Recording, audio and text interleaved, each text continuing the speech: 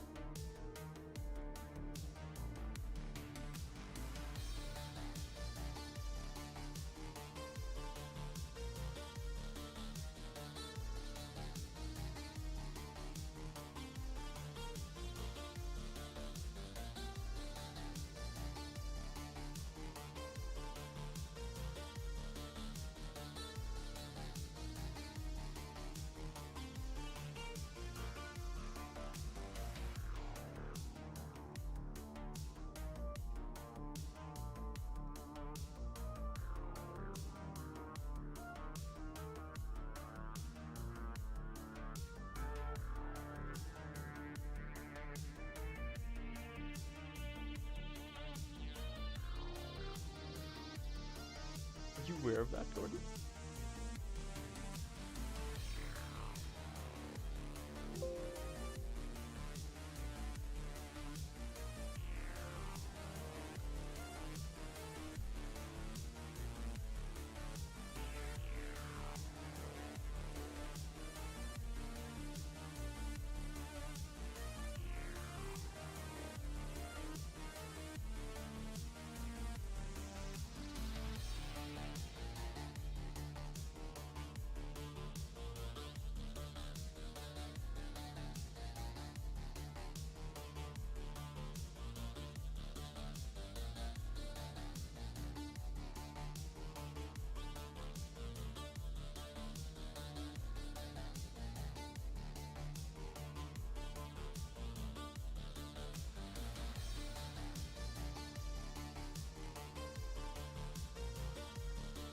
Hey, Beyond.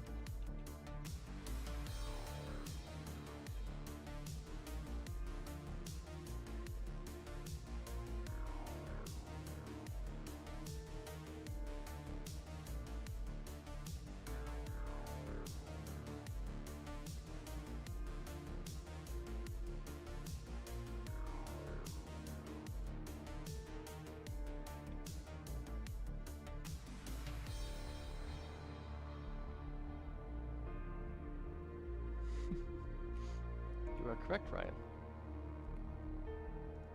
You are very correct.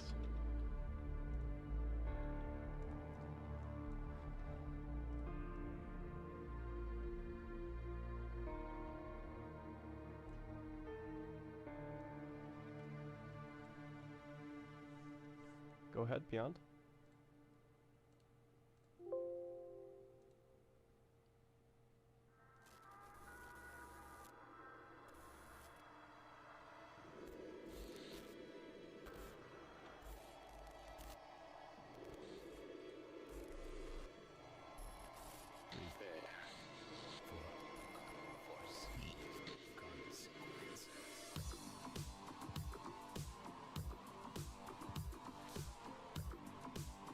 Grenade launcher on the MP5.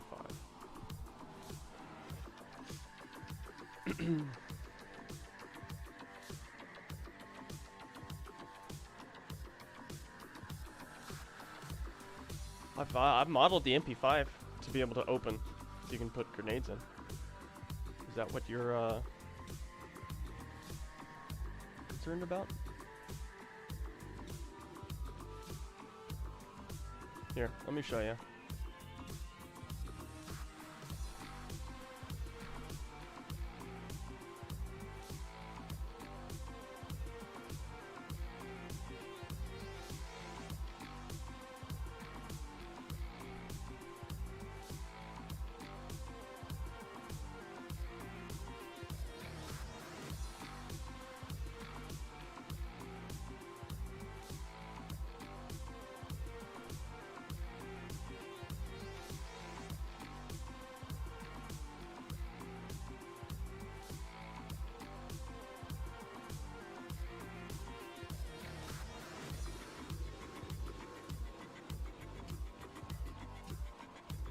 So I know, this doesn't have textures on, but I did fully flesh it out. Pretty sure it can go out to like here or something.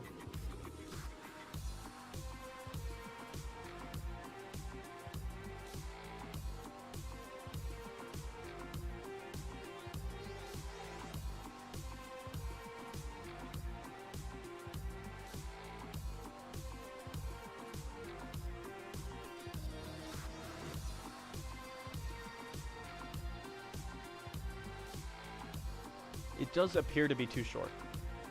I see that now. I don't think it would be too hard to extend the railing forward so that it can move forward more.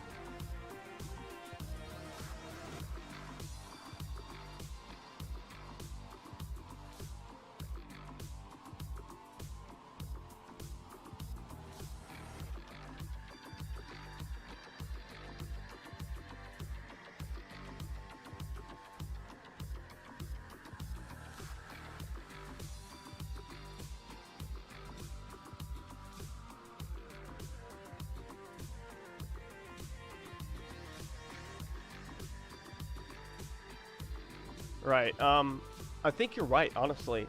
I'm pretty sure this grenade launcher is actually too short. So I'm gonna have to extend the railing to go out just a tiny bit more.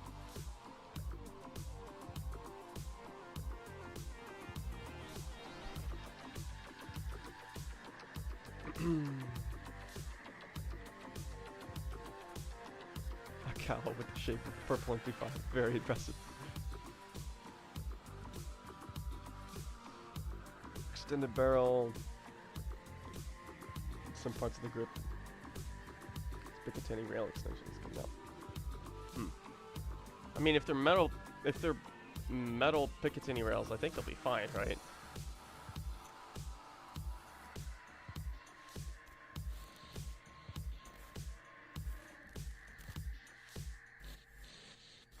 This is where I get off.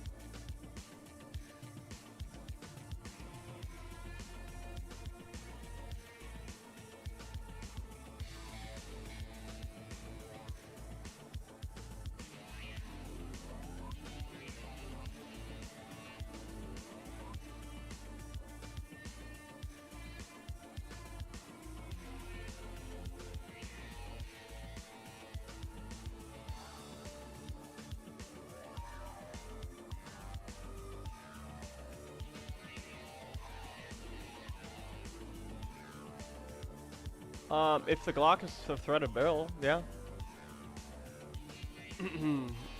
These Glocks don't have threaded barrels, though. So he'd have to take one from an assassin. The reason I do that, Ryan, is to remind myself that Gordon has those items on him, but also to draw the correct shadows. Shadows from behind will shine on Gordon, and then you can see that in first person. So having the objects on Gordon, number one, helps me and the viewers of the stream understand what Gordon currently has on him, and number two, draws the shadows correctly. If you notice from behind, this actually looks like Gordon, and that's the point. Is supposed to draw his shadow correctly, right? He's got glasses. He's got, you know, a little bit of hair on the front. In this regard, his shadow would be drawn mostly correctly. In this, that's kind of the whole point.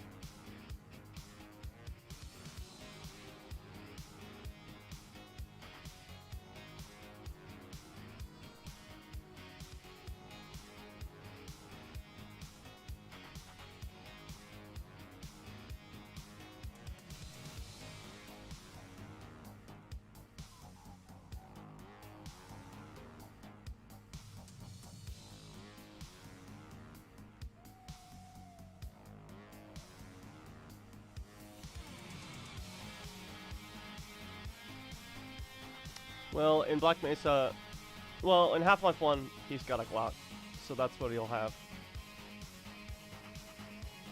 Or at least in Black Mesa source, he's got a Glock.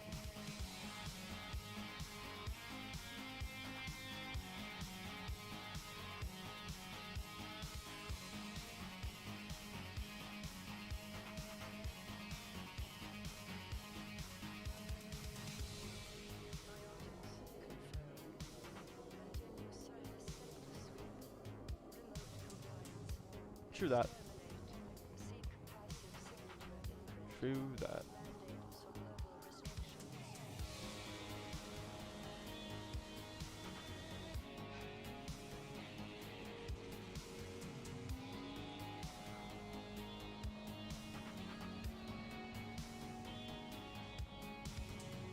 I've already rendered multiple scenes of the Glock.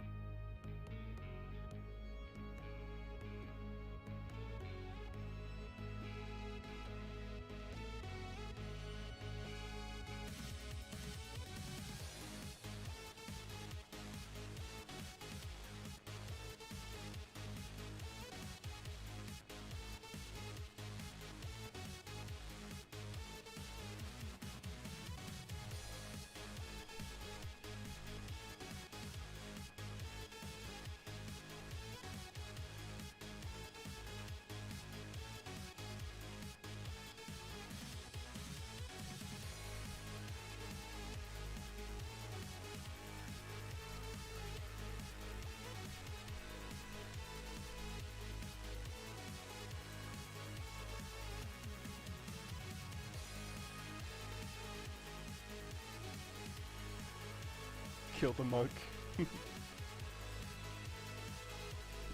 1911, they got the item adjustment.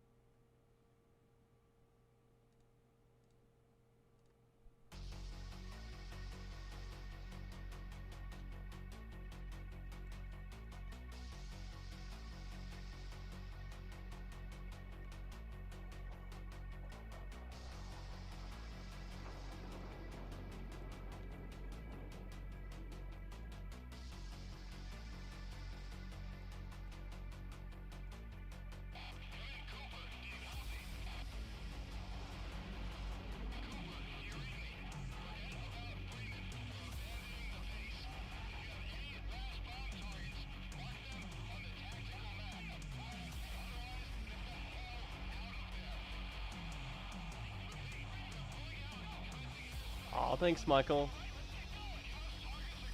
Dude, that means a lot. It really means a lot, especially knowing you probably don't, like, have any money. Dude. That's like the equivalent of donating like $100. In my mind. Dude, thanks. Wow, thanks, man.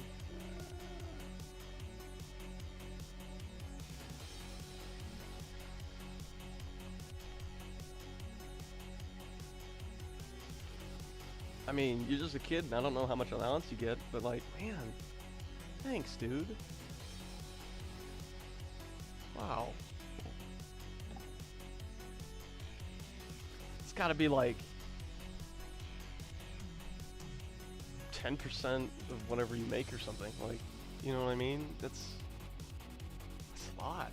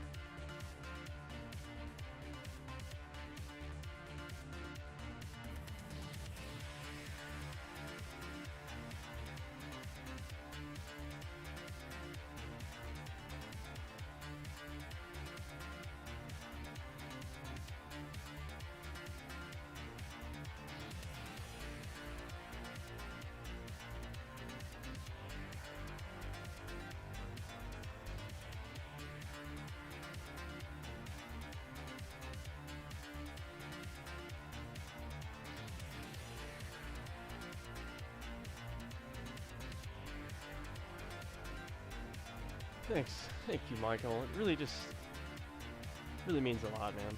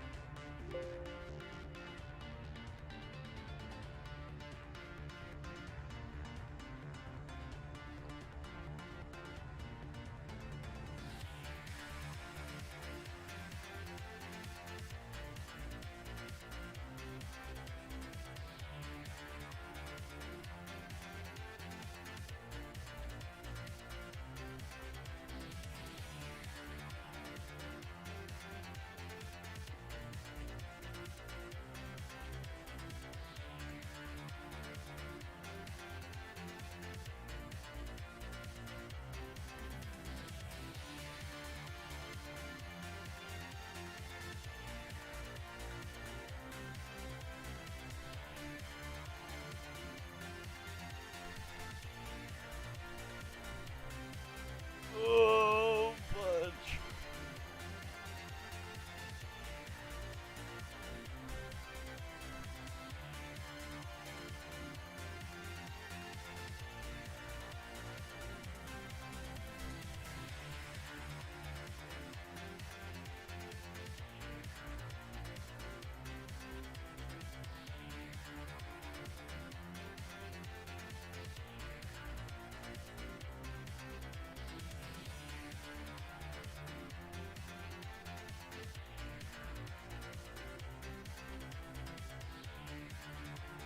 Hey, Jacob.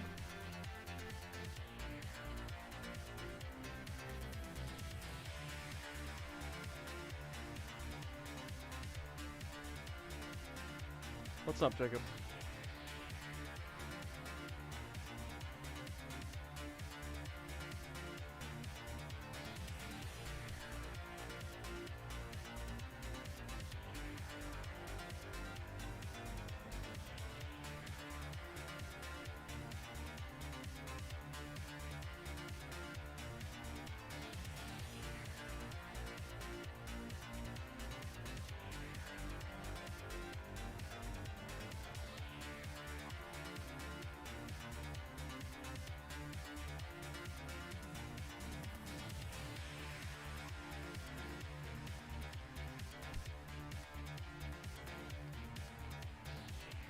Oh, yeah?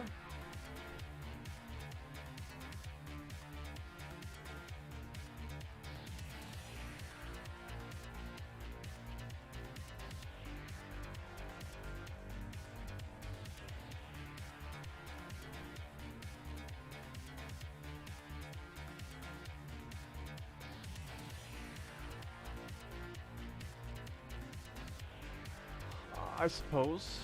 It's a little too perfectly round, though. Although it does look probably a lot more realistic than his other classic Kondai model, I think. Maybe we could use it as an alternate species.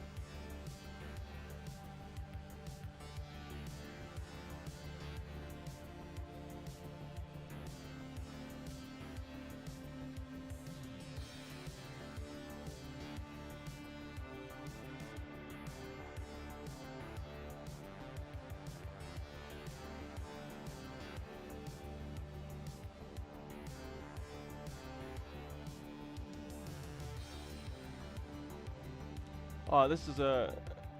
I'm doing a green screen. I already finished the gameplay. I might show you in a sec.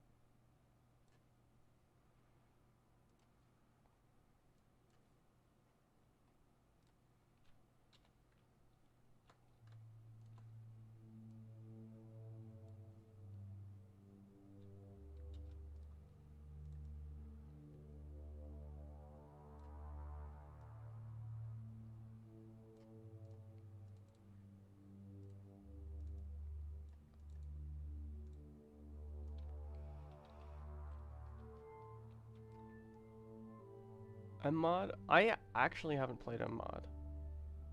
I was watching my friend Sebastian play it the other day.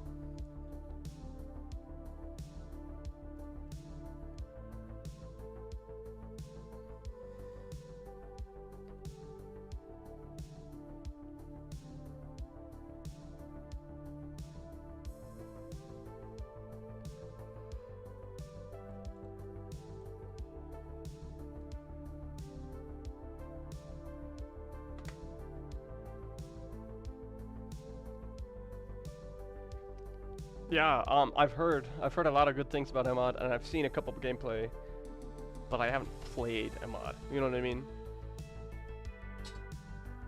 Oh. Here's the thing. What we're probably planning on doing is combining elements of cinematic mod and a mod. Just basically combining what we want and then fixing the rest. Because there are parts of cinematic mod that really don't make any sense to me. For instance, I was watching my friend play cinematic mod the other day, and on the bridge section, where lab practicum plays, there's a giant overhead like highway, and that highway is not realistic at all. You know what I mean? We'd probably remove that. Not to mention like sand traps, for instance. There's too many trees. And really, I don't know. I don't really like how sand traps was portrayed in cinematic mod, but I do like a lot of the highway sections of cinematic mod were pretty cool with a lot of trees and whatnot. So it really, basically, we'll just pick and choose what we want to use, what we want to use and whatnot.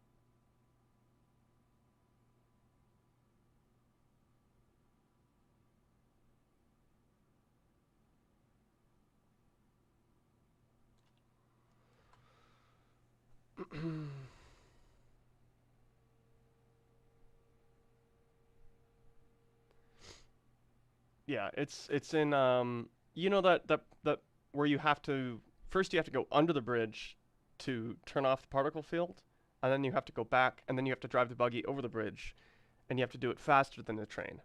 That section, there's a giant highway overhead. Like it's like, why is it there? Who made the decision to make that? Like, what? And the parts of cinematic mod we definitely don't want to use, but like all the trees and stuff. Uh, my friend who is playing it is actually from is from Bosnia, so he's very close to I think Lithuania or whatever cinematic mod portrays Half-Life 2 as being, which does kind of make sense. He says that's very similar to his country. Like the people who made cinematic mod, they did a good job of making it look like you know, an Eastern European country. Um, Unfortunately, they did make some questionable decisions, but you know, we can pick and choose what we want and use our hammer skills to move things around if necessary. Hey, half peeps. Let's make half peeps jealous. What happened here?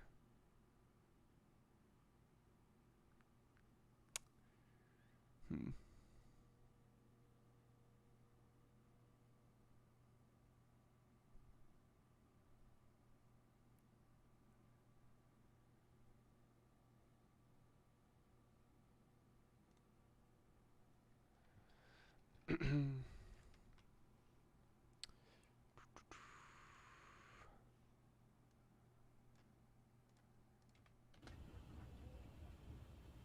Yeah. Oh, it's a little laggy. Holy cow. Why is it so laggy? Holy cow. Please don't be laggy. There we go.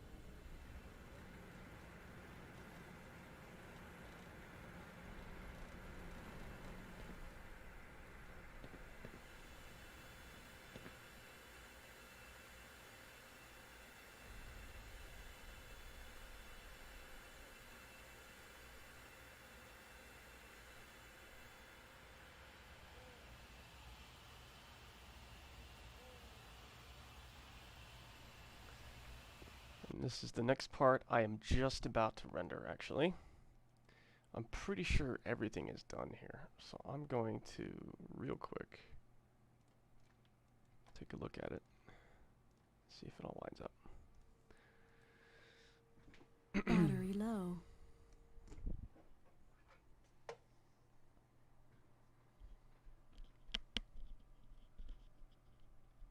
Charging battery. Charging battery. Just talking about cinematic mod and how it might apply to half reality too.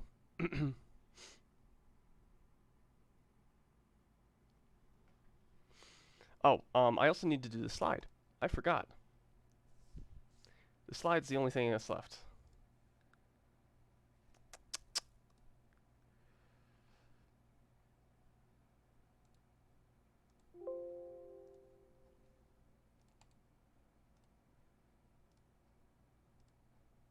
Get the slide.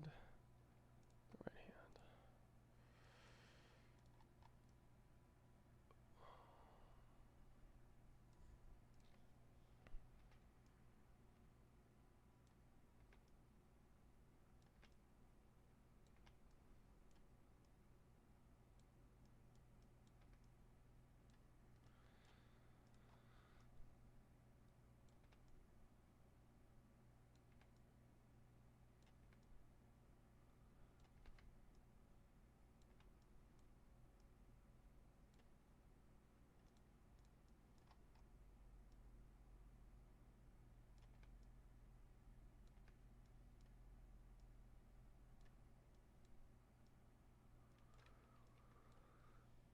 Okay, and now we do just a slide here.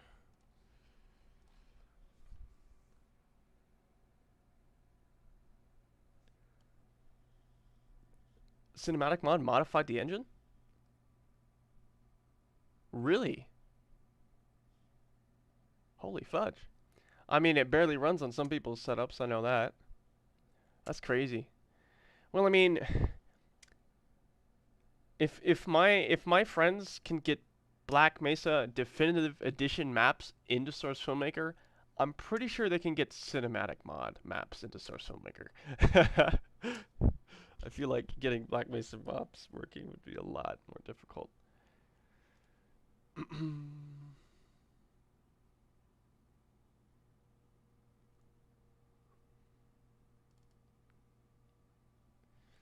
Okay, so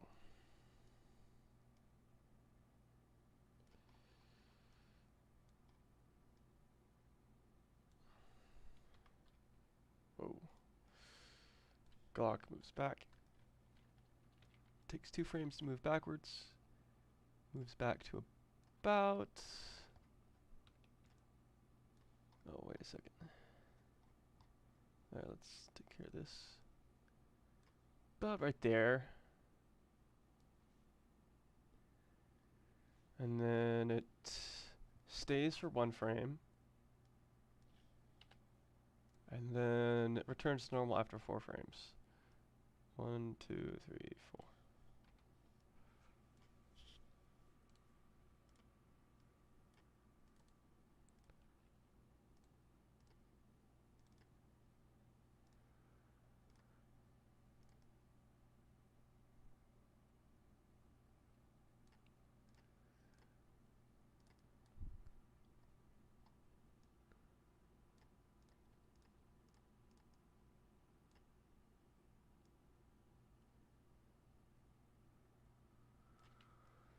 Alright.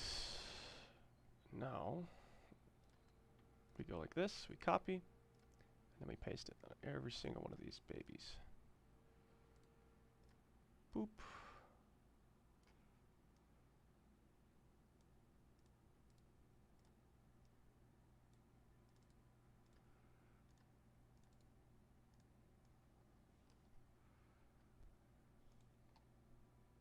Shameless plug, made some mods in Game Banana.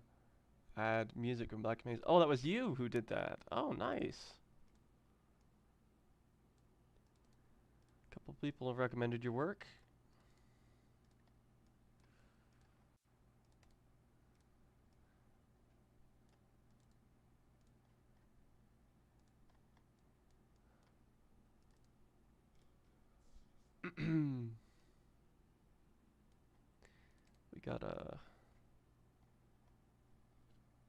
we got Half-Life content creators from all over the place, don't we?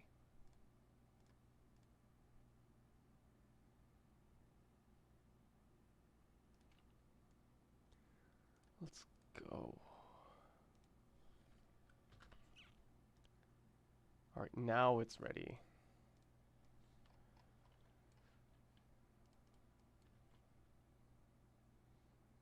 So let's render this. And it'll take like 3 seconds because it's a green screen animation. Oh wait, we gotta apply this to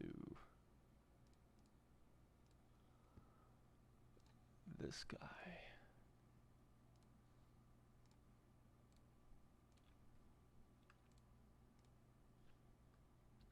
What? No, the slide. There we go. Now we're ready.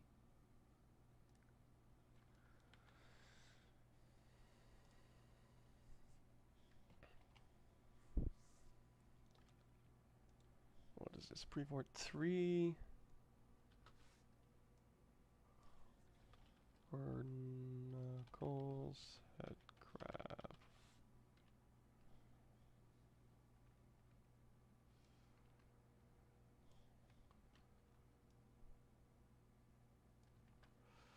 No separate WAV file. Do the entire thing. Bada bing, bada boom. Before we continue though, I need to make sure that nothing else clips into the green screen. Pretty sure it doesn't. Yeah, right there. I saw something. What was that? What is that right there? Gordon does it funny.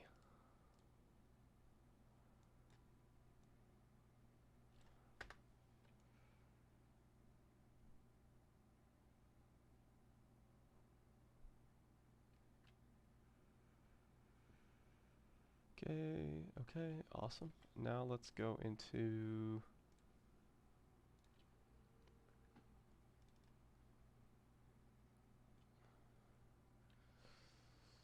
no motion blur, no sparks or sprites.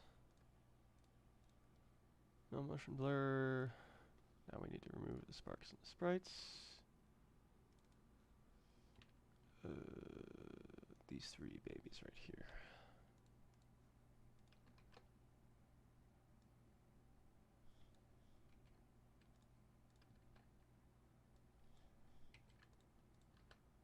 Okay, now we're ready to render.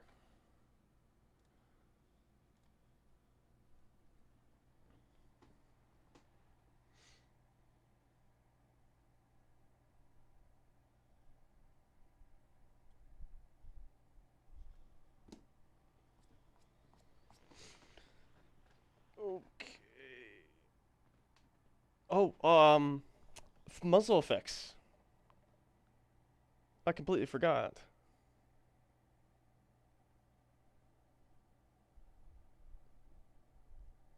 Fudge, we gotta do muzzle effects.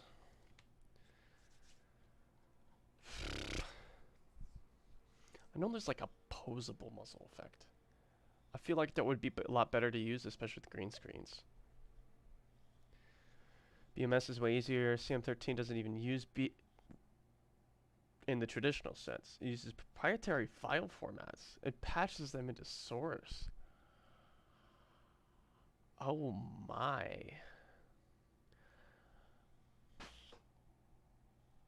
That's crazy. Yeah, so maybe what we'll end up having to do is just modifying the original Half-Life 2 maps and just putting a bunch of trees in them. Basically, we'll be doing our own version of cinematic mod. Because I feel like that's what we're going to have to do. Then again, it would be easier just to use cinematic mod maps. I don't know, man. That's crazy. Well, given you already did testing, man, I don't know. Fudge. Fudge, man. Well, we'll see how Project 17 goes, I guess. That's the next thing, is that like if Project 17 finishes a decent portion of what they're doing, we may end up just moving to Source 2 and doing the rest of FAF Reality in Source 2, which I would love to do. Oh, of course not. Okay, so I swear I've got some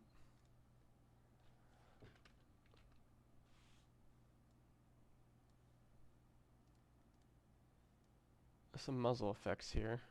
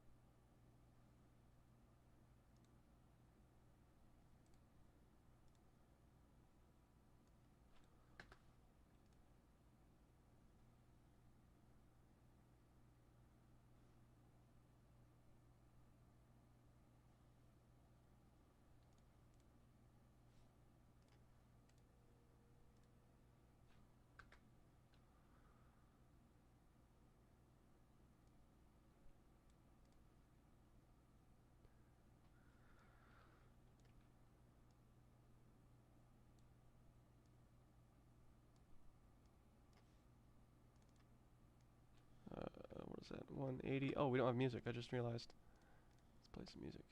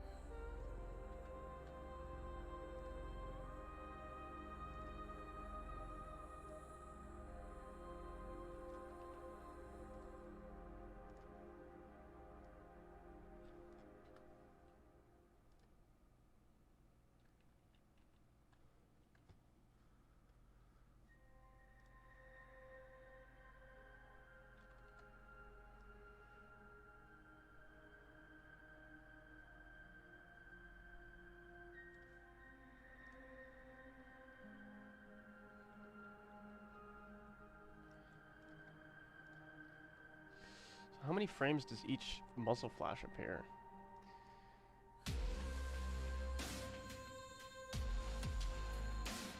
One, two, three. So 1, 2, 3. 3 frames each. 1, 2, 3. Yeah, it's 3 frames each.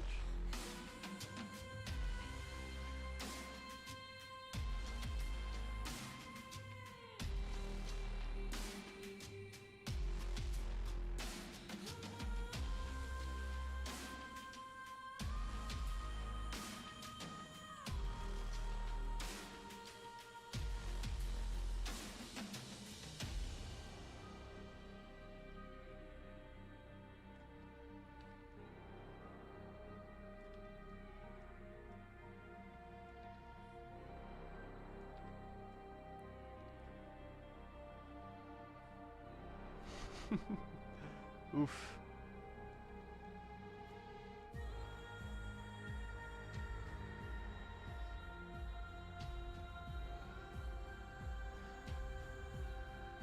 YouTube needs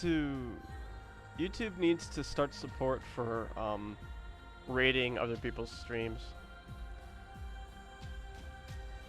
Especially on YouTube, you know what I mean?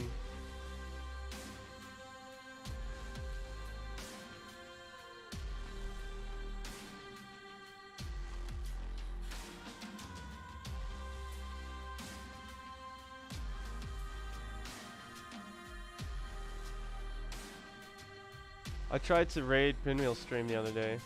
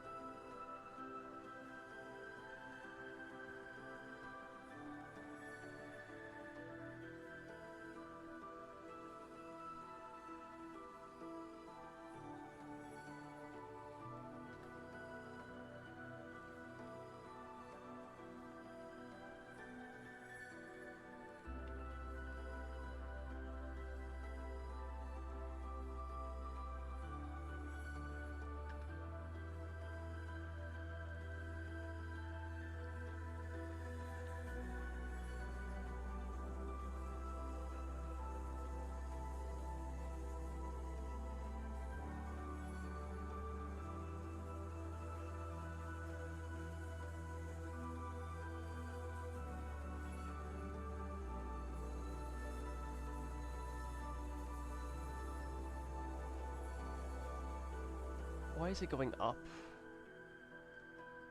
Oh, that's because of this.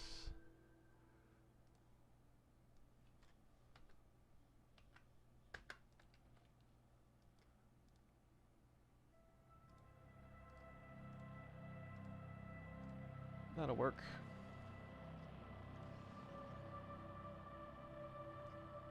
And now we can just go like this.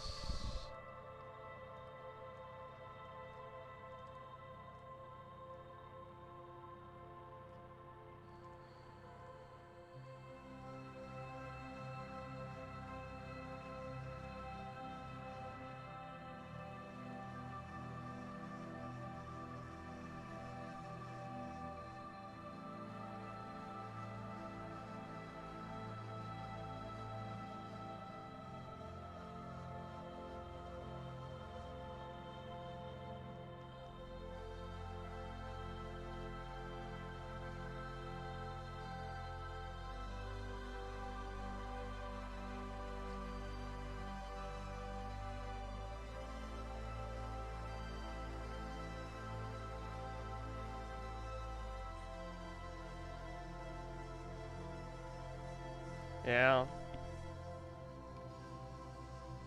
It's just discoverability is just so much better on YouTube.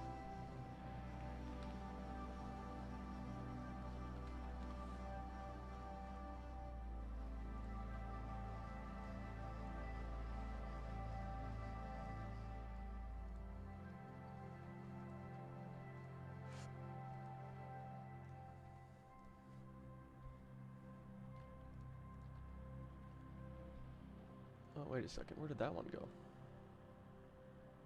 Some of the some of these are missing. Why?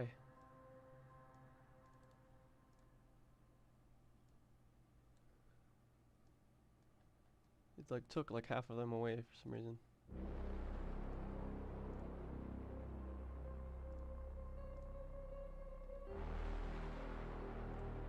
It's really weird.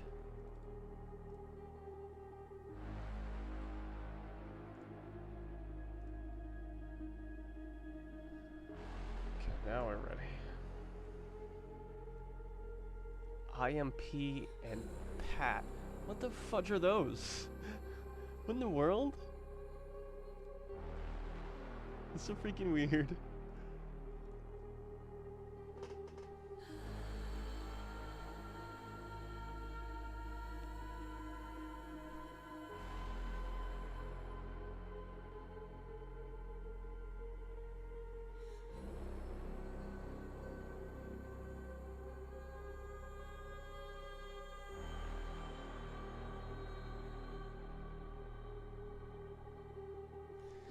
I am in Salnara. It's really interesting. Especially when you already have an audience.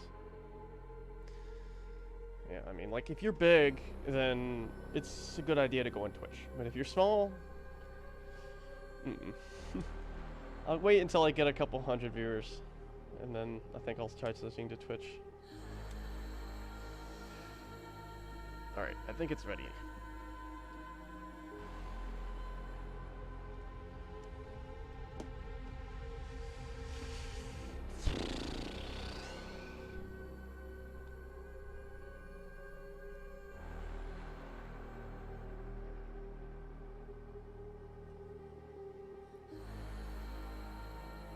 Not to mention, if you accidentally play demonetizable like content or like, you know, music or something on YouTube, you'll just get demonetized and you can cut it out. You know what I mean? Whereas on Twitch, it's like, nope.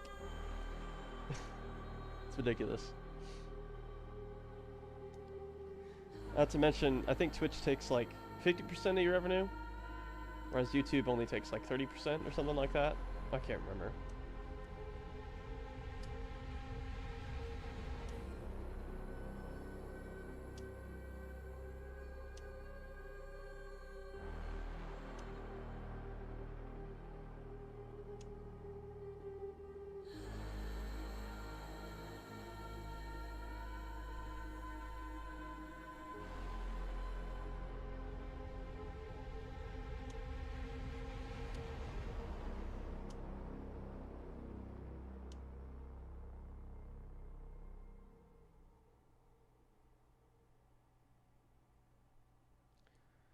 Why is the head so low in some of these?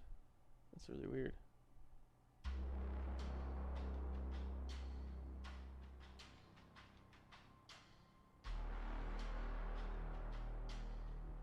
Oh, look at that corner down there. That's annoying.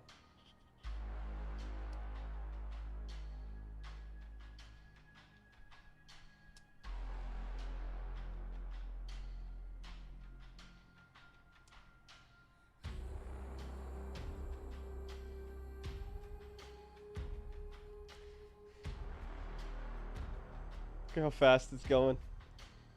Aren't grease screens just great? I rarely get to render on stream just because it takes so long. It's so incredibly quick.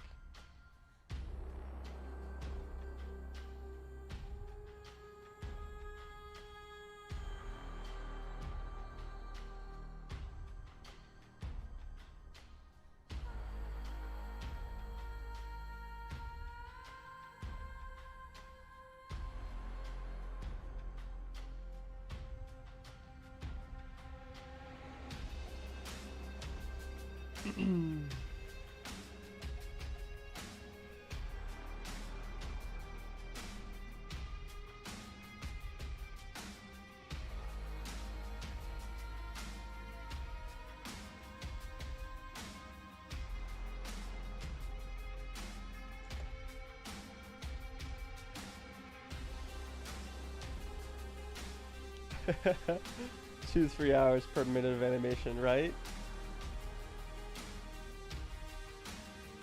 This is just a test render too. I haven't gotten cube maps working for this map yet. I've been lazy and procrastinating. So I'm actually gonna have to re-render this again so we can get cube maps on his arms. This is just like a test render to put into Premiere Pro so we can see how it looks. Gordon ADS, that's illegal. You know, we probably have to get 9mm shells.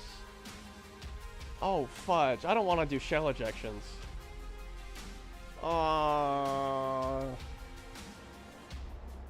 don't want to.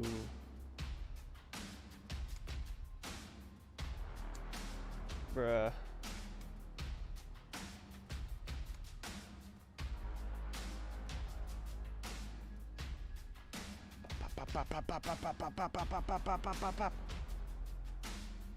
Look at it go. This is gonna take like 5 minutes maybe.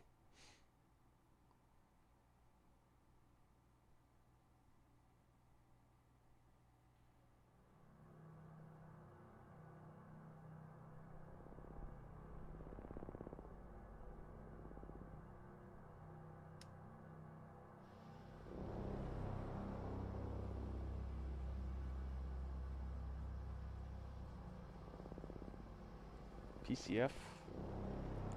Oh, that's right. There is a PCF. There's a PCF for that, right? Duh. Should probably try to do that. We'll do it in a bit.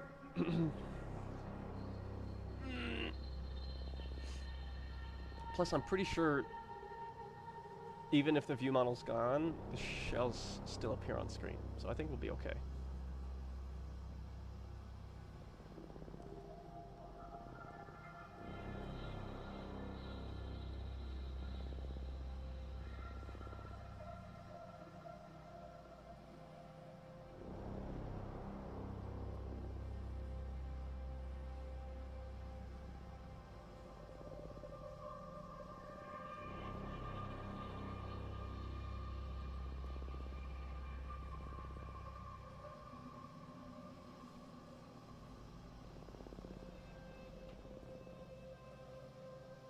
Stasis field, working in Source Filmmaker.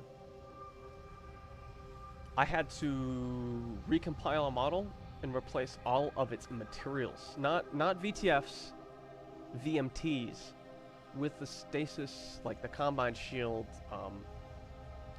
VMT, basically. And then that's what I got the shield effect. And then I literally copied the animation from one model and put it on the new model. That's how I give Gordon that stasis field effect, like on his arms and stuff. That's what I used to do. I'm not gonna do that anymore because Gordon's electromagnetic field is gonna be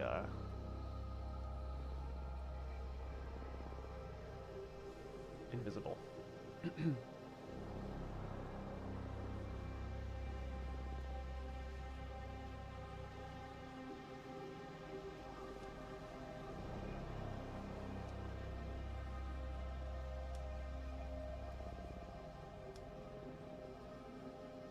If you can see this, say nothing. Okay, I won't say anything. Oops. Combine energy fields in Source 2 Filmmaker. Do the combine energy fields not work or something?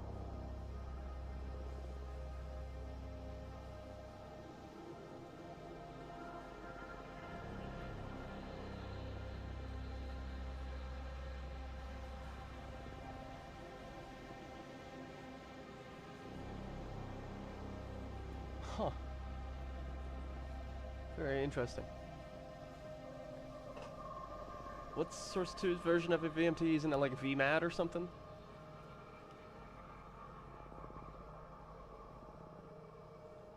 Someday.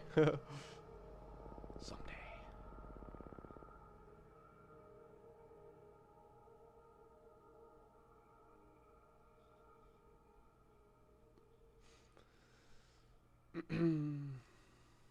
Cool, and now we can put this in.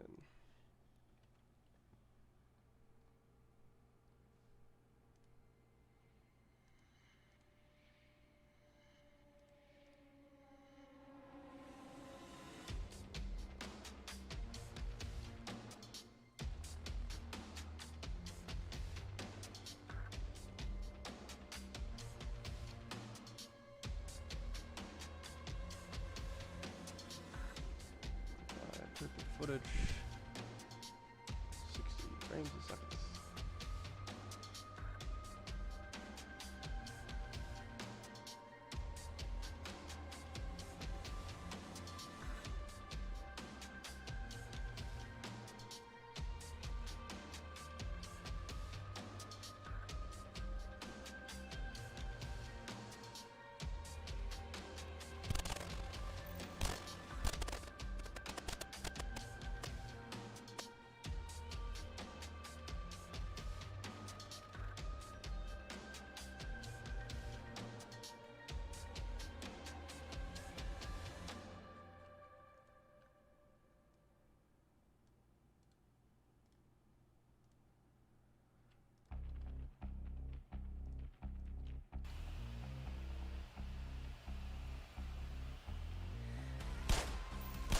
Cool.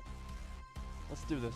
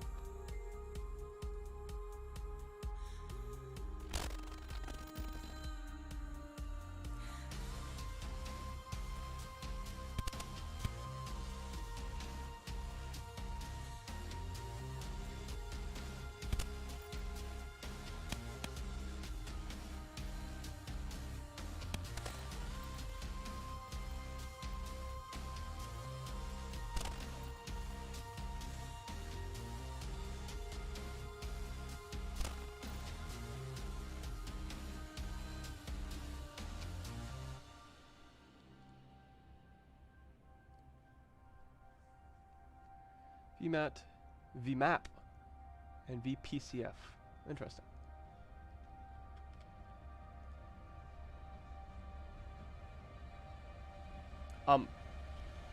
So what I used to do, half peeps, was literally put a light on the muzzle and then shine it back on the Gordon, which is more accurate. But honestly, the easier way to do it is to literally light up the green screen for the same number of frames that the muzzle flash is active. That's a far easier way to do it. I'll show you what I mean in a sec.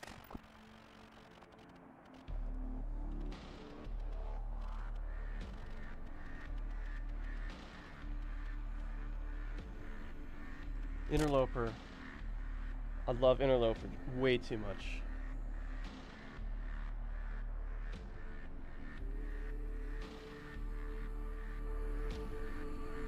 Interloper's one of my favorites by far.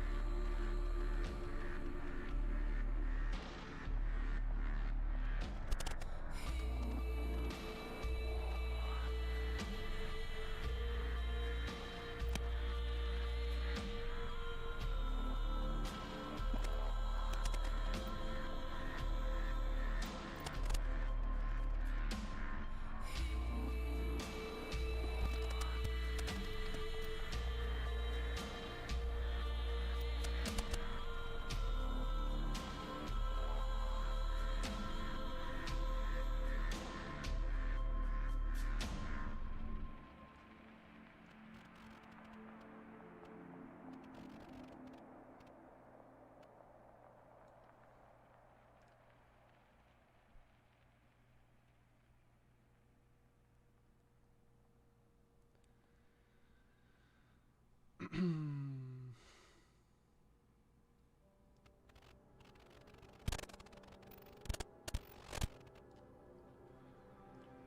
so now for the fun part.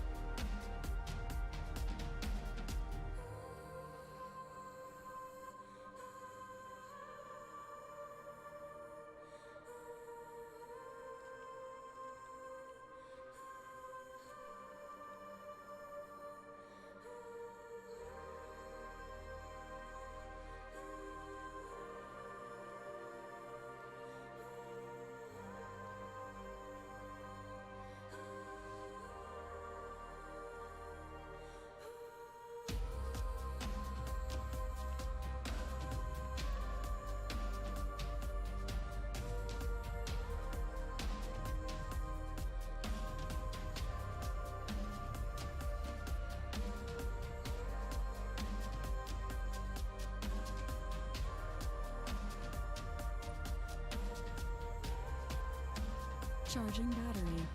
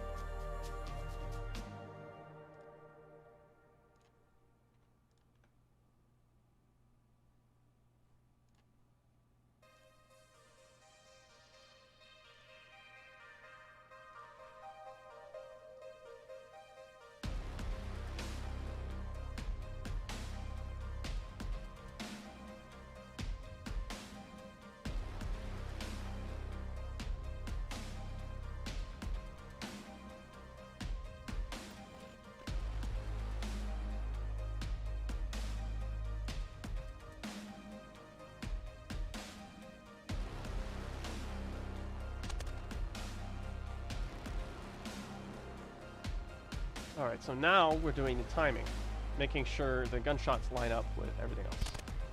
This is one of the reasons why I render in 60 frames a second.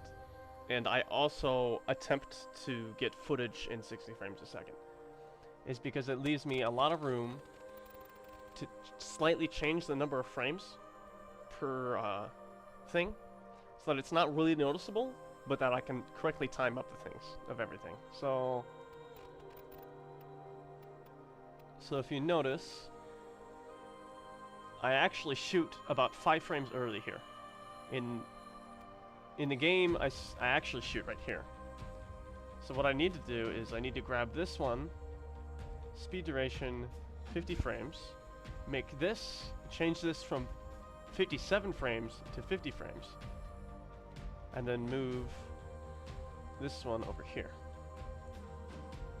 And then we go right here. Oh, that one was timed perfectly, so we're good.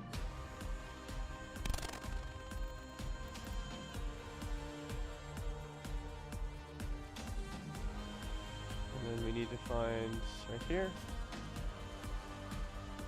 This needs to be, this is 55 frames, so we need to make this 55 frames.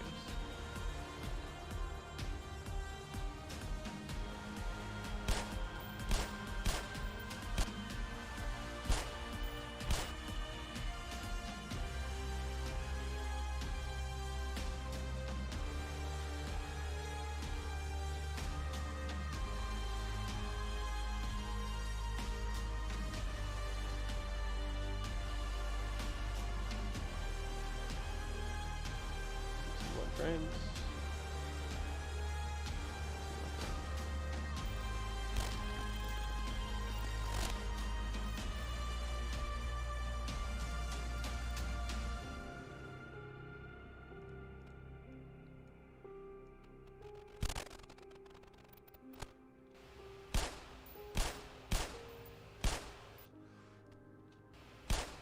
Ah, see, this is what I was hoping for.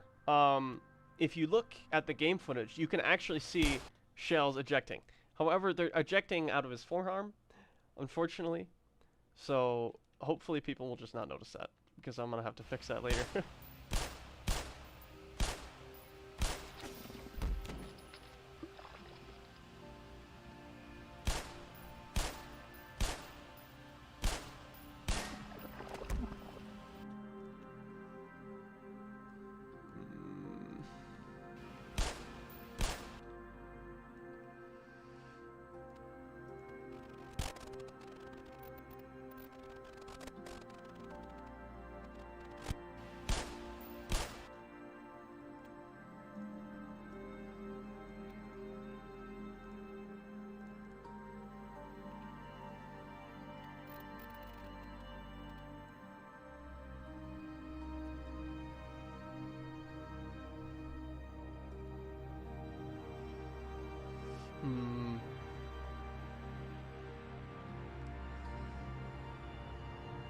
I might have to start over. I think I made a mistake.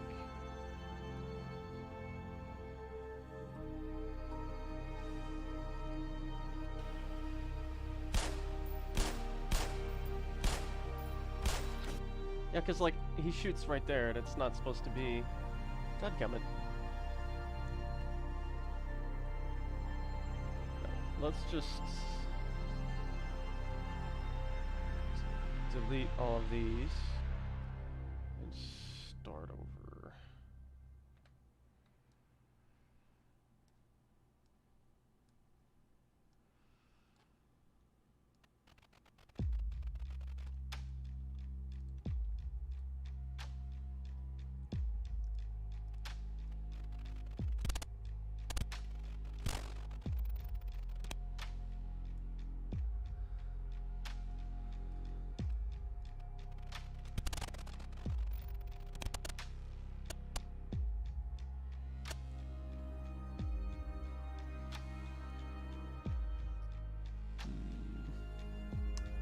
Dadgummits.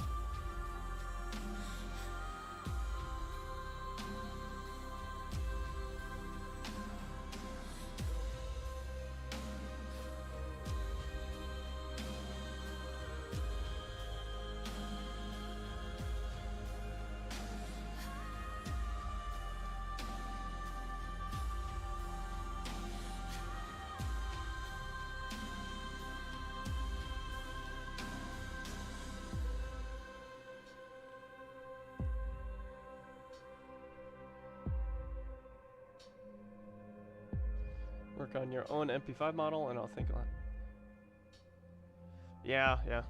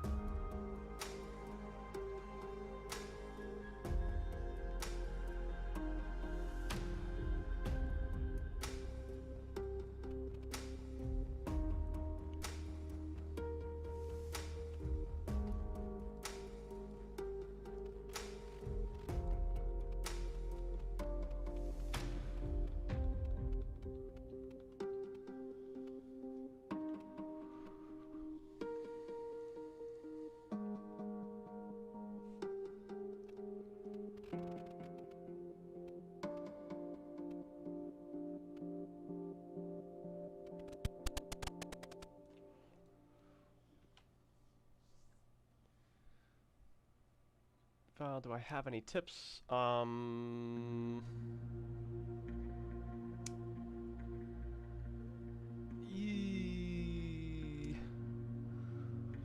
mean, I like using existing textures on making extensions for things. I found that's a really good way to work in Blender.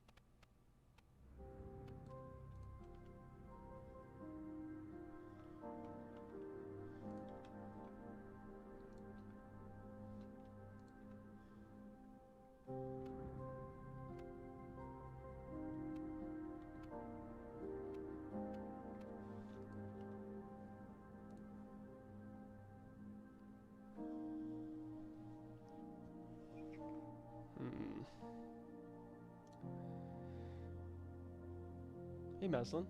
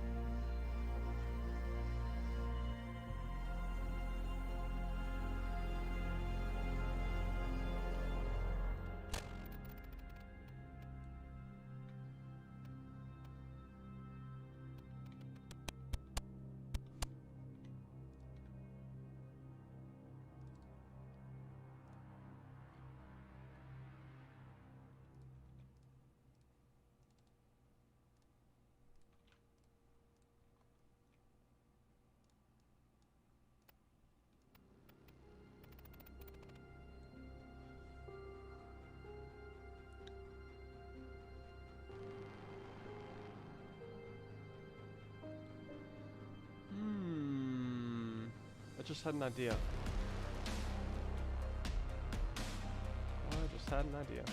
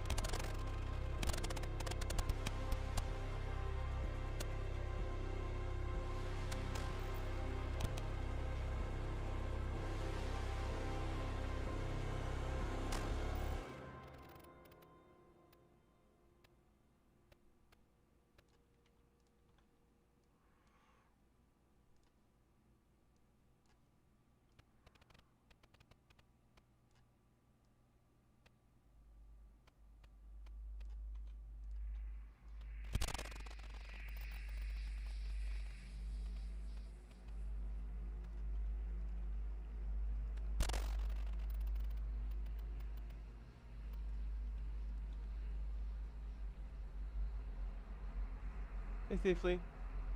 I think we might find a place for it eventually.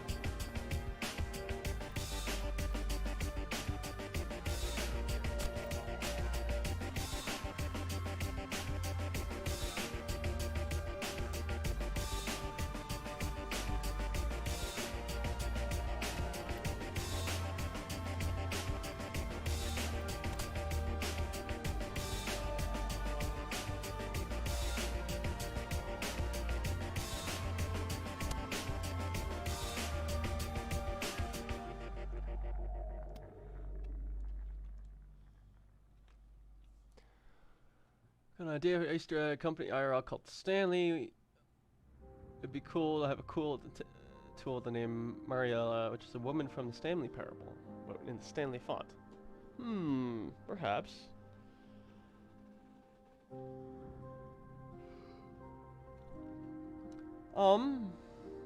Perhaps. You should, do you have Discord, Madison? I don't think you do. We should try to vote on it.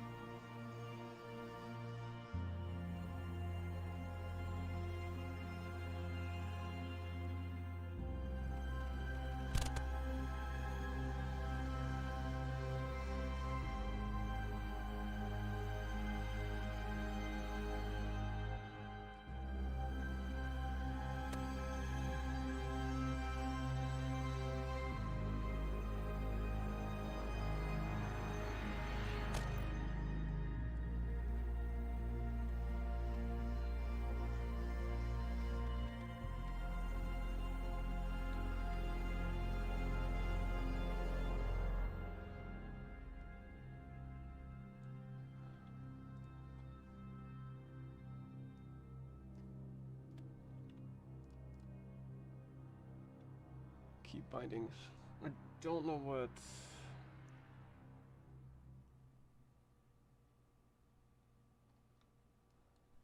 What is this called anyways? I need to know what this is. Go to next keyframe. What is the keybind for that?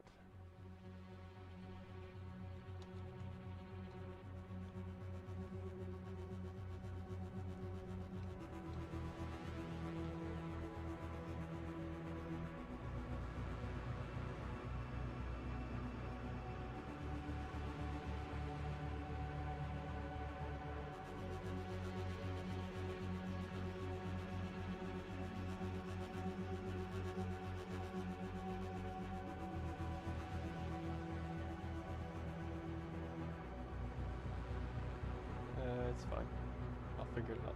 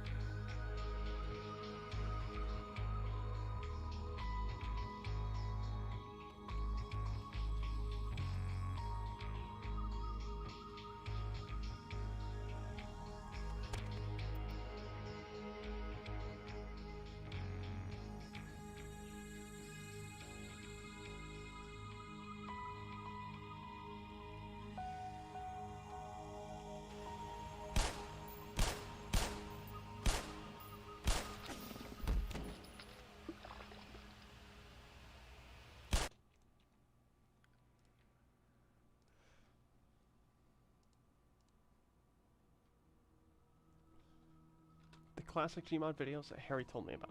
I don't know. I don't think so.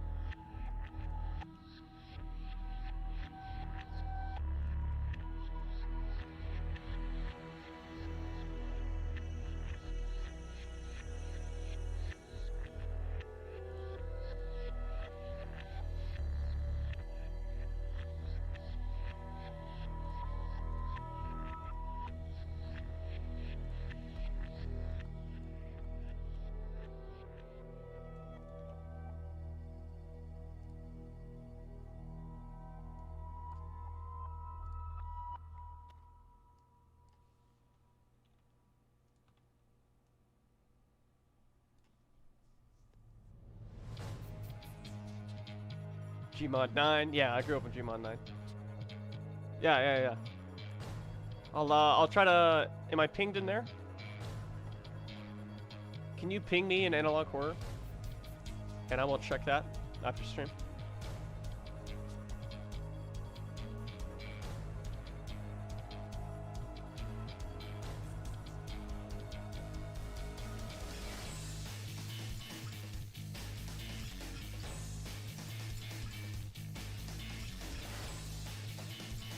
Thank you, sir.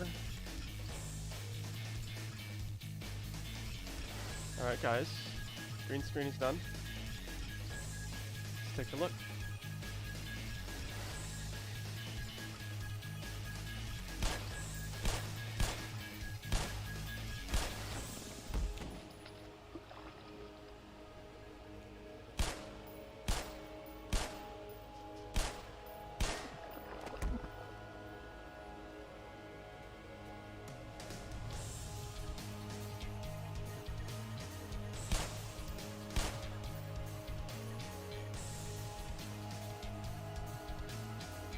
ADS Gordon, let's go.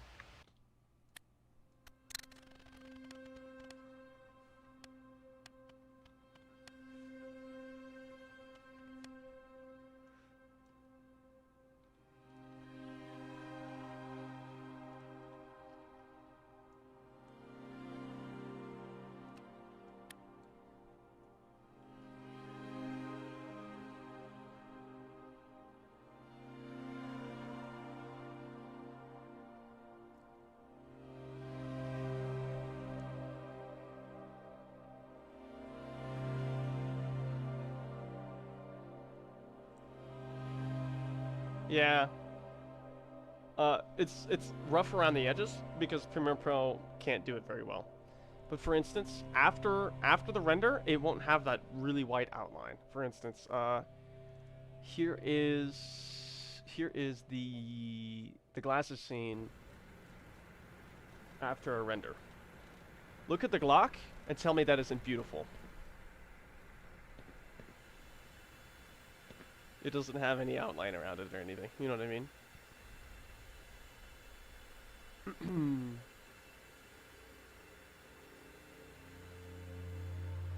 Yeah. It's very nice.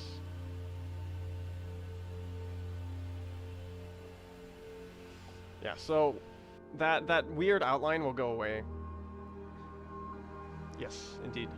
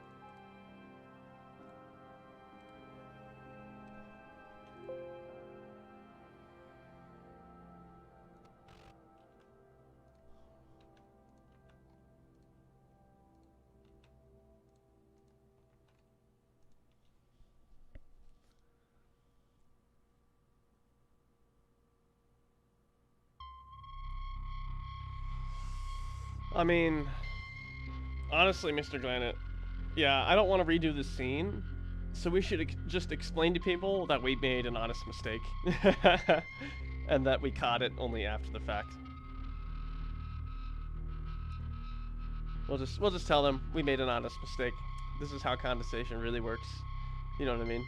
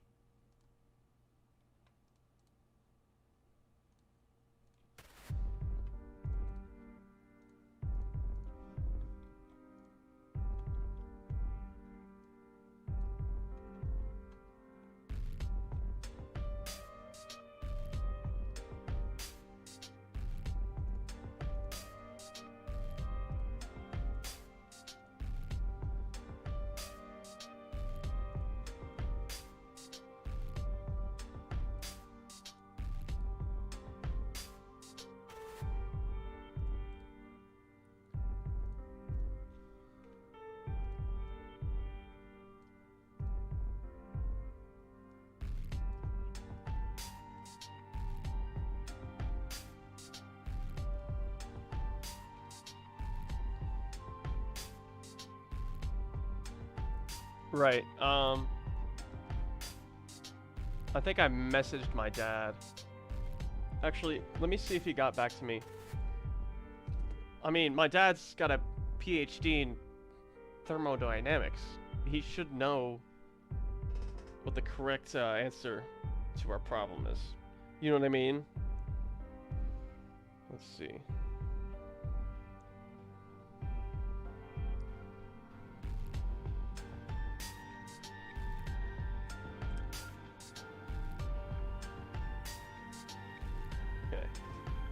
Okay. He said, awesome animation, could heat glasses to clear fog.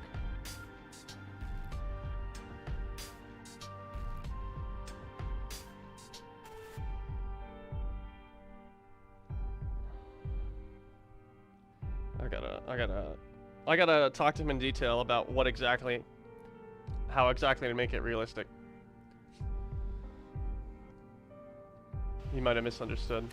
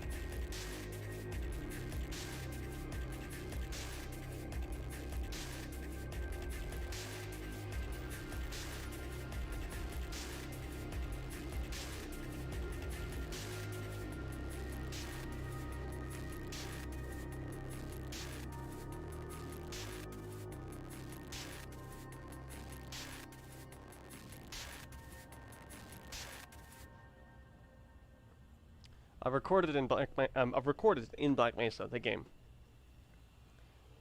And then while watching the footage, I mocapped myself. Hey, it's fine, dude. We're bound to make more mistakes like this in the future. You know what I mean? If I don't catch something, I'm the last line of defense for what gets into half reality. You know what I mean? If I don't catch something, then, you know.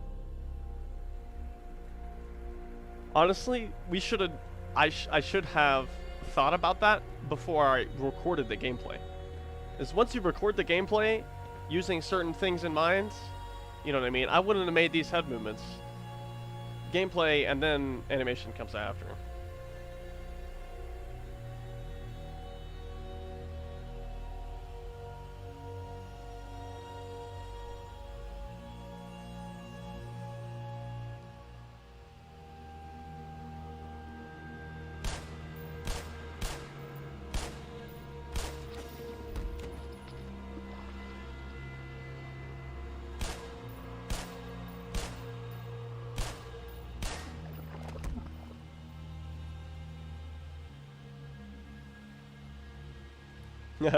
But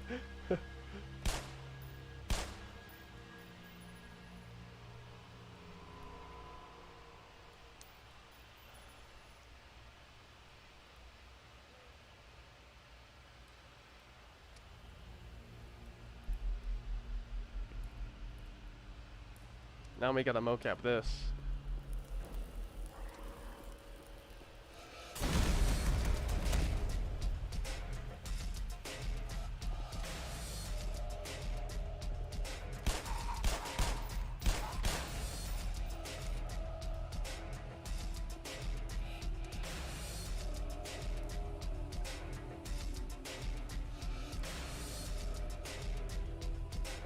Right.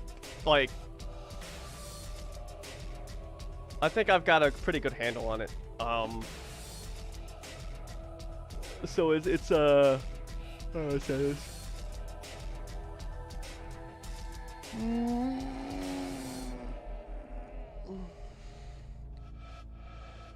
series will probably be fine,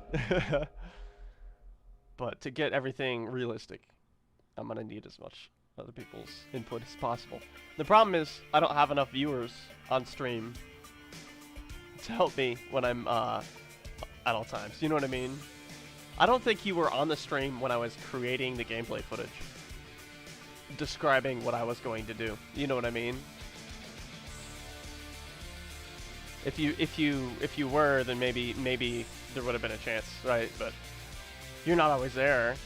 Eventually, we'll get more scientifically minded people. I mean, like, at some point I'll get 700 viewers, concurrent viewers, and then there'll always be at least 1 or 2 people who are scientifically minded, in my opinion, who might be able to help us.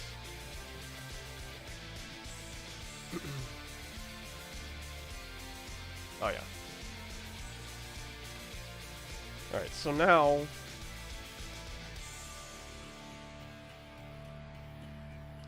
where's my to-do list?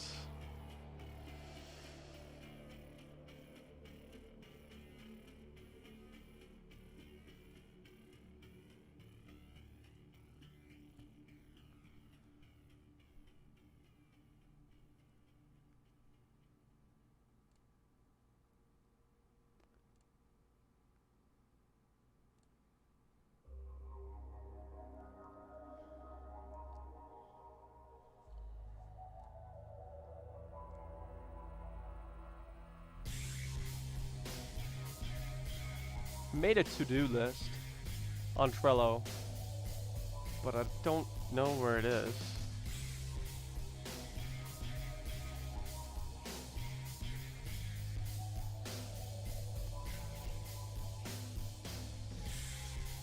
There we go. Here's the to-do list. Alright, so I gotta pee. I'll be back. M67 grenade? Oh yeah. It'll be cool to have Gordon have new grenades.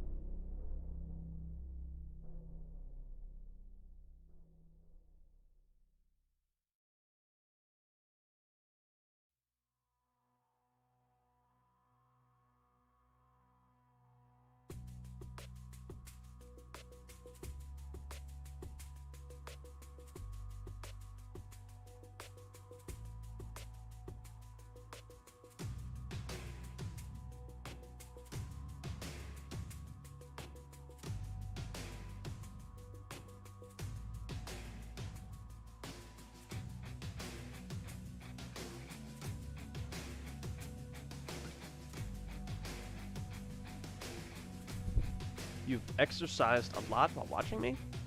Do you work out to watching my stream? I gotta do a workout stream sometime.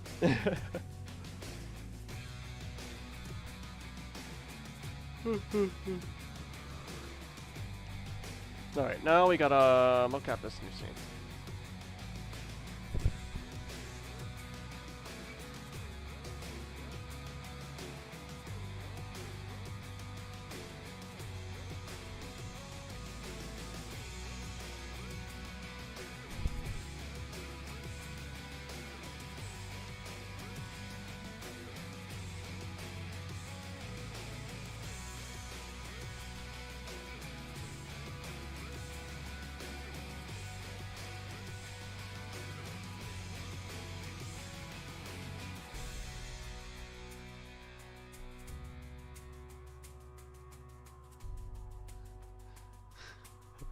Hey Jacob. Were you guys here last stream when Jupiter shared his remix? Were any of you not here? Because I kind of want to listen to it again. I want Mr. Guy and just Jacob right here, as well as Jacob Olinger. We can talk about what we want to do for the trailer and whatnot.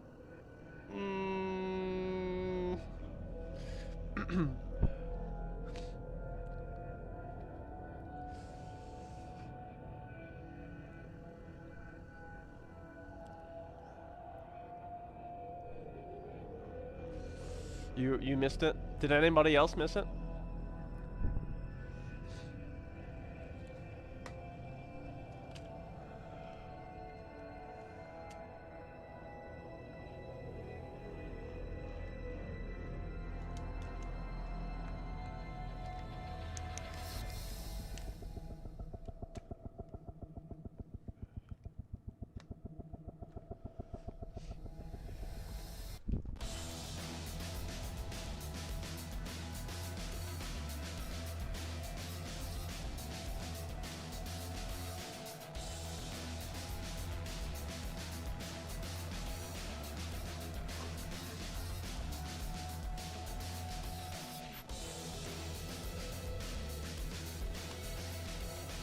You missed it too? Okay. Let's listen to it then. So, this song is going to be the trailer for Half Reality. It's going to be the build-up is going to be featuring Cross and Green, Adrian Shepard, and Barney. But once the cascade hits, it'll be what's it called?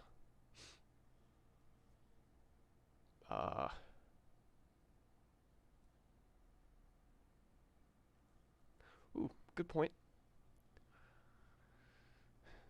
And then, yeah, you'll see what I mean.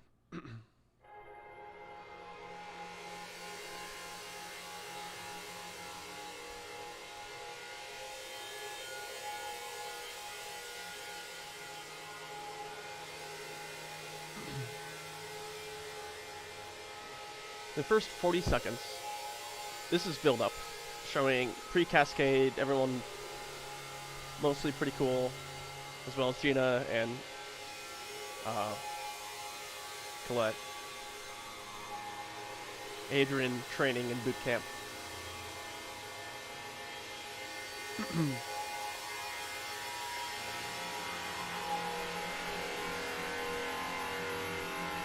Presence Cascade. Office Complex. We've got Hostiles. Basically, one chapter at a time, showing highlights from most of the chapters.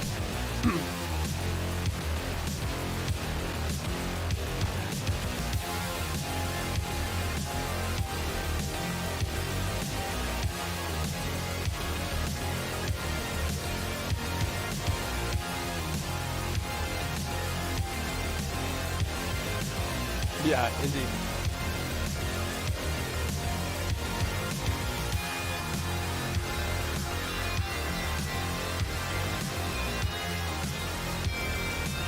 I know. It's gonna be really cool.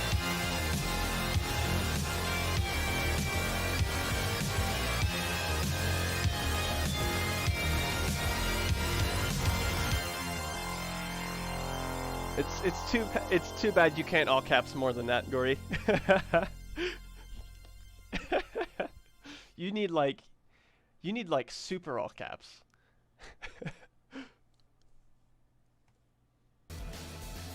But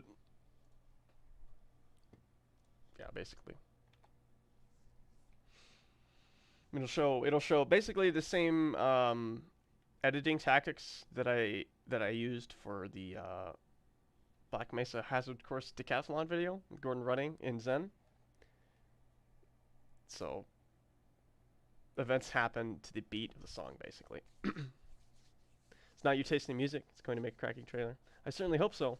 Most people seem to agree that it's pretty good. Most people are gonna like it. You know what I mean? You can't please everybody. Oof.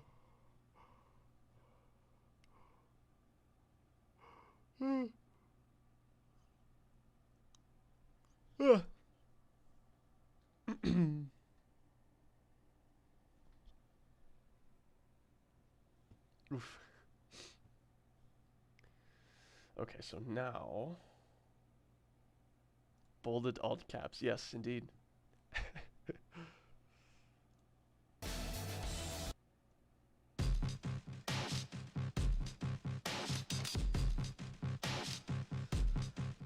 The Vorgon scene is gonna be interesting.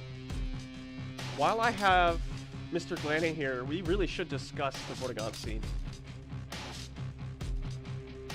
So, what I've been thinking is the door gets busted off its hinges and the Vort comes out. But the Vortigaunt isn't initially hostile. It runs out, it's got the glowing eye, but it doesn't quite see Gordon immediately, right? So it blasts the door open as if it was like frantically trying to get out or something. Comes out in its combat stance, sees Gordon, like pauses for a moment where they both kind of stare at each other, and then the Vortigaunt starts attacking. It'll do, I think it'll rush at Gordon and then do the ground pound.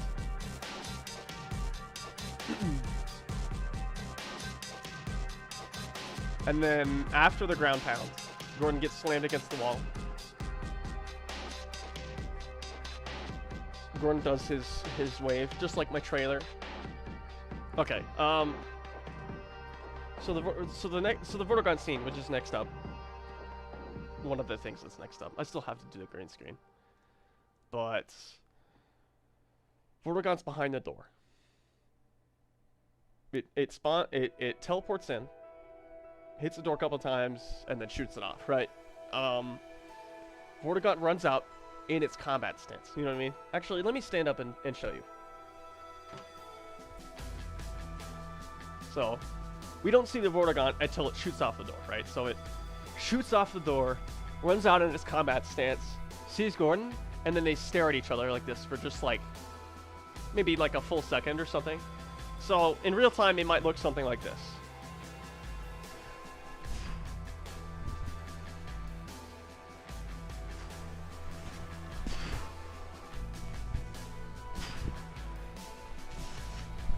And then dies, basically. Where they kind of, I don't know, some kind of, where they stare at each other for like a half second. No, this will be a full manual animation. It's not going to be green screen footage.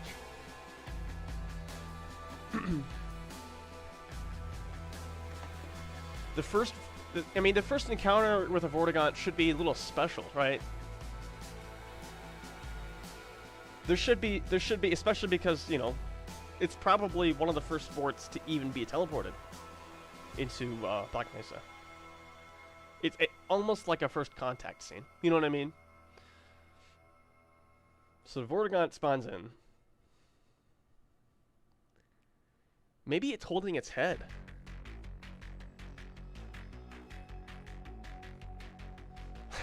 Right? I mean, what do you think, Mr. Glennon? Should we practice a green screen animation? should we just use...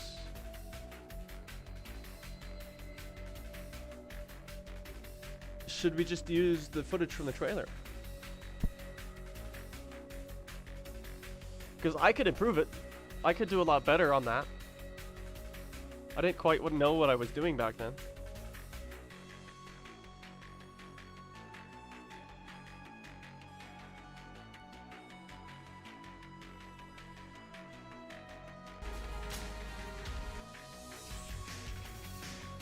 It's not too over the top? Okay.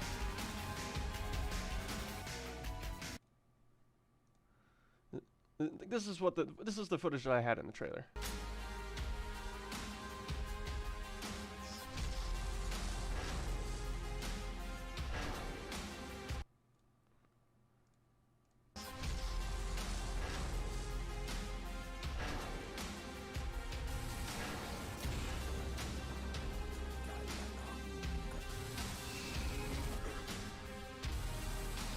I could definitely do better on this.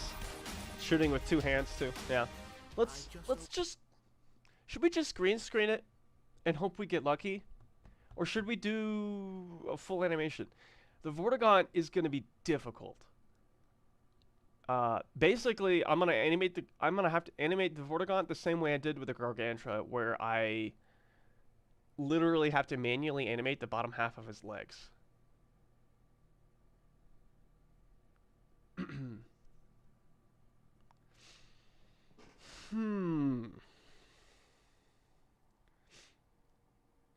I mean, from that point on, regardless, most of our animations, or like most of the Vortigaunt fights, will be using green screens. You know what I mean? Because I mean, most of Vortigaunt fights usually consist of a Vort spawning in front of you, it charging up while trying to dodge you, and then you shooting it. It's nothing super crazy or anything. You know what I mean? Every once in a while, we can have a Vort like, you know, try to hide behind something or do something you wouldn't normally see a Vort do in game, but like, I don't know. I think it would be good practice to do a full manual animation of the Vortigaunt scene. The electricity, like the effects, shouldn't be that hard. I've already done a Vortigaunt before in the Cancel Lambda Complex project, and it's not that difficult.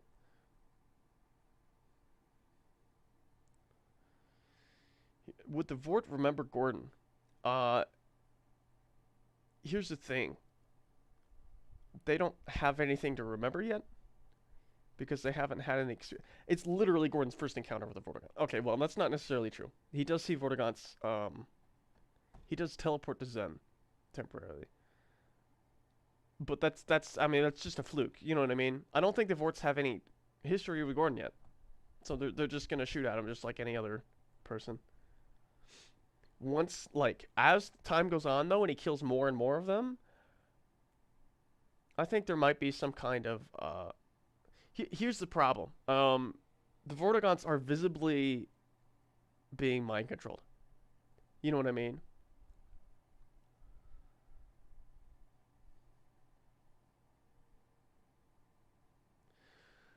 Be interesting if during the coast Gordon's car runs out of fuel. I completely forgot about that. Gordon never has to refill his buggy. That's not a bad idea.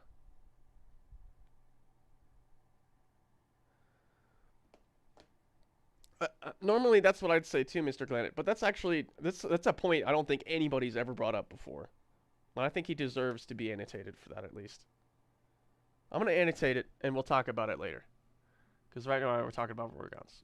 But that's a really good thing you bring up there. Nobody's ever talked about that before. I can guarantee that. Alright, so Soldiers have arrived. As far as the Vortigaunts go,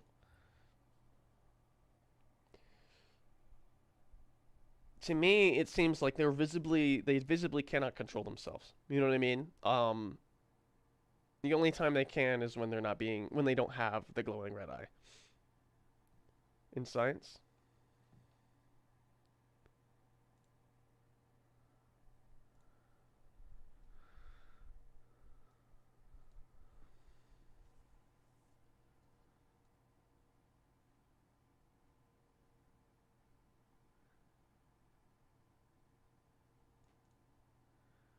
mostly quiet.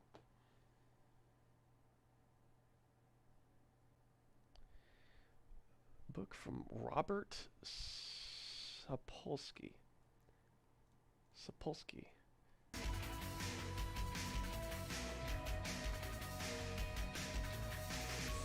Baboons in Kenya.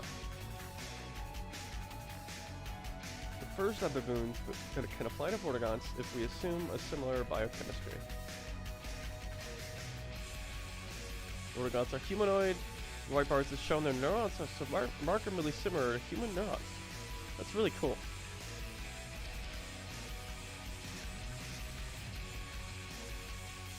Stress hormone all the time, indicating everyday life is miserable enough to activate a stress response. Their immune system doesn't seem to function as well as those dominant animals. They have less of a good version of cholesterol in bloodstreams, elevated blood pressure. For example, subordinate animals have less good cholesterol in their bloodstreams because they secrete less of this stuff. People with major depression often have elevated VAS levels.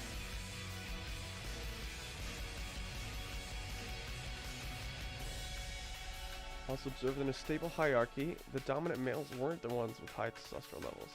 Instead, it was the subadult males starting fights who had the highest levels.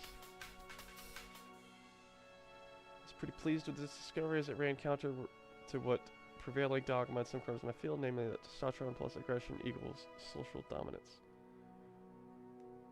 Hormone, I believe, is referring to cortisol mainly because it's cortisol. Interesting. Interesting. Okay. The airboat, yeah, I agree. Yeah, airboat would be fine, but the buggy, maybe.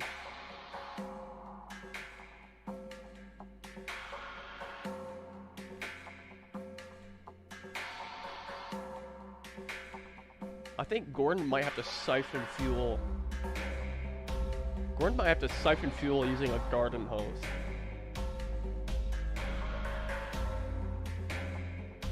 I mean, most of the fuel in every car has probably been siphoned.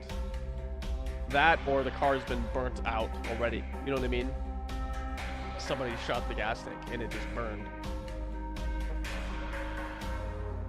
The alien grunts can be the dominant ones in the hierarchy, and the vorts can be low-ranking males. Is that what you're getting to? I didn't fully understand this. A lot of it went right over my head. Something about hierarchy. Are you insinuating that alien grunts are males? Male vortigaunts? And normal vortigaunts are female? I mean, we know alien grunts are manufactured to an extent. So I wonder if they're heavily modified male vortigaunts. I don't know. That's very, very interesting.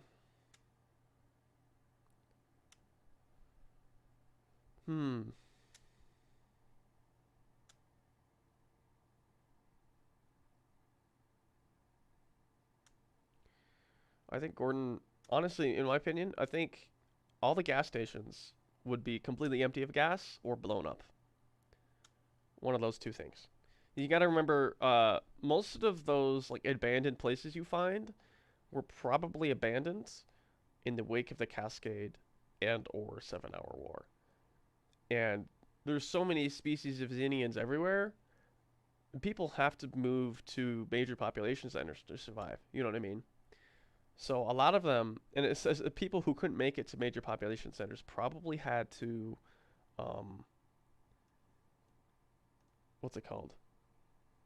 You know, post-apocalypse, people siphon gas all the time. You know what I mean? Not that they're male, it's an analogy. We already see this dynamic between grunts and vorts and Zen, or grunts are bullying them around, displaying dominance. Right, right. Well, it's not just like oh, punch him a couple times and then leave him alone kind of thing. It's like that grunt beats the Vortigaunt until you intervene, which can be quite a while. Now, I suppose we could portray it differently, where the grunt hits the Vortigaunt a couple times and then like laughs it off, you know what I mean, and then like walks off to bully a different Vortigaunt or something. Like in game, that one beats the crap out of the Vortigaunt, and it doesn't stop until you kill it. I'm pretty sure.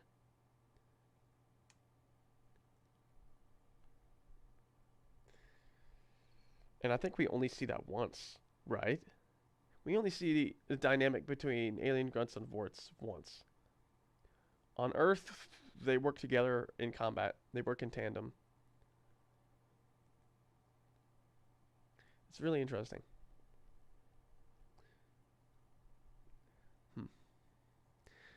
Slaves and low-ranking members are constantly stressed and submissive. Grunts are the dominant in the hierarchy. Is that what you... Okay. Right, right. And we know that we're pretty sure they're slaves. It's the way Kobar Collective portrayed them. You know what I mean? That was their model name. I think it's fair to say that the Vortigaunts are literally slaves. Combine modified alien grunts? I don't know how I feel about that. Because we don't see any alien grunts in Half-Life 2.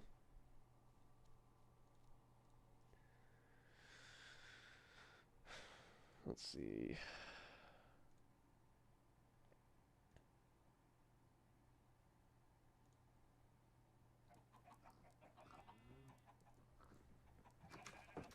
Alright, so now we gotta do the next green screen scene. Which is this hallway.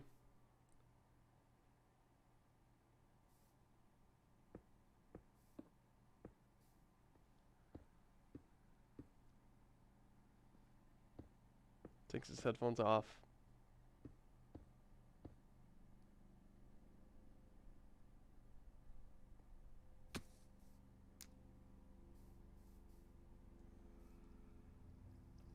And then maybe we should switch to full animation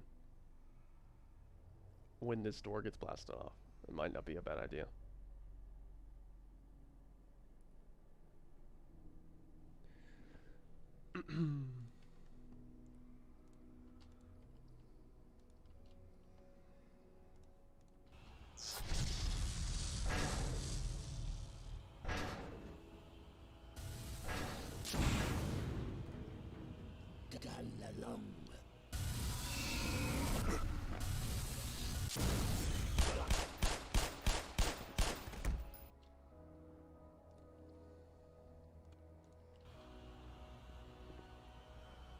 Oh, is that a Vortigaunt wearing classic shackles? I didn't even notice. Oh, so it works. Cool.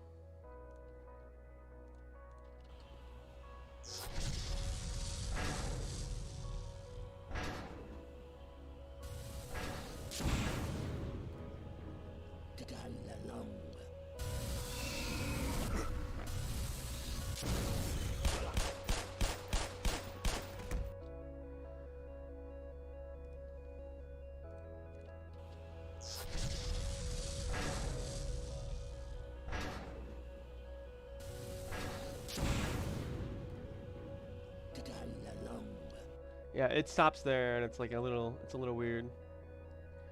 Yeah, we'll do a full animation of this.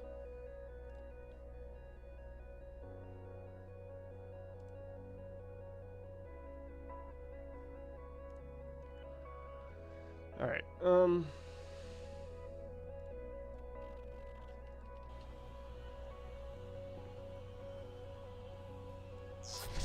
A combination of both. I'm gonna use this right here, and then right here I think we'll transition to full animation. So we'll have Gordon like kind of close his eyes, you know what I mean? And that'll be the transition right here. And then from here, so like, how do I say this?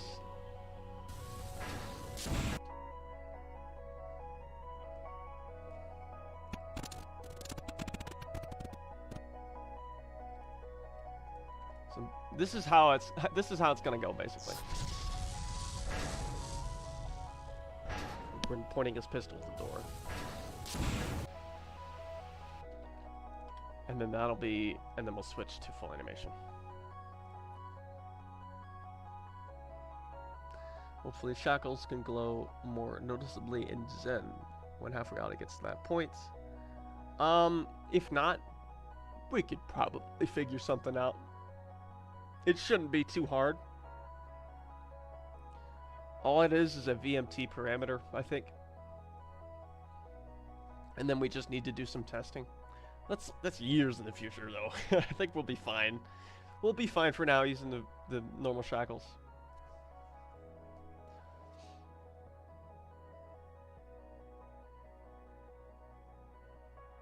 HEV Vox glitch out. No.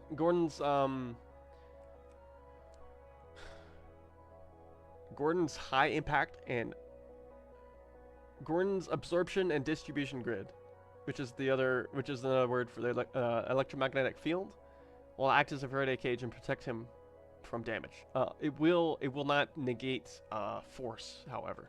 So Gordon will take, we'll still get knocked backwards and stuff.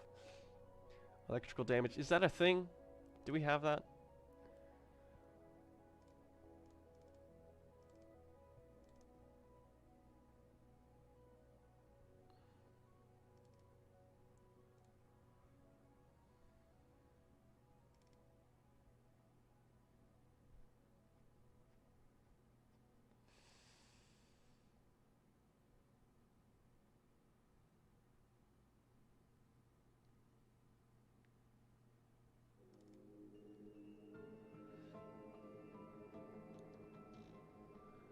Electrical damage. Armor compromised. I'll have to use armor compromise at some point, definitely.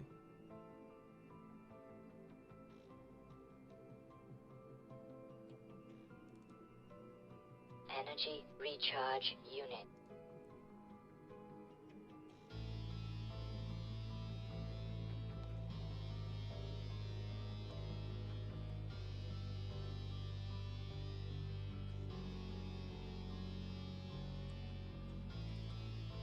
Electrical damage detected. Now, that would be useful if Gordon gets electrocuted when he doesn't have suit power.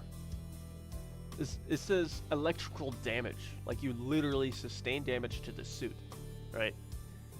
Now, if Gordon's suit is powered, then the distribution grid should take care of the electrical shock, just like Faraday cage, right?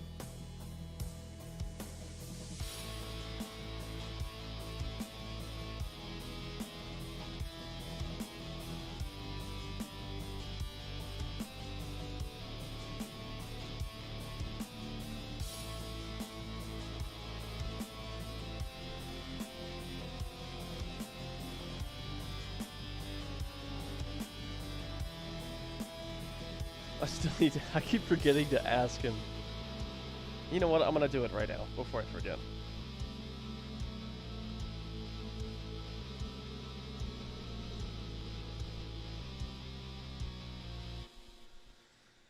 Not to mention we need to also ask him about Barney.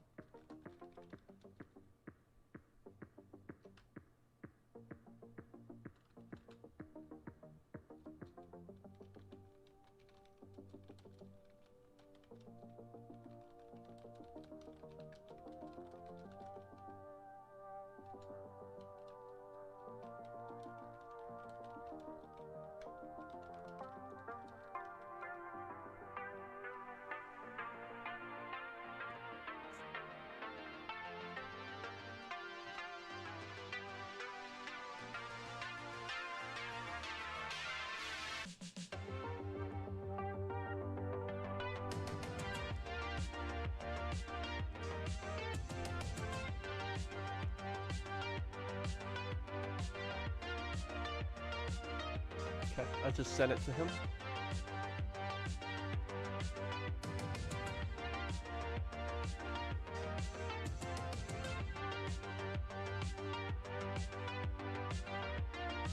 Right, I think we've already addressed power.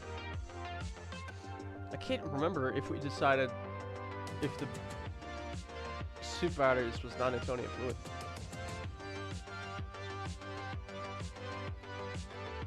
I can't remember. I swear we discussed it, but I don't remember if...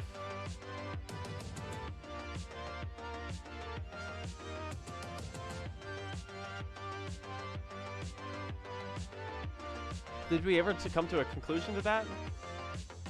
I don't know if we did. Let me check the pins in science.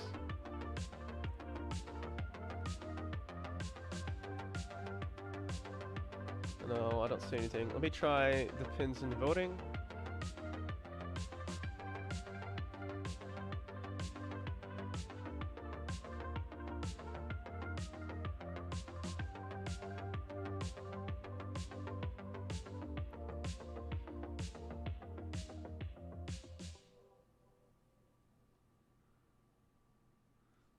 We talked about the suit battery, but we never talked about whether or not it should carry Newtonian fluid or not.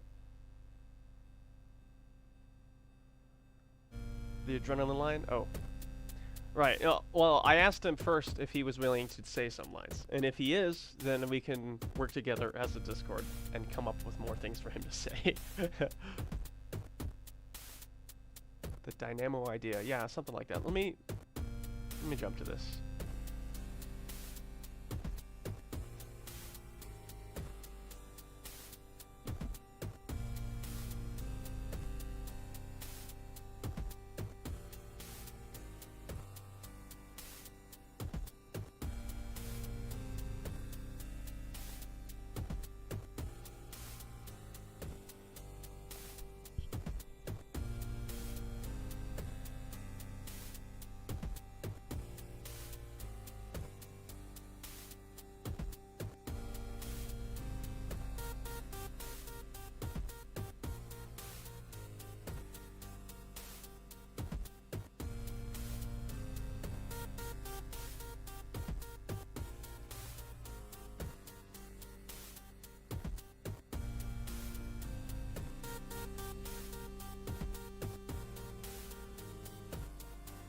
I'm not really sure. Fudge, man.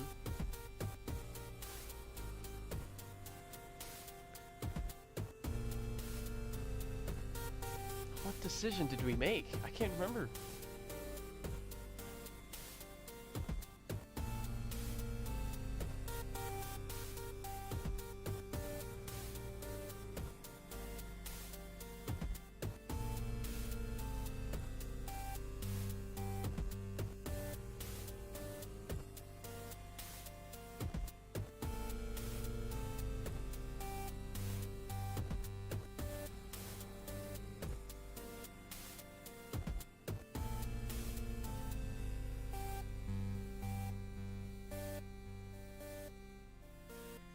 I'm really upset. I swear we were talking about this before.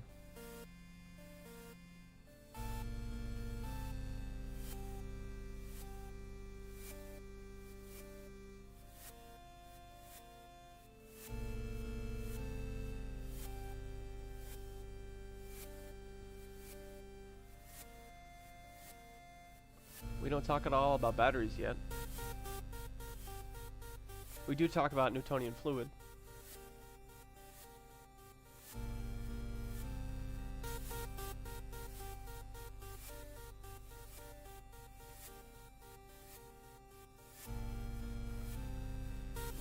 goodness, I'm having a terrible time trying to remember stuff.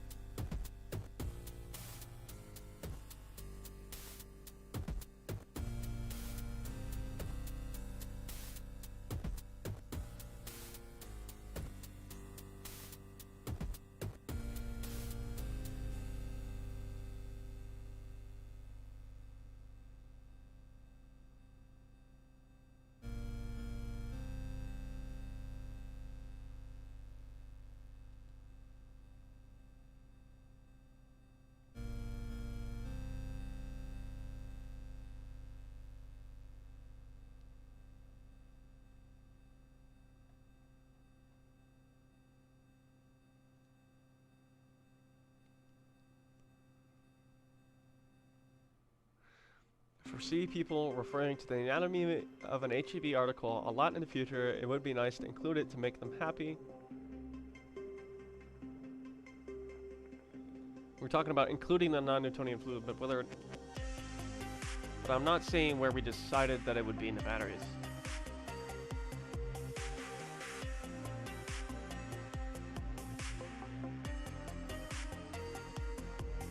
Hey, Sawsum.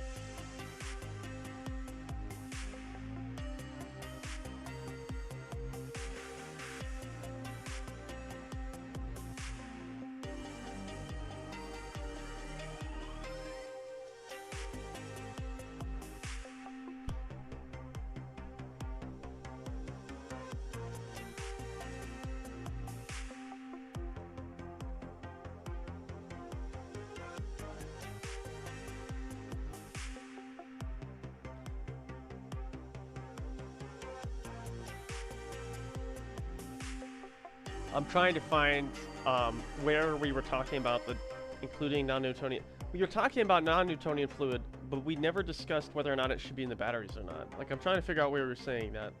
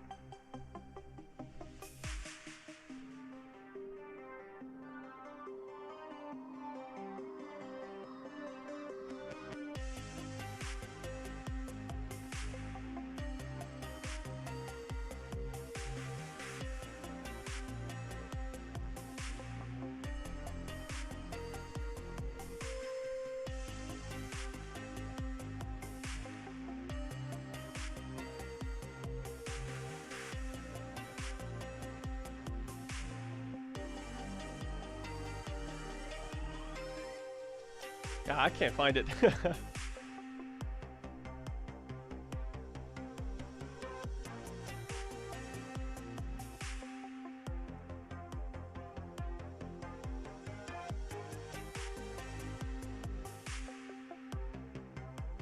I'm getting distracted here. I honestly can't remember. Because when I have Gordon Charge's suit, the battery fades away until it's not glowing anymore. And then once it's not glowing, his suit is charged and he discards his battery.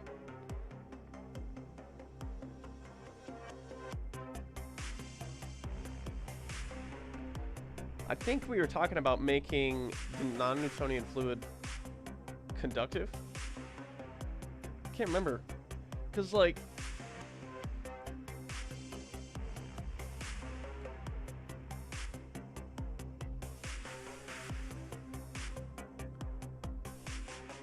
I think I somewhat remember, and that is man, we gotta we gotta do some digging or something. Cause like, what I'm kind of barely remembering is that we decided that Gordon would literally be pumping fluid into his suit from the ATV charging station. But the battery itself just uses contacts or something. Right. The non-Newtonian would be able to carry some kind of charge or something. So it acts as last line of defense as well as a way to store power. And we were trying to figure out how to make both the HEV battery and the HEV charging station work in mostly the same way. And I think what I remember being decided was that the HEV charging station has a pump in it, and it will pump the fluid into your suit. But at the same time, if it's pumping fluid into your suit, where's the excess fluid going? You know, I mean, the suit is probably already full of stuff, right? So, if anything, the suit batteries in the HEV charging stations would be increasing the maximum amount of power the suit can even carry, and not necessarily recharging it. You know what I mean?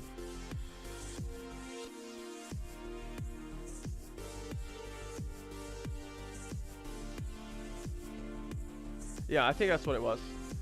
The problem I'm having here that I'm running into right now is if we're pumping fluid into the suit, or if the suit is pumping fluid into itself, you know what I mean? There's got to be spent Newtonian fluid. And where does the spent Newtonian fluid go? Excess fluid could replenish the non-Newtonian portion of the HEV's armor. I think I'm losing you. So instead of the Mark IV HEV having a dedicated battery to hold charge, I thought the non-Newtonian layer was the battery. Right? It's like the non-Newtonian layer is the battery, right? When you get shot or something, you lose charge to the fluid layer, right? The fluid layer is the battery, basically, right? You lose charge to the battery, right? And then you can recharge it. But then, like,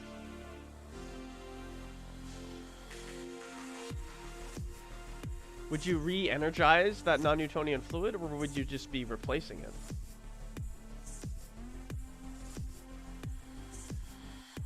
So the blue fluid would be going in, and it would circulate. Wouldn't blue fluid come out again, though? Wouldn't the battery stay glowing? Should I make the battery stay... Should I keep the battery glowing? Because the fluid's going into the suit, but where is it going? It's not being vaporized, is it? You know what I mean? Now, if Gordon lost Newtonian fluid due to being shot in the Kevlar somewhere and it penetrating, I could understand that. But then Gordon would need, like, a patch kit or something to repair that portion. Now the Newtonian fluid will be, what's it called?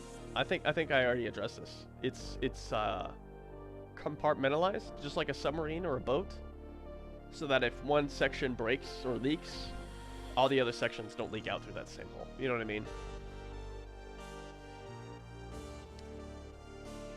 It would have to be a very complicated like pump system to not only segregate those non-Newtonian sections from each other, but to also pump new fluid into it. You know what I mean? Here, let's let me open Blender.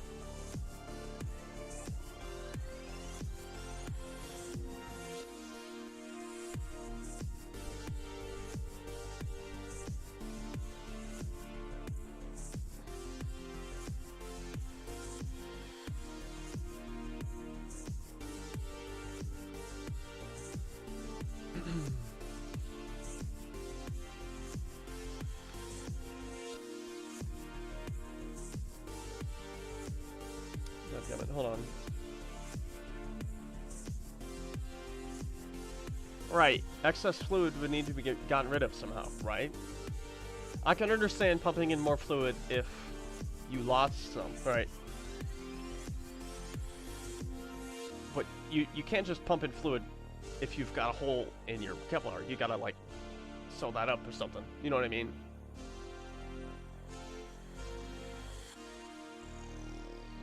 So, like, once you lose a portion of your Kevlar non-Newtonian fluid layer, you cannot repair it until maybe, like, Gordon can't repair it until he gets to Lambda Complex or something. You know what I mean? There's no way he'd be able to reasonably replace it, I feel like. Hold on, I gotta,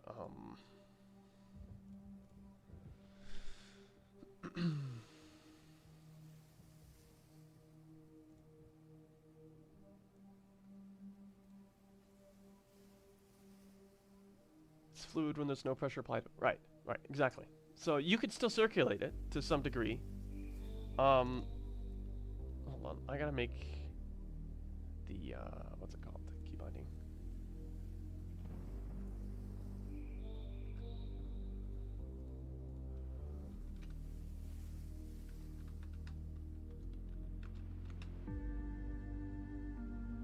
View.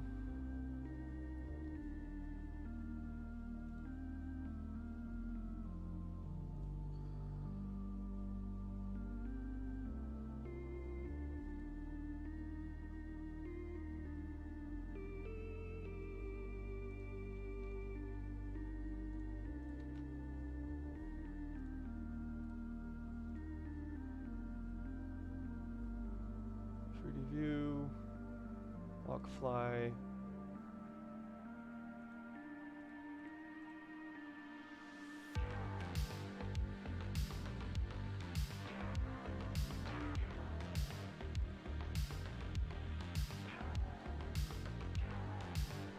Okay, here we go. I got it working.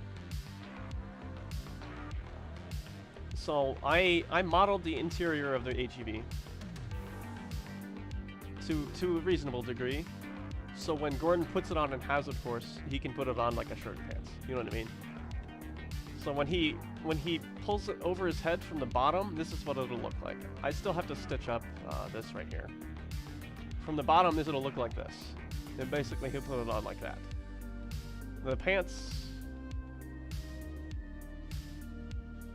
they've got, you know, it's like an inch thick.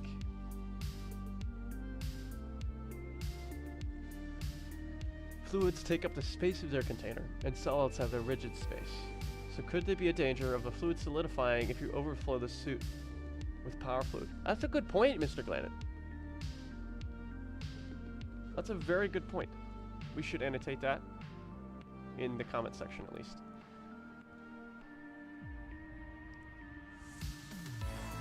So here's the thing. I basically am modeling the HEV to have almost like half to maybe 3/4 inch thick, like flexible part of the suit. You know what I mean? It's pretty dadgum thick.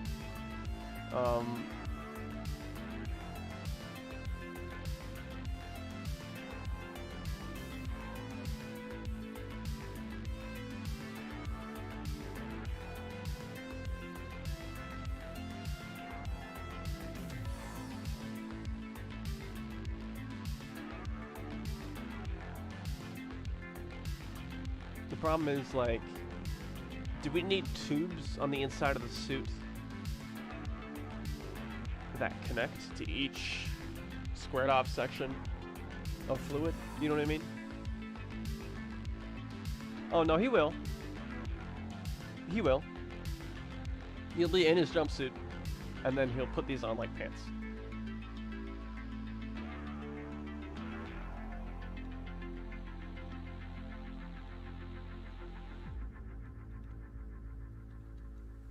A circulatory system for the Newtonian fluid, yeah. So I might have to model that too.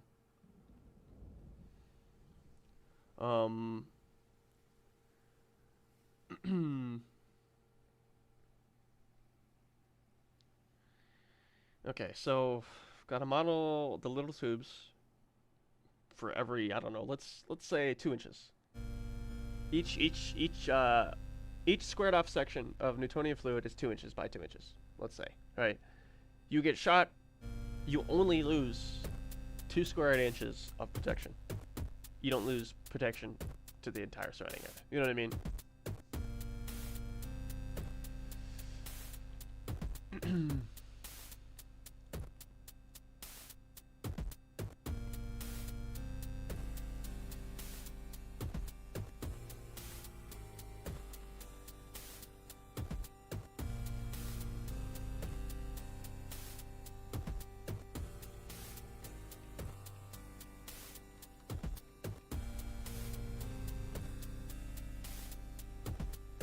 Okay, and then on top of that, it needs a circulatory system.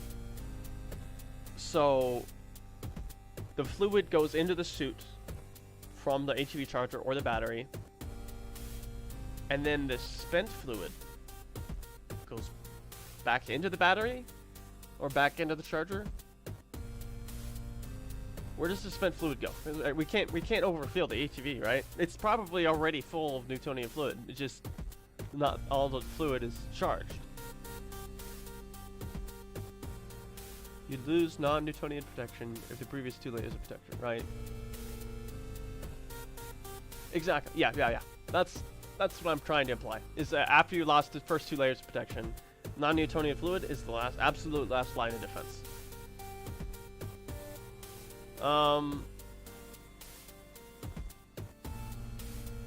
So when Gordon puts his suit on in Hazard Course, he's going to be able to see inside the suit.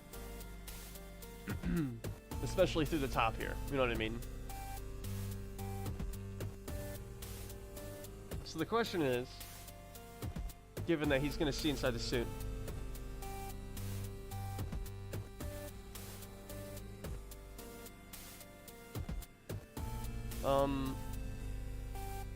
let me write this out. Maybe if I write it out, it'll help see better, right? So we've got field,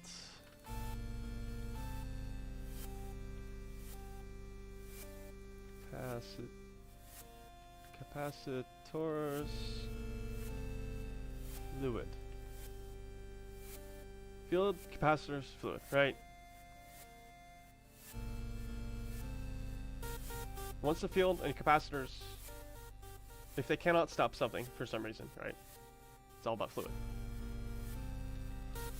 Fluid lose 2 inches of protection per entity around the area you were shot in.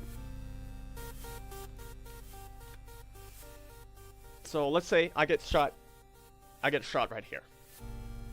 The field has already been used. The capacitive armor in this section has already been blown off. All that's left is a Kevlar underneath. Alright. You get shot right here. I only lose about 2 inches of protection. Right? I don't lose everything. I just lose 2 inches. Right? Now, getting shot right here, losing non-Newtonian fluid, given our thesis that the non-Newtonian fluid is literally Gordon's battery, this is like 0.5%, maybe 1% of Gordon's, what's it called? Battery capacity, right? So like, if Gordon gets shot in non-Newtonian fluid, he would literally lose max power. From then on, he wouldn't be able to go above 99% power, right? For instance, if he lost 2 inches squared protection, he would permanently not be able to get 100 power anymore. He'd only be able to get 99 or something. You know what I mean? So, not only that, on top of that,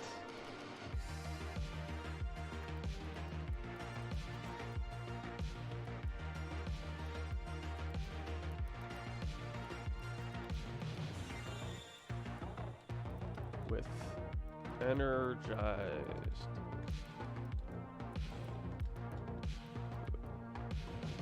Replacing spent fluid with energized fluid. Where does spent fluid go?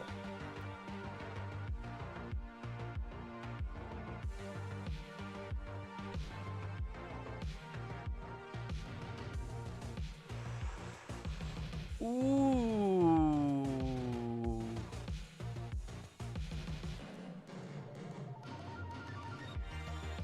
Interesting. Parallels of human anatomy. That's a good point. I want to make that. That's a really cool thing. Let's annotate that. That's really cool. Okay, so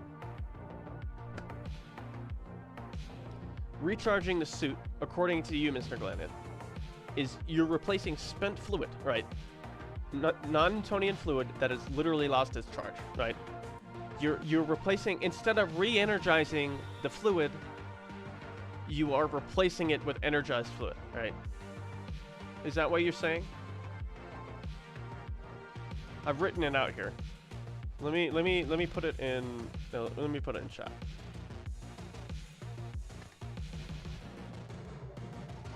Okay. Where does the spent fluid go? Does it go back into the battery? Does it go back into the HEV charging station?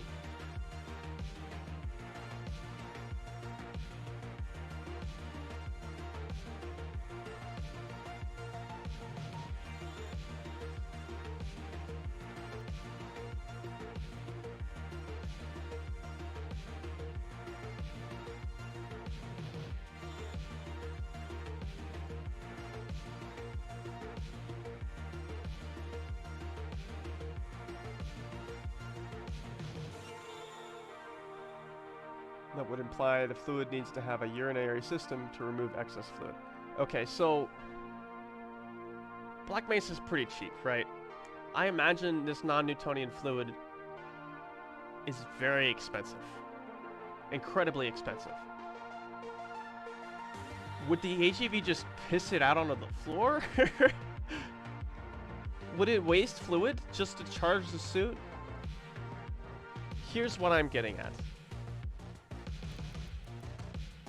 Why replace fluid when re-energizing fluid is much, much easier? Okay, so what you're saying is we need to model the HEV charging station that the fluid level never changes. Is that what you're saying? So it takes the fluid, puts into the suit, and then the suit pumps the fluid back out into the station. Would that mean the fluid level just never changes?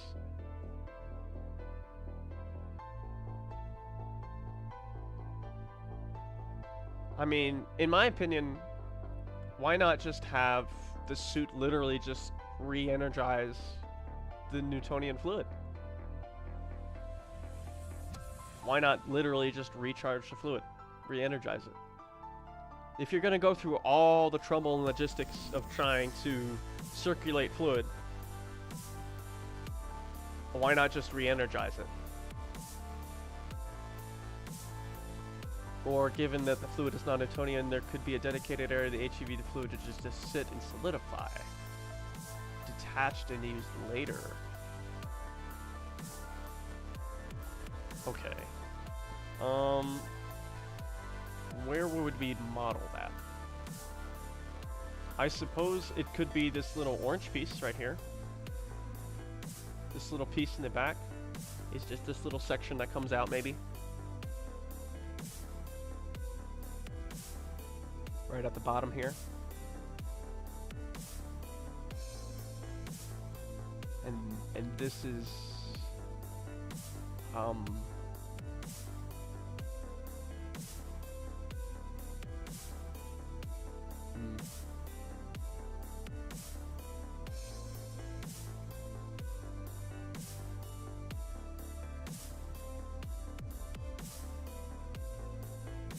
pressurized area causes the fluid to solidify.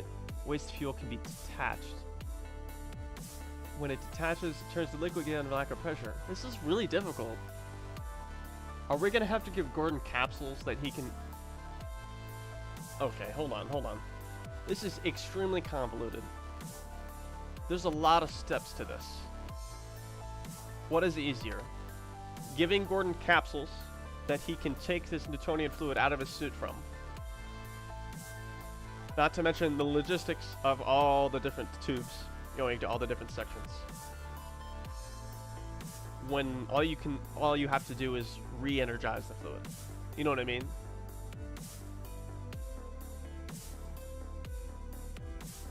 Right, but maybe he can drain it. Maybe he's got like a bottle or something and he can drain the fluid into the bottle.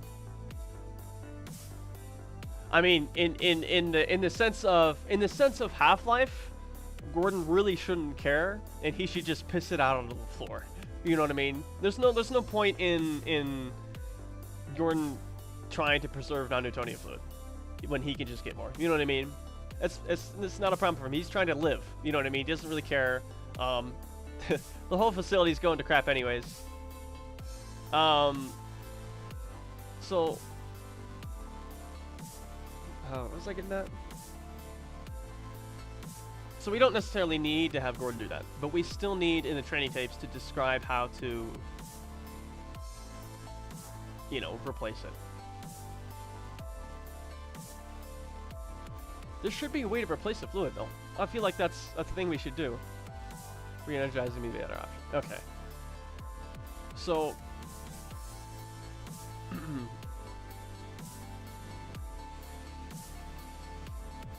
So the question is, should we make the blue portion of the HEV battery, should that be non-Newtonian fluid? And the HEV charging station? Or the second option.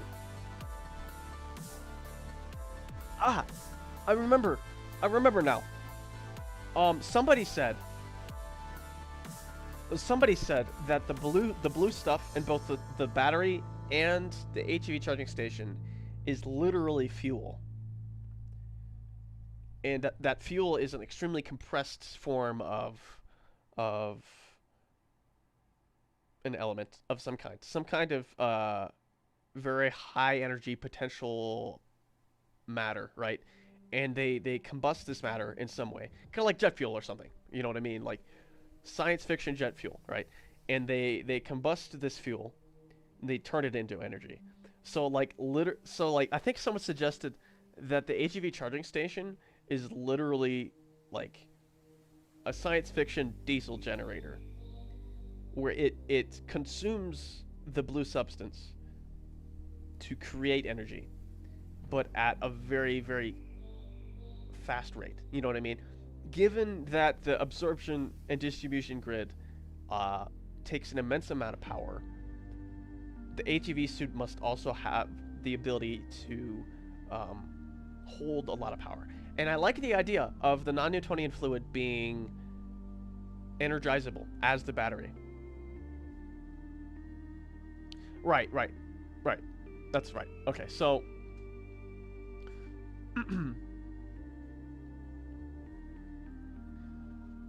I like the idea of the non-Newtonian fluid being the battery, right? It implies literally the entire suit is the battery, and it's not just like this little cube on the back of Gordon's suit, right? It's not just a traditional battery, right? It's this whole suit.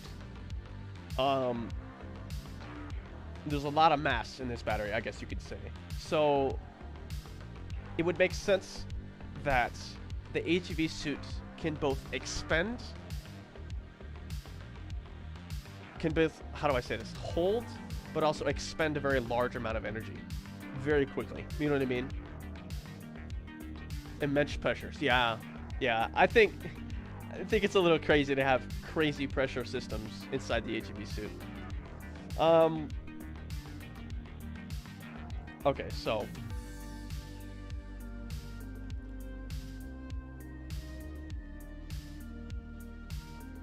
the charger expends some kind of fluid, though. the fluid disappears, it's implying that the fluid's going into Gordon's suit.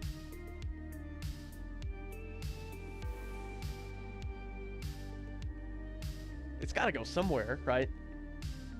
That's why I was wondering if the HEV charging station literally vaporizes, turning water to diamond.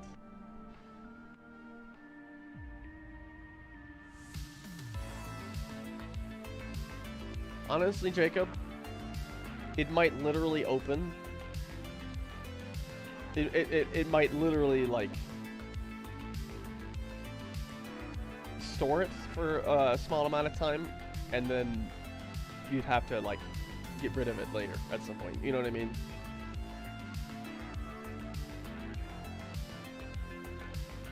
So, what is the blue fluid?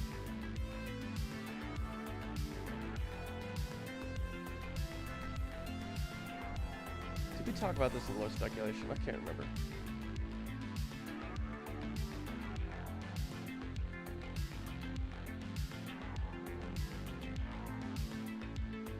Let me check the pins in here.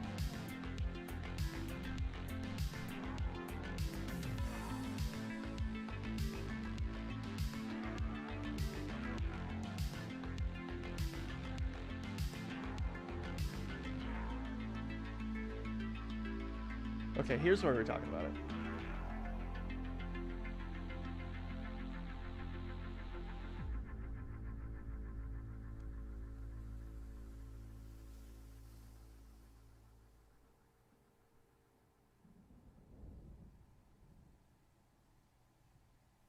Here's where we're talking about it. Oh, this is really cool. No, screw off, Siri. The appearance of these Zen batteries is extremely similar. Not to mention, the HEV chargers glow, too. It would make sense that all three, this, and the HEV charging station all use the same substance. Somehow. The fluid can be fuel when in excess, but otherwise, the battery being the whole suit in the HEV non-Newtonian blood idea we've been talking about.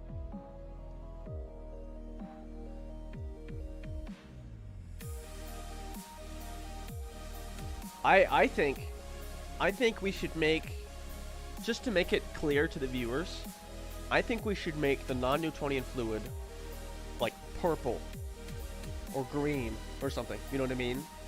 And then we'll keep this blue. That way it's clear, there's a clear difference between the two substances, you know what I mean? That's what someone brought up. Someone, that's what it was, yeah. Someone was like, it's processed Zen crystal. The batteries hold raw Zen crystals, not in a fluid state.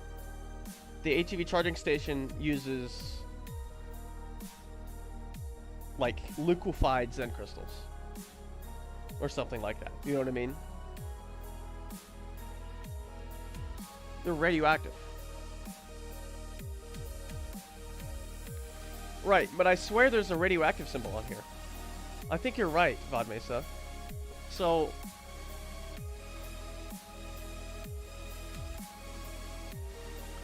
okay, here's something that Wada said. The fluid does not interact with the suit. The fluid holds a lot of electrical potential. Possible but highly ineffective. But I think if it's supposed to be the blue crystal in a liquid state, then it would have the requirements and would make a lot of sense. We're gonna say the inside of the batteries. Oh my gosh, let's freaking ping this.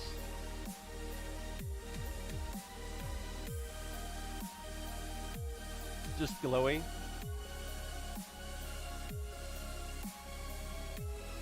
Hold on, I wanna pull up that model. I swear I remember seeing a radioactive symbol on that thing.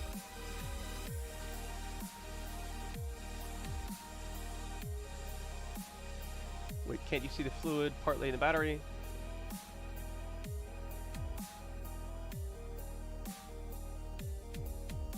Well, I mean, these don't slosh around or anything. You know what I mean? The only thing that sloshes around would be the charging station.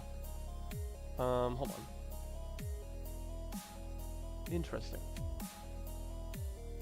I'm glad we're figuring this out now, because I don't think we fully fleshed it out earlier, and we forgot to annotate it, so...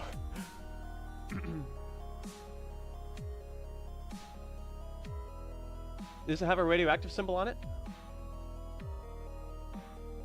Why is this taking so long to load? Good gravy. Alright, so let's open that battery.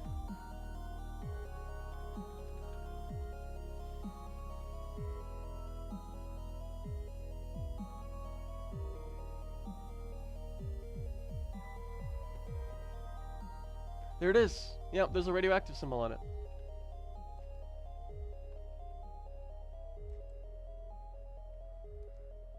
Yeah, look at that. Yeah, Vod was right. There's a radioactive symbol on here. Not to mention one of those big old plugs. And I wonder if these are like secondary plugs. You know how like diesel generators, they have like a big plug for high voltage stuff, right? But then they also have normal plugs for other things. I wonder if... I honestly wonder if these things hold raw... Oops. What's it called? Hold raw Zen crystals. You know what I mean? Not raw Zen crystals. HEV charging crystals. It's almost like...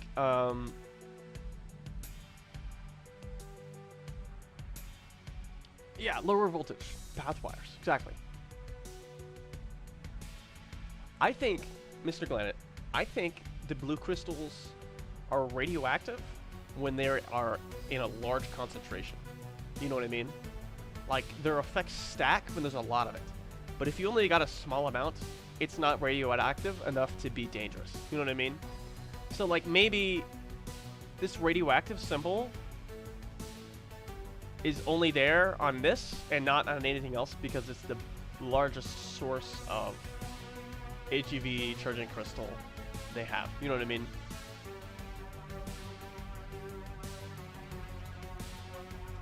Yeah, I don't know about scaring people.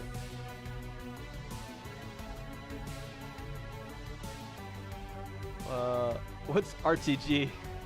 Overanalyze. I love overanalyzing, man. It's like it's super fun.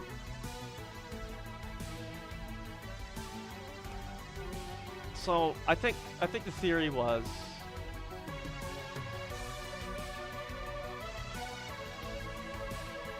when engaged or activated, it is transformed from its liquid state into some kind of plasma that would require a really high amount of heat and power. But if the blue crystals were, well, highly ionized from the start, wouldn't be that hard really. Energy consumption would be much cheaper and more viable if it would make sense. The resulting power output was then transferred through the station's cable into the battery of the suit. I mean, possible, but questionable. From the BMRF side, it would make sense to do that in the HEV, instead of wasting material contents to equip every charger battery with such functions. That's a good point. I'm quite sure the tube-looking thing is indeed a liquid-based tube. So what Wada's getting at here, what Iwata's hypothesis is, it makes sense to him that the fluid is HEV Zen crystal, HEV charging crystal, we'll call it that, HEV charging crystal, that it is liquefied and then stored in an ionized state. But instead of the HEV charging station charging Gordon's suit, it instead transfers that ionized solution into Gordon's suit, and Gordon's suit processes that ionized fluid solution and turns it into power.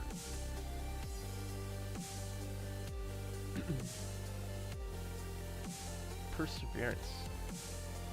I gotta look this up. RTG, so like a really fancy battery. Radioisotope thermoelectric generator. What? It's a type of nuclear battery. This generator has no moving parts. Satellites, space probes. RTG is usually the most desirable power source, so unmaintainable situations that need a few hundred watts or less of power for durations too long. Okay. So RTGs are for only a few hundred watts for a very, very long time. In my opinion, the AGV suit uses a vast amount of power. Extremely hot. Interesting. And they probably are radioactive.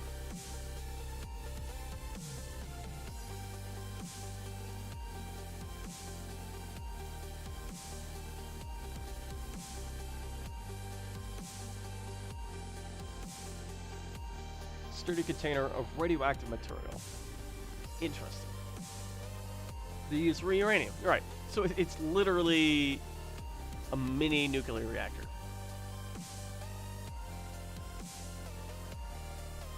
So I think the theory. Let's see if I can find a theory.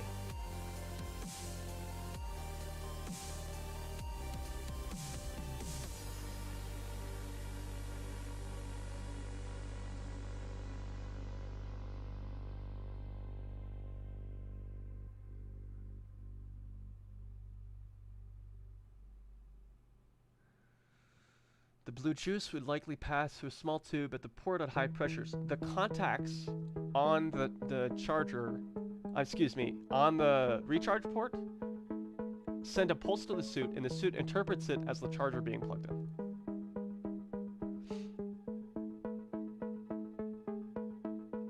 You know what would be really cool?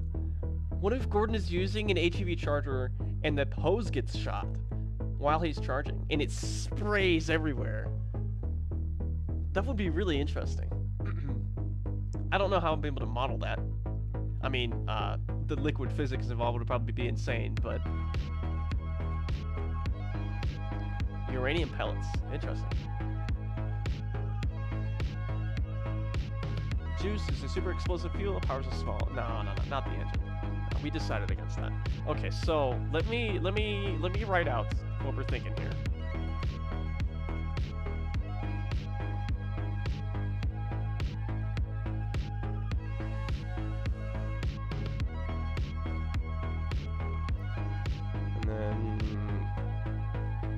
Analyze this.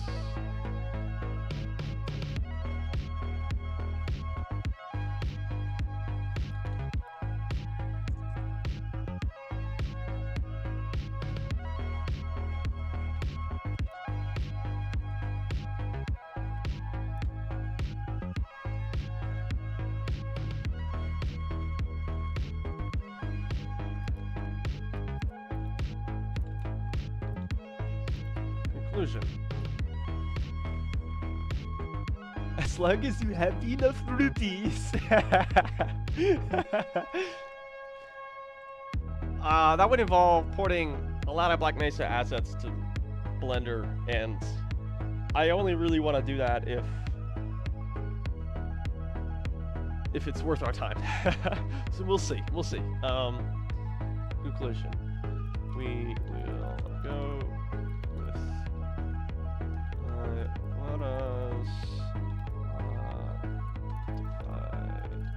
theory above. Fluid is liquefied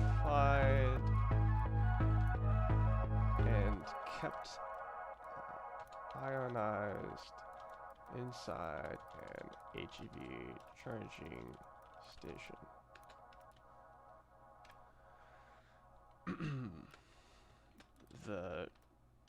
The charger's entire function is to maintain that fluid in its current state. It literally encapsulates a uranium pellet and uses heat and radioactive decay uranium to keep components warm. Not going to be used here, I'm sure. That's used to model early probes to Zen. Good point. The very first expeditions to Zen must have been extremely similar to humans' first expedition to the moon. But once they realized that the atmosphere of Zen was safe, and once they discovered the HEV charging crystals, they were able to formulate something into what we see at the events of Half-Life 1. I like it.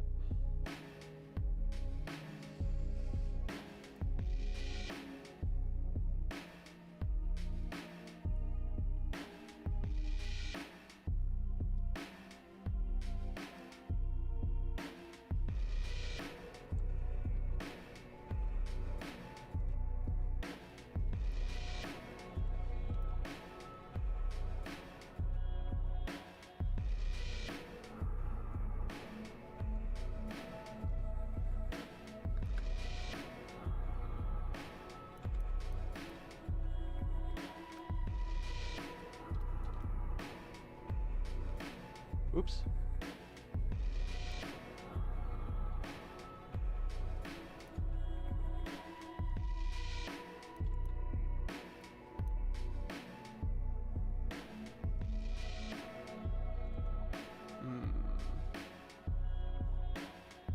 Whale oil from Dishonored.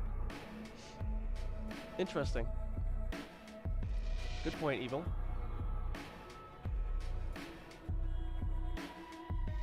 Animate a liquid sim to a mesh and then export it as a DMX. Good point. Good point, Bodmeister. That's a very good point. They probably used robotic missions and rovers before realizing the atmosphere is habitable. You don't just send humans to unexplored dimension at first. True.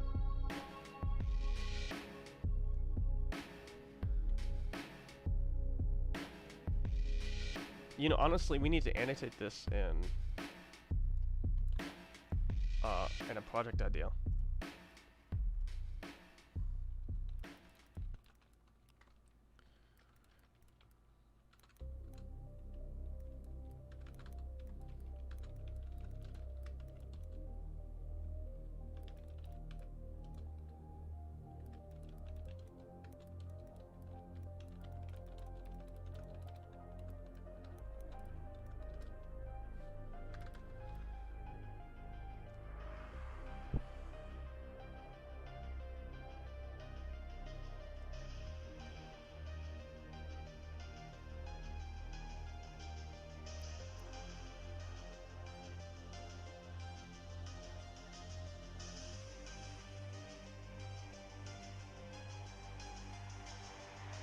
There is a rover. Even though it's an Easter egg, we can still use it. That's true. That's true. I am smart. Evil Boy, I personally believe that Black Mesa would try to keep as much of that fluid intact as possible. So if there'd probably be some kind of system in place to make sure there is no fluid drip. You know what I mean?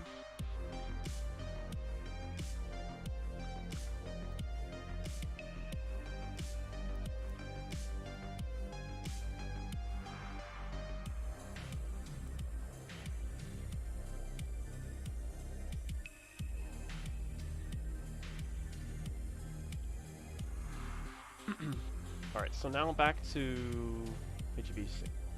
Let's go. So the fluid is liquefied. The blue is in crystal. It's liquefied. Kept ionized in an ionized state. Within an HEV charger station. The HEV charger's entire function is to maintain that fluid in its current state. It's transfers the required amounts into the suit, and HEV processes it.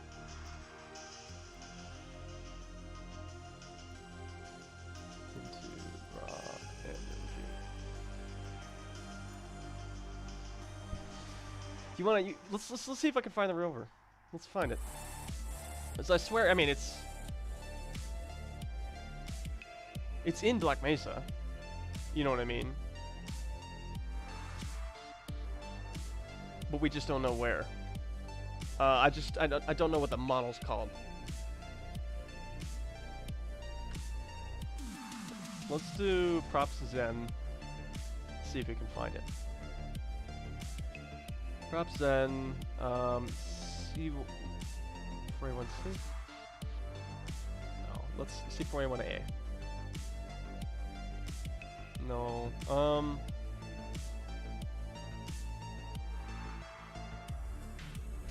Probe. Let's try probe.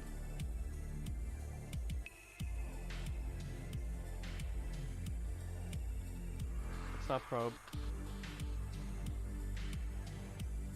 Corrosive, like battery acid, just a lot more corrosive. That would require more shielding and stuff, and I don't know if I want to deal with that. It is an interesting theory. Then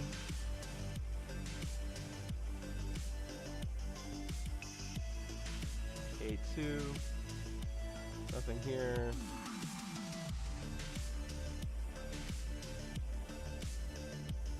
Right, I don't think we need to make it corrosive.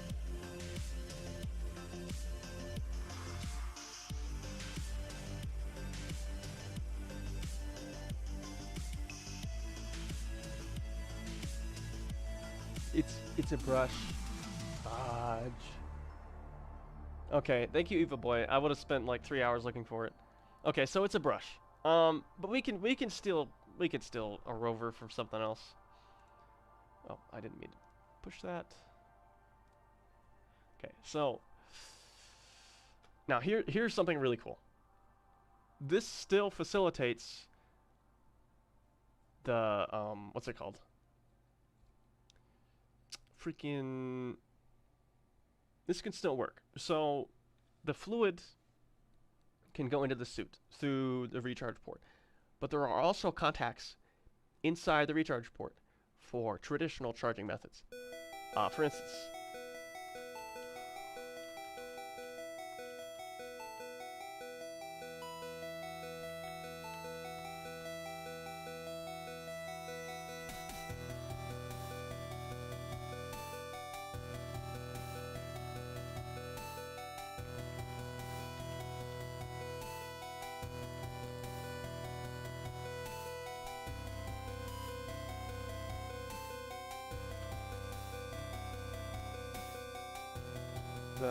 this validates the existence of alternate charging stations and methods.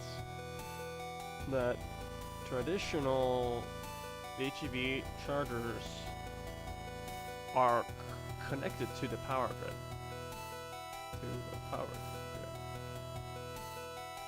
The blue fluid chargers are not connected to the grid, and therefore can be more widespread.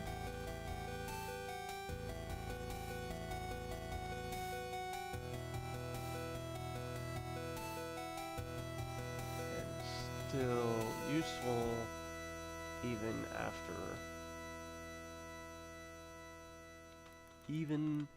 in emergency situations, right? So what's nice is that now that we have basically an off-the-grid HEV charger, it is a lot more useful in emergency situations, especially where there's little to no power in the area for whatever reason, which is something that happens a lot in Black Mesa, right?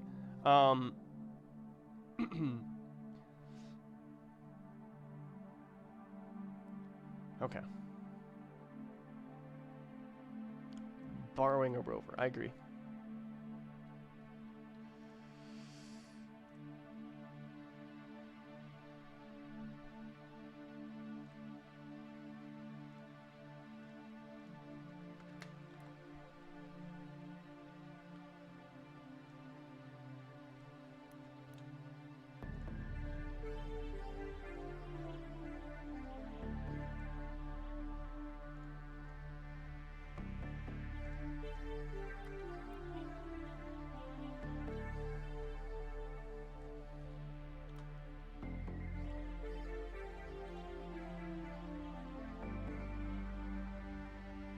It's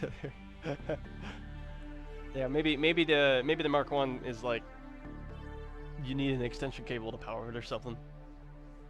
And it wasn't until they found HEV Zen Crystal that they were able to consistently repower HEV suits. I mean, honestly, think about it. The reason we can't make an Iron Man suit in this day and age, the biggest reason is because we just don't have a power source that's good enough, right? So it would make sense that the HEV suit is like, you know, needs of, you know, of not only to store a lot of energy, but a way to create a lot of energy too. You know what I mean? Maybe not create a lot of energy, but like, you know, the HEV suit can't store it. I think we can establish that. But Black Mesa needs a way to create a lot of energy on demand, and the HEV suit needs a way to store it, right?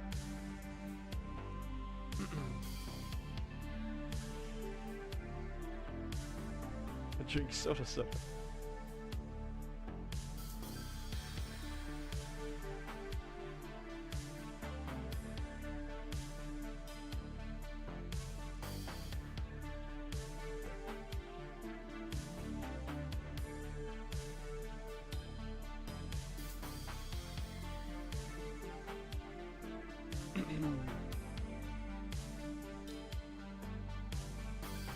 Cool.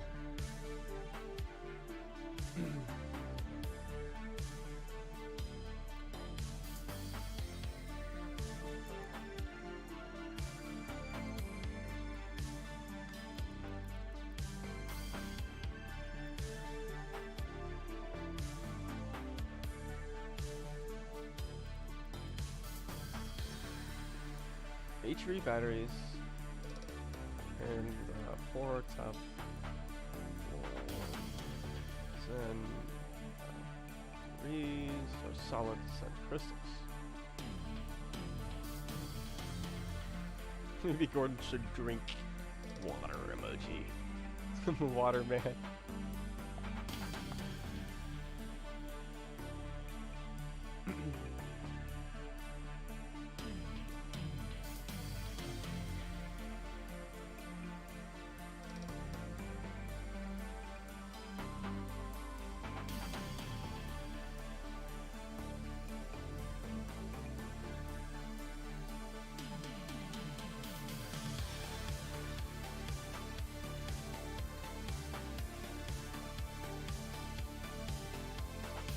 I can't remember what we voted, but I swear we were talking about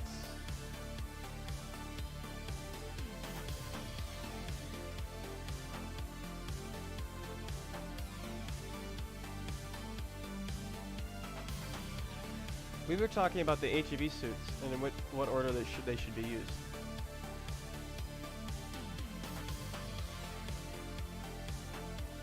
Let's see if I can find it.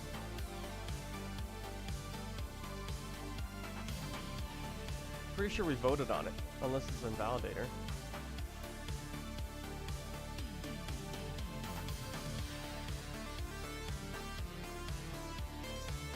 No, it's probably Invalidator. Hold on.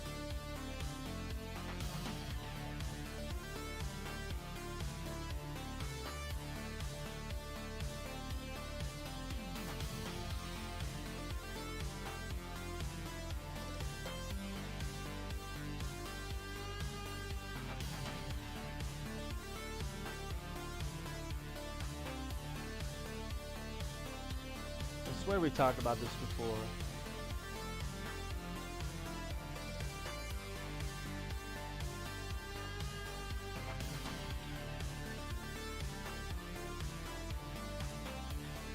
Here it is.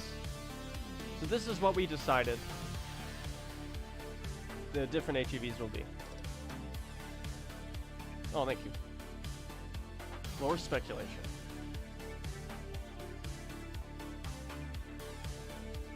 Or speculation January 26th.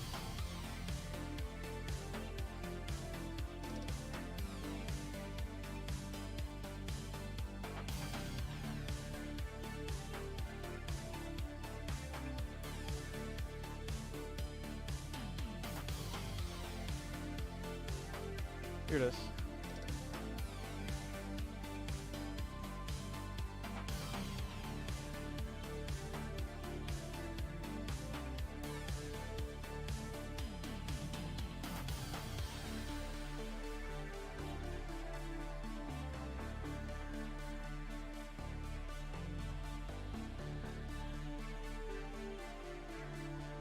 Is this pinned? Let's pin it.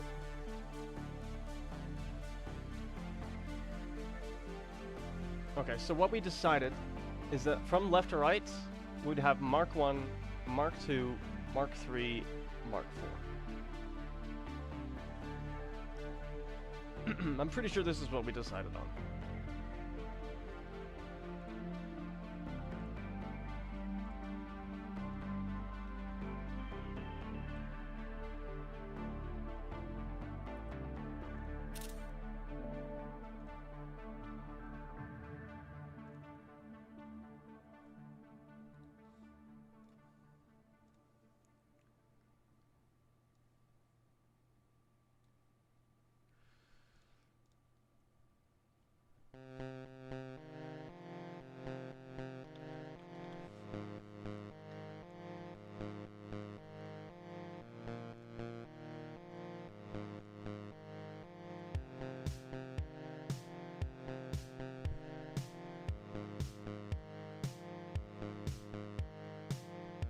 Yeah, I mean, someone's killing civilians, but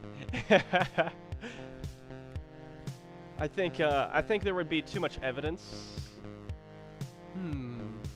There would be too much evidence of wrongdoing if they flooded the facility with gas.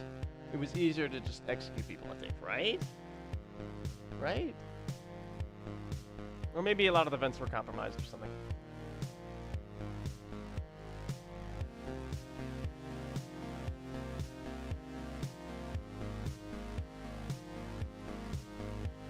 Yeah, originally, this was the picture. We're gonna go Mark 1, Mark 2, Mark 3, Mark 4. Mark 4.5, Mark 4. You know what I mean? Or like Mark 3.5, Mark 4. You know what I mean?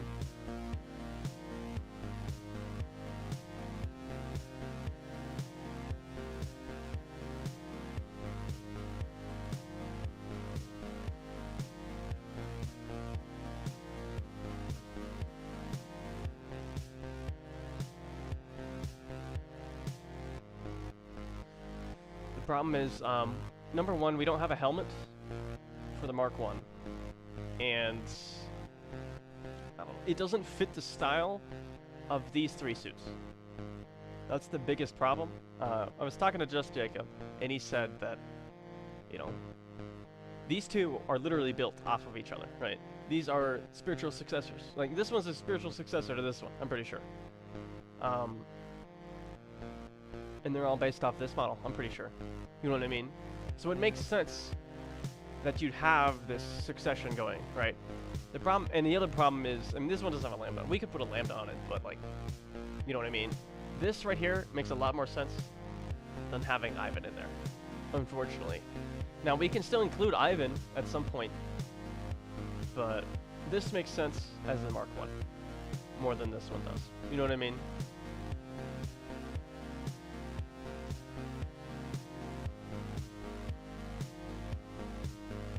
Well, the problem, Jacob, is that most people lump the Heiku all into a single thing. Heiku are people too, so each individual one will have different opinions about what they're doing, whether or not it's wrong or right. You're gonna have some evil Heiku, but you're also gonna have some nice ones who think what they're doing is wrong, and will literally start fights with each other. You know what I mean? It would have been a cool mechanic. I think I can agree with that, Mr. God. Especially the fact that the Heiku literally carry, or probably carry, or most likely, all of them both carry and use, you know, CBRN equipment. Chemical, biological, nuclear, radiological, I believe is what it stands for. But like, you know, chemical warfare, like, equipment, you know what I mean? Hazardous environment combat unit. It would make, honestly, it would make sense that they try to gas. I'm curious as to why Valve didn't gas anybody. We should put that in lore speculation. let's do it.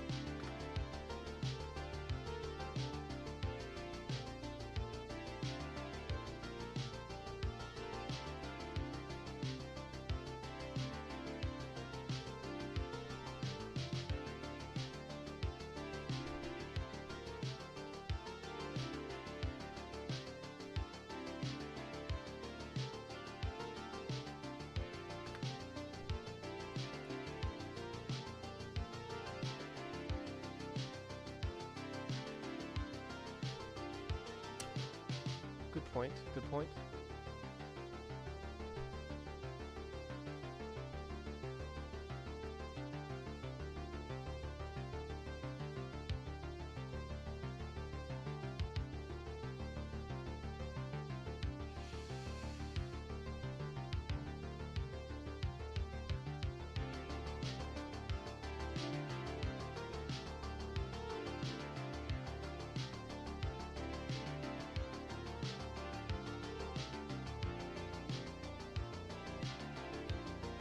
Impractical. That makes sense.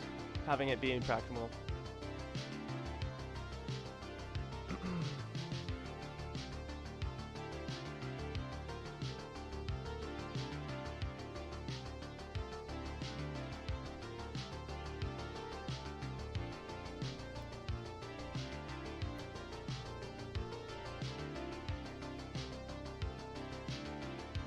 Yeah, we're pretty distracted.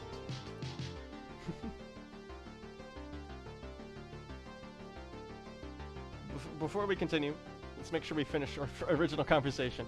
Okay, so blue Zen crystal is liquefied, kept in an ionized state within the HEV charging station. The charger's entire function is to maintain that fluid in its current state. It transfers the required amount into the suit, and the HEV processes it into raw energy. This validates the existence of alternate charging stations and methods. Traditional HEV chargers are connected to the power grid. The blue fluid chargers are not connected to the grid and therefore can be more widespread and still useful even in emergency situations. HEV batteries and portable Zen batteries are solid Zen crystals. Alright, cool. Let's freaking do some animation.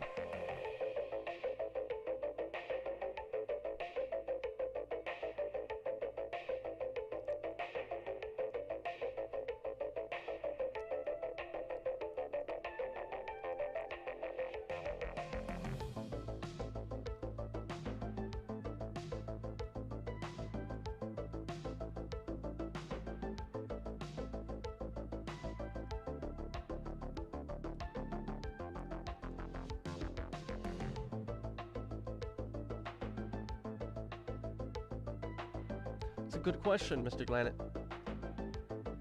Honestly, probably just chipped it off. Just with a pick or something. And then they just stick it into a thing. I don't know. They chip off, and if it's a small enough chunk, maybe it's shavings. Maybe it doesn't. One of my theories, or something I was thinking about before, I didn't know if I wanted to say it or not, but like maybe solid Zen crystal holds more electrical potential than trying to process it into a liquid form. You know what I mean? Like it works better, and it does its job better when it's in its untouched state. You know what I mean? So the more untouched the crystal is, the better off it is. You know what I mean?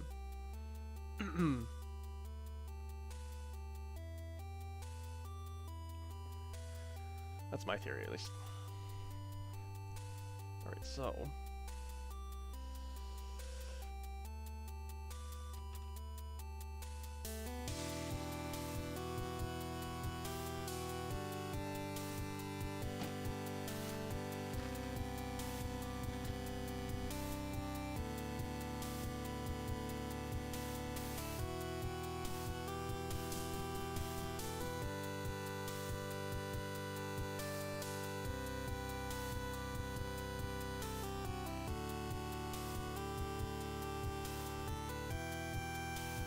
So maybe it's better if it's just liquid.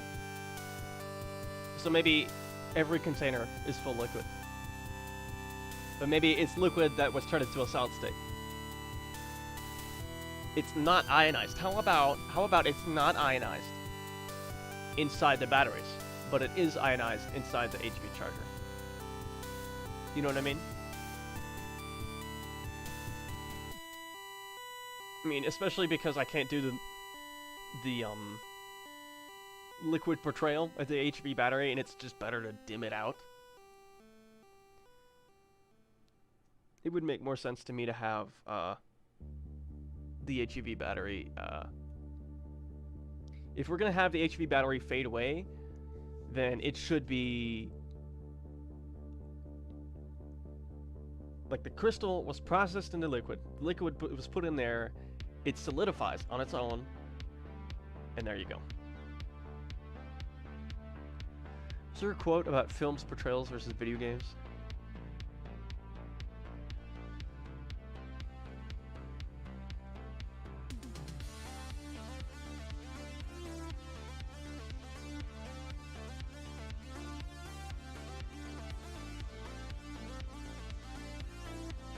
If you find a quote like that, give it to me. I want to put that in the description, so it's one of the first things that's seen. We should absolutely find a quote like that.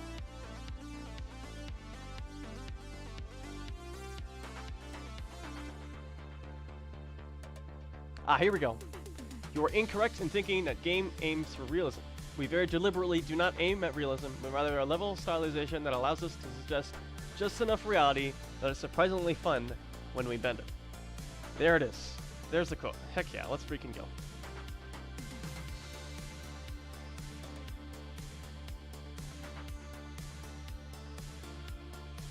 Let's put that at the top.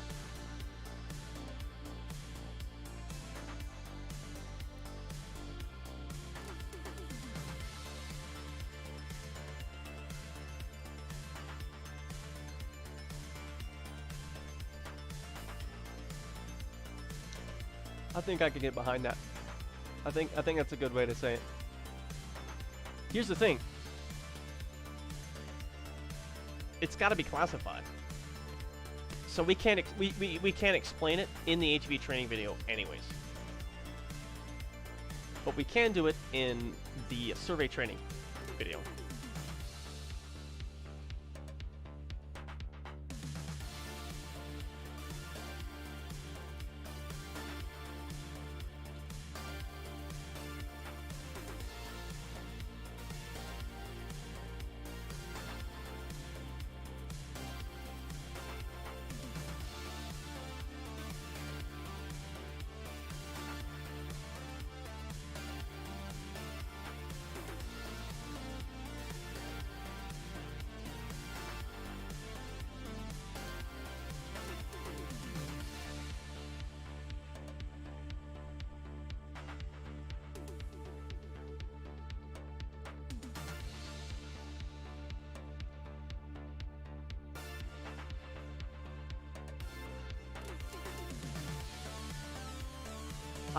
Secret security clearance. So the way security clearances work in the government, I'm pretty sure, is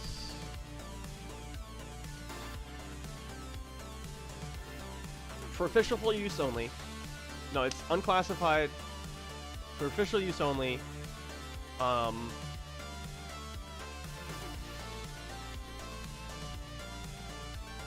can't remember. Hold on.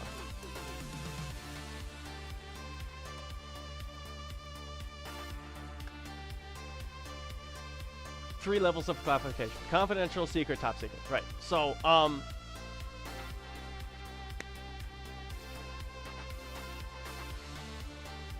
each one is categorized by the amount of damage that information being released could cause to the United States.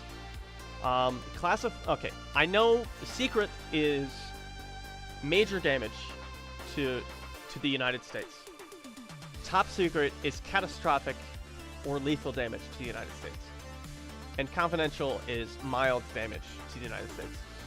I believe that's what these three basically mean, right? Zen is absolutely top secret. Absolutely.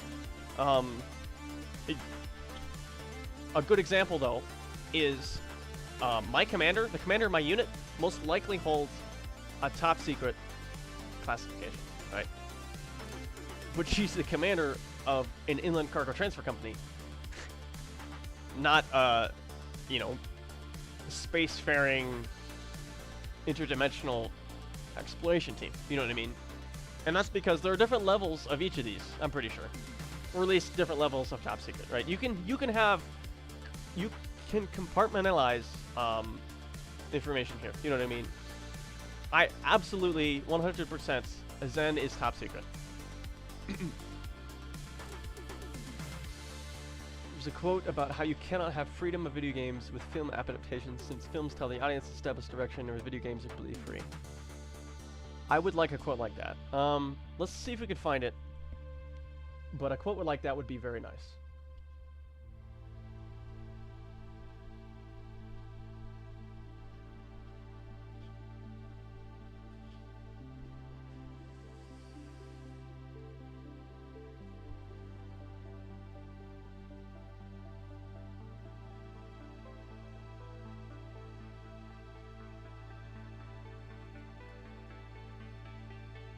I don't think I see one. Right, top secret merely means how much damage the release of that information can mean. That's all it means. There are a lot of people with top secret security clearance. You're not like, I don't want to like beat up on you, VOD, but I'm talking in general here. You're not that special for having a top secret security clearance. You know what I mean? Because there are different levels of top secret. You know what I mean? I know, right?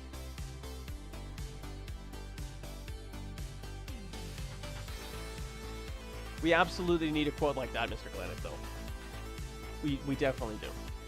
If we can find one, that would make me very happy.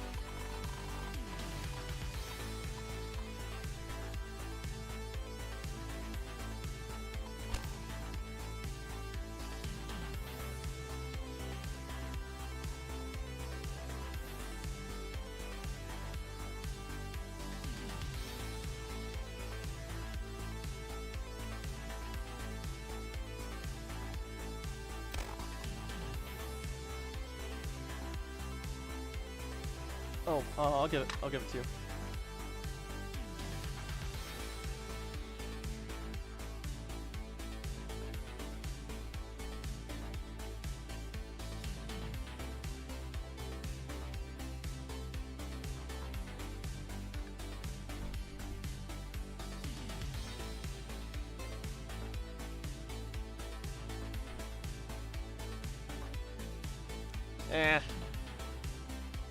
Nah.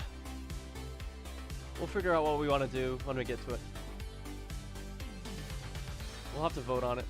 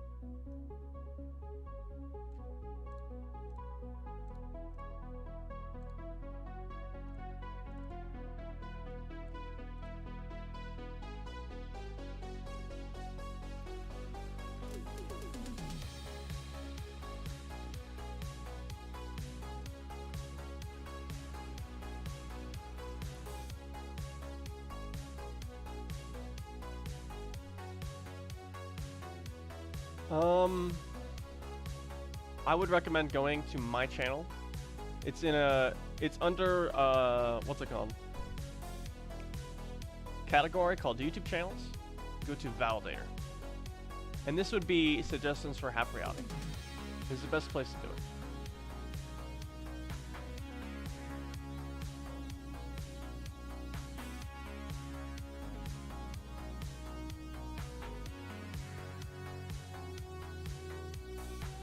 Very nice.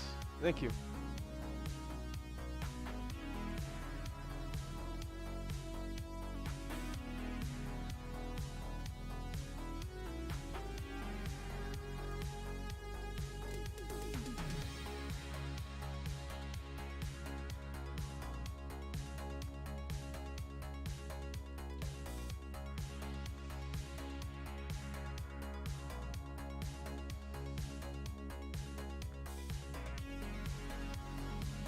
Aim at realism and the realization of realities. There's a misunderstanding that I've always tried to address straight when this comes up. This story can somehow exist outside of a game. It can't. The story is created through a process of trying to figure out how to best use the features of the engine with an interesting set of features. Let's put that one first, actually.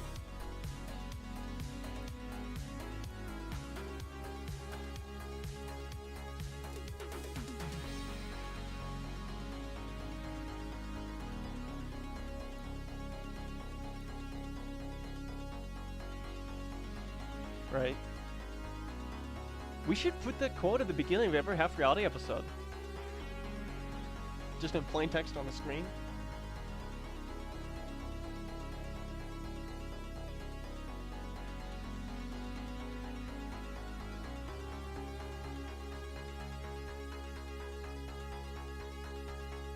So maybe we should do this quote and then a quote from me saying something along the lines of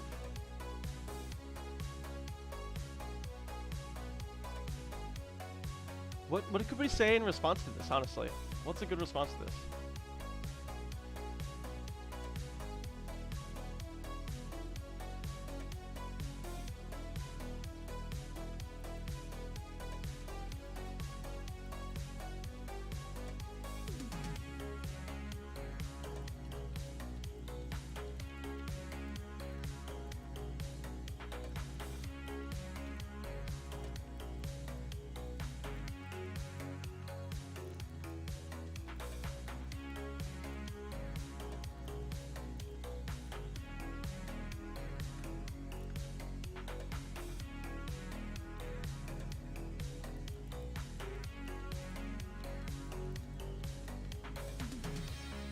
cannot give freedom to the viewer. Allow them to shape your story. You can only show them.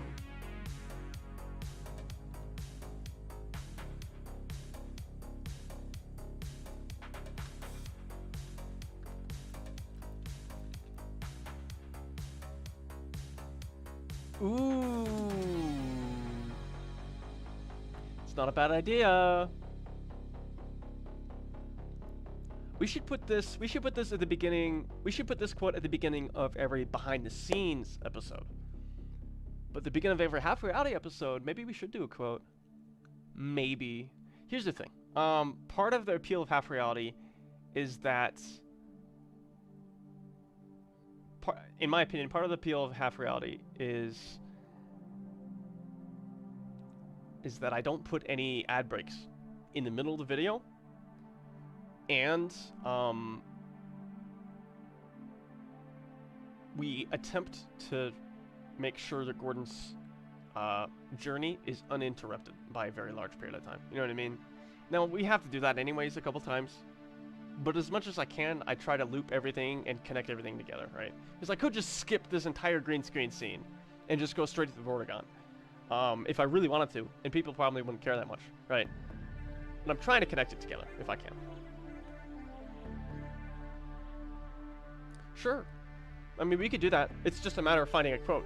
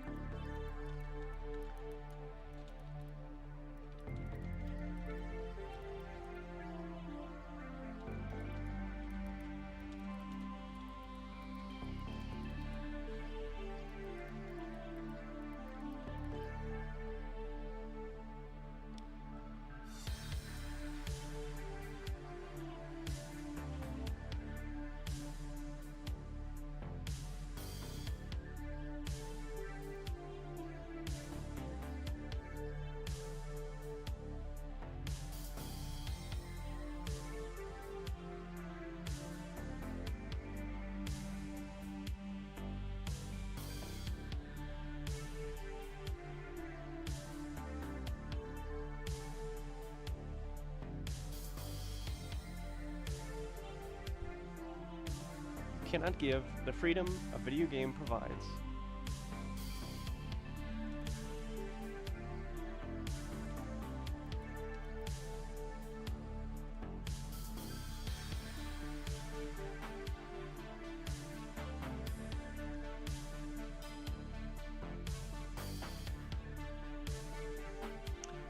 Yeah, thank you.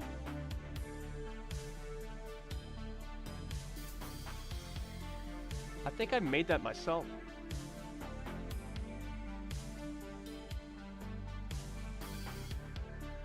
That's my quote. I'm pretty sure I said that. We should probably put that in too. Where is that? Where did you find that?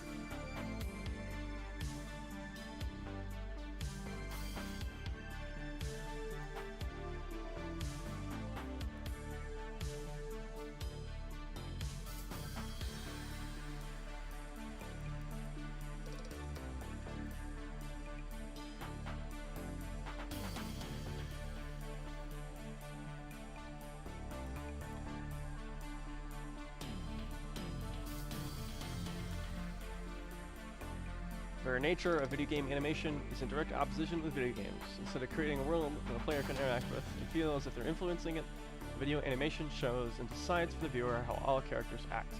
The two cannot coexist and stay canon without compromise. You cannot give the same level of freedom a video game provides the viewer of a cinematic experience. HEV discussion, December 6th.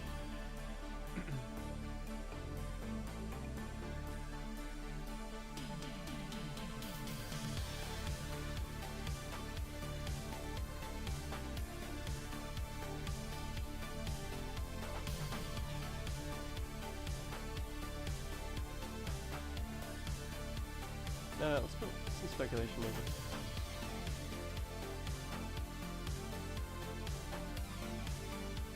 Oh, that's from Reddit, actually. I made up that quote, basically, for Reddit.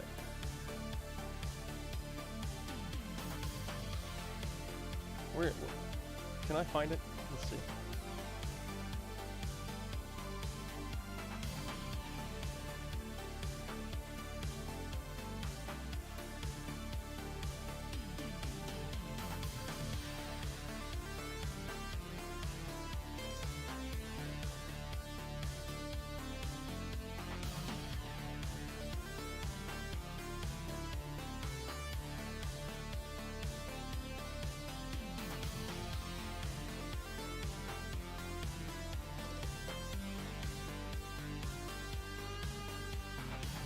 Yeah. Yeah, it's literally from me.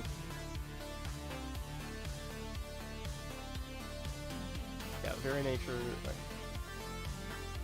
Yeah, this is from me.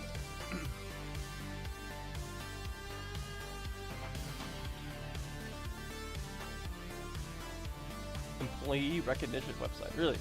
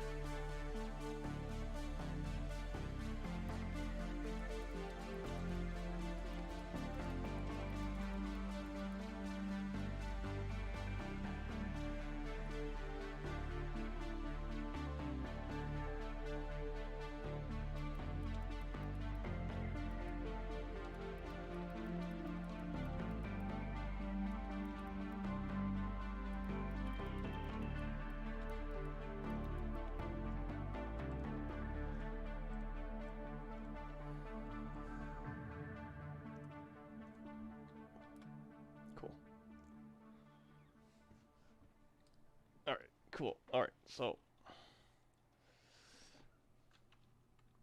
so Gordon takes his earmuffs off here.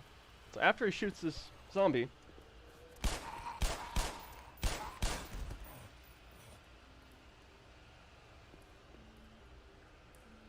right here he takes his muffs off. And he walks down this hallway, somewhat calm. And then when he gets to the end of it, he's like, I should probably put them on. That's basically what we're gonna do.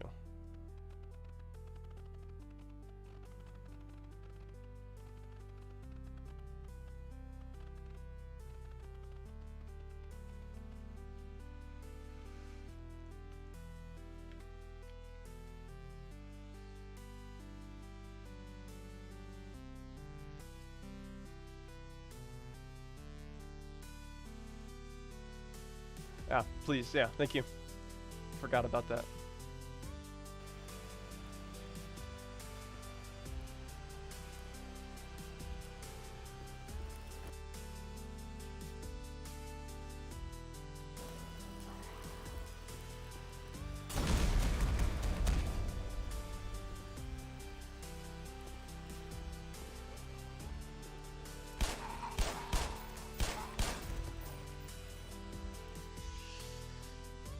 There's not a lot of realism behind the zombie throwing a flaming barrel, is there?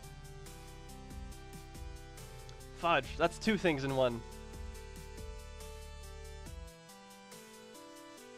We should have just had the zombie throw a normal barrel instead of a flaming one. Or maybe have Gordon shoot the barrel, and then the zombie throws a flaming barrel. Dang it. I just realized, yeah, like, how would the barrel already be on fire when the zombie hits it?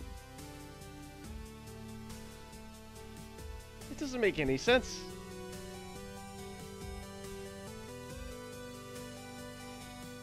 Dadgummit.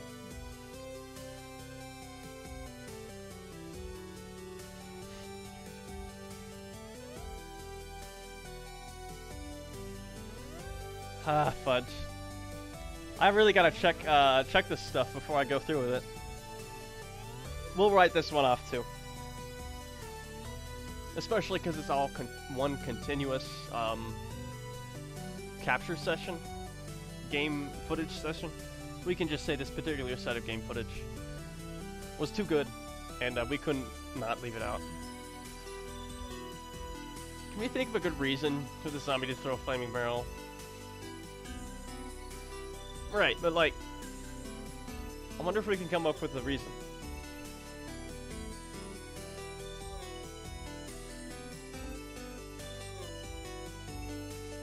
I don't think we can come up with a reason, honestly.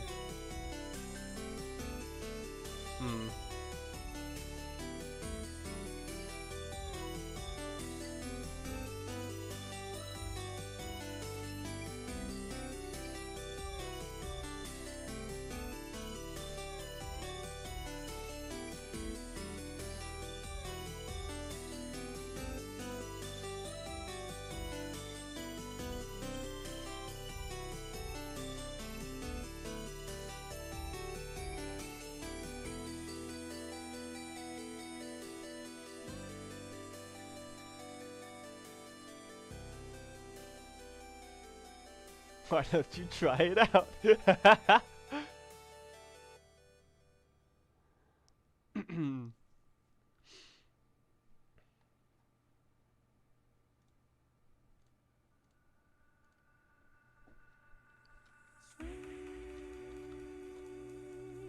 Let's put this in science.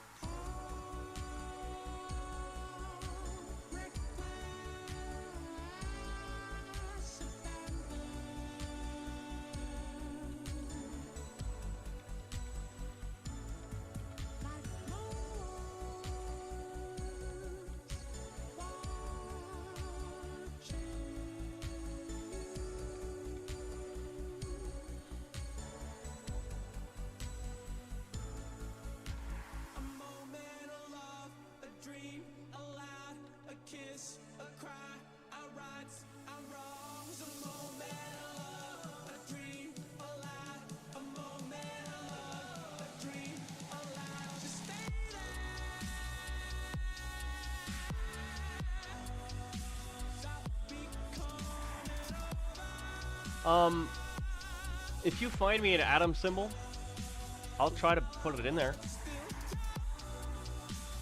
Yeah, one of those.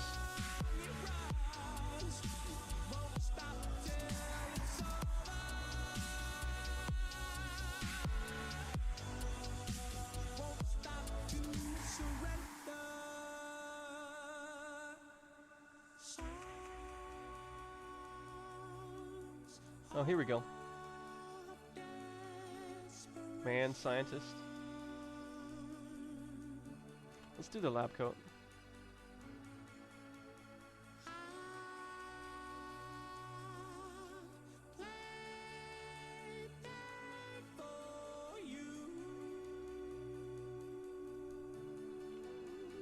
I can't put a colon in here.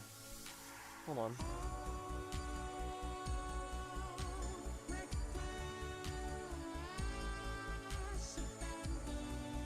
Try this.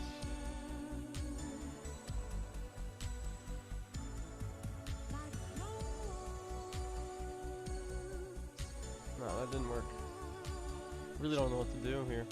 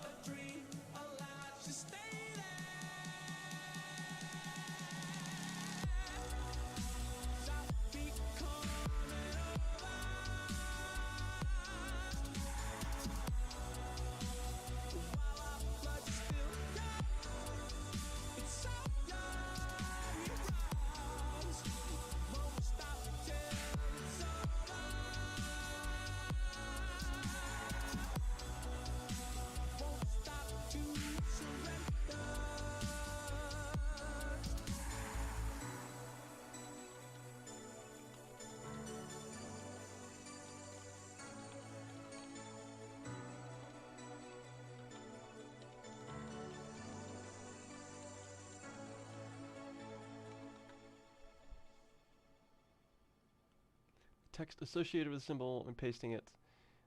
Colons aren't allowed in text in the things of the titles of channels for some reason. Yeah, like lab coat. It's really weird. Here, let me try copying a colon and putting it in here. It won't let me put colons. Like, I'm trying to put a colon in right now, and it's not doing anything. I don't think colons are allowed. It's really weird. How did Spoiler Chat get its symbol?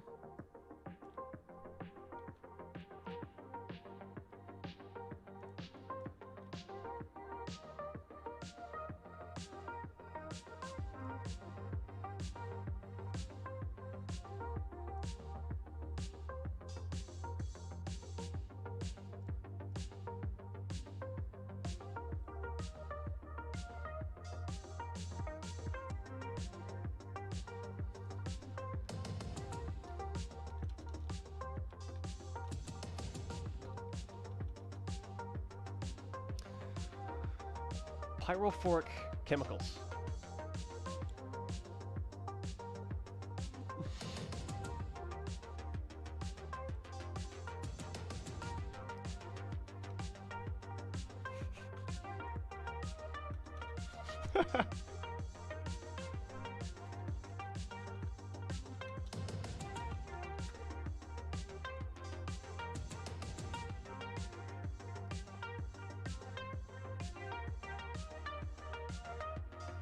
I only drink water. Pyrophoric chemicals. Zombie fingies.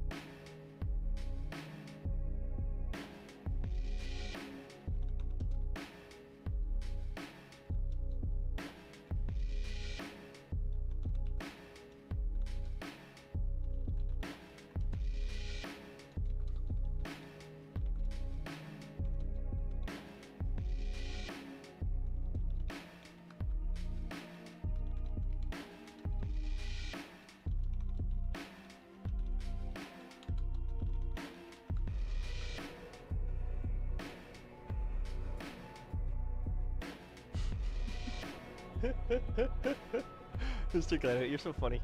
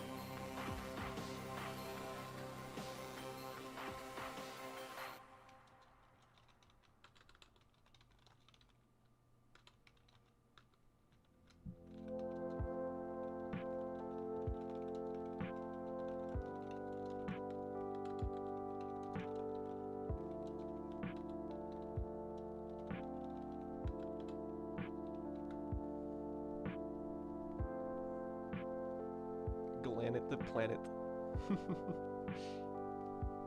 Question.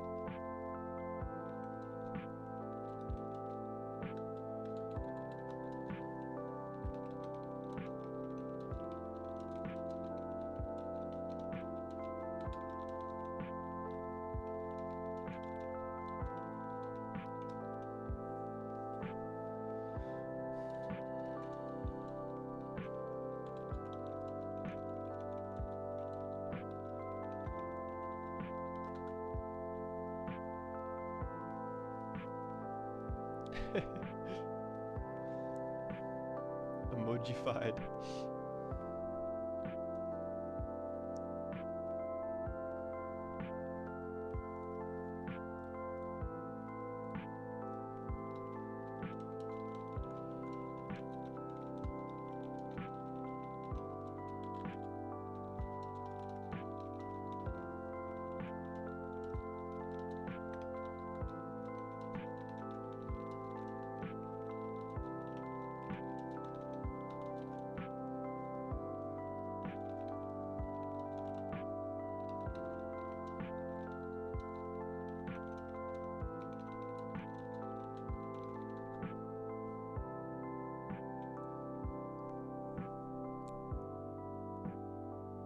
Emojifying bot.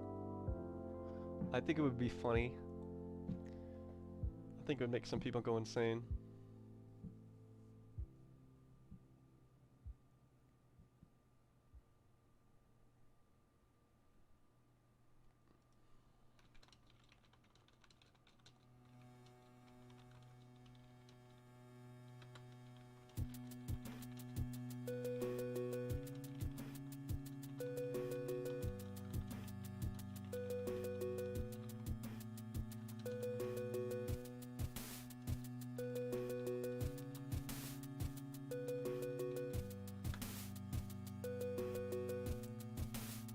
What I would go insane for sure.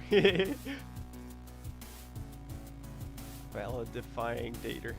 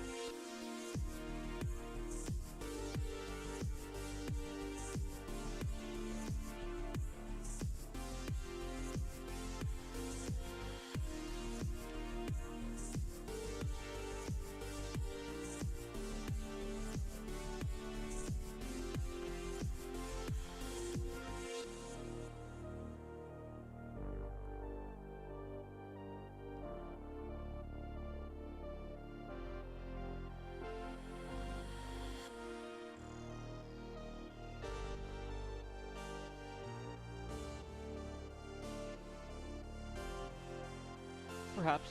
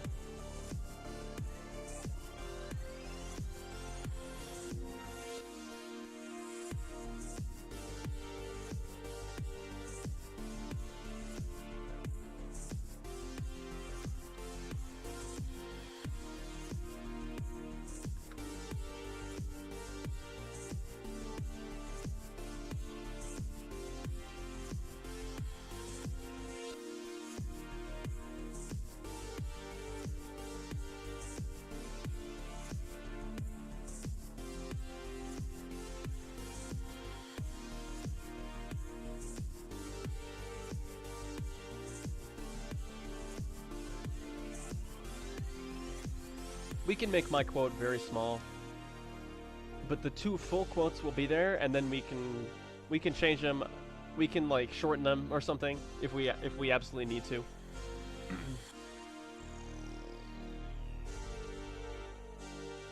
Yeah, something like that.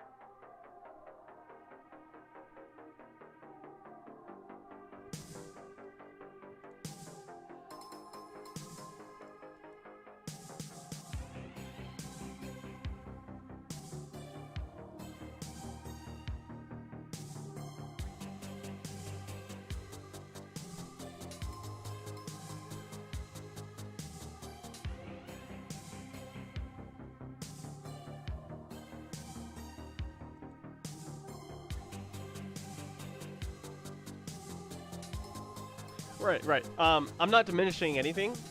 I'm just putting both of the quotes in their entirety, and then later when we want to put the quotes in a video, we can shorten them or anything like that, because they're both very, very long, and I don't think people want to read through both of these. You know what I mean? So we'd probably shorten them and get just the information we need. For instance, you cannot give the same level of freedom a video game provides the viewer of a cinematic experience.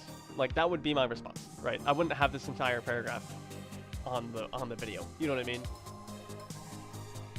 I'm not diminishing myself. I'm just saying that I'm putting both the quotes in their entirety and fleshing them out fully, and then later we'll pick them apart when we need to.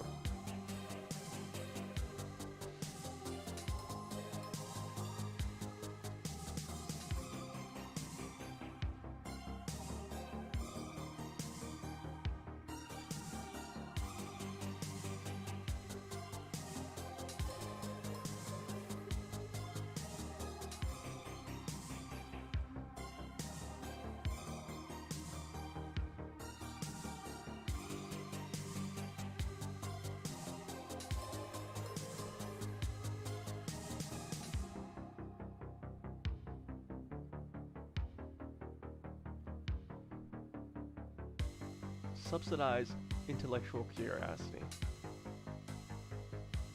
Ooh. That might be a good one for questionable ethics.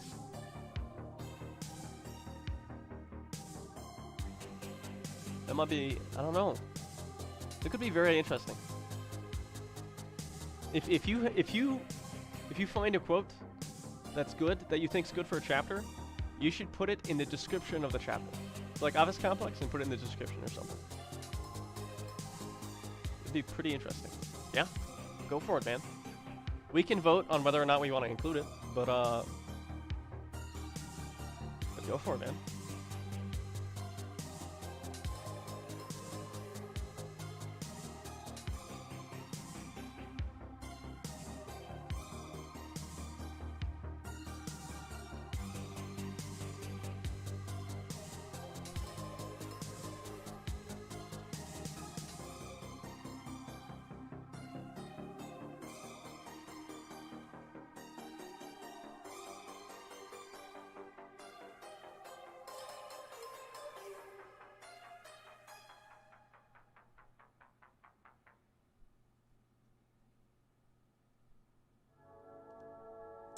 You know what also has limitless potential, Mr. Glennet? I don't know if you've been able to read anything on screen right now, but I am researching demo recordings and whether or not they can be implemented into Source Filmmaker. The answer is most likely no. However, if it's possible in any way to transfer a demo recording from Black Mesa to Source Filmmaker, even if it's just player movement, that would be immensely helpful.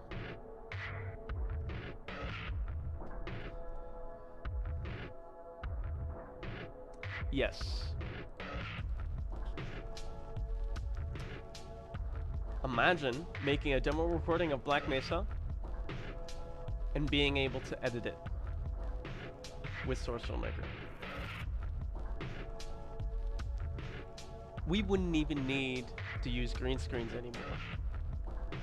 We could transfer directly from full animation to green screen animation seamlessly.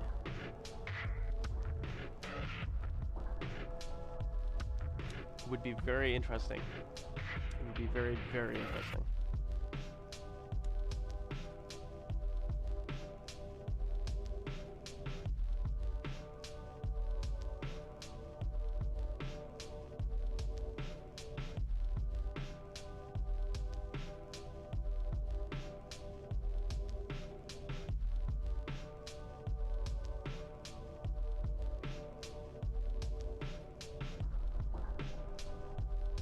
But that would lose the uniqueness of the process of the channel. The only thing it would do is remove... Remember those blinking transitions I have to make between gameplay and full animation? I could basically remove those.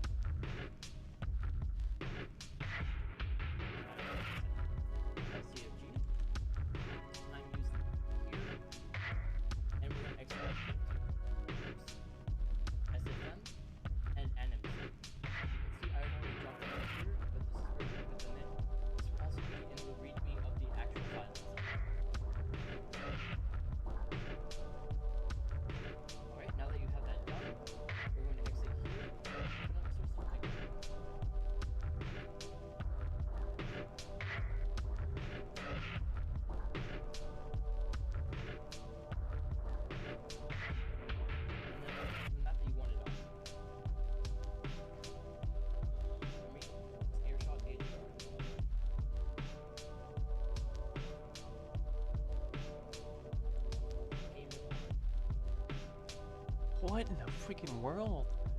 This is very, very fascinating.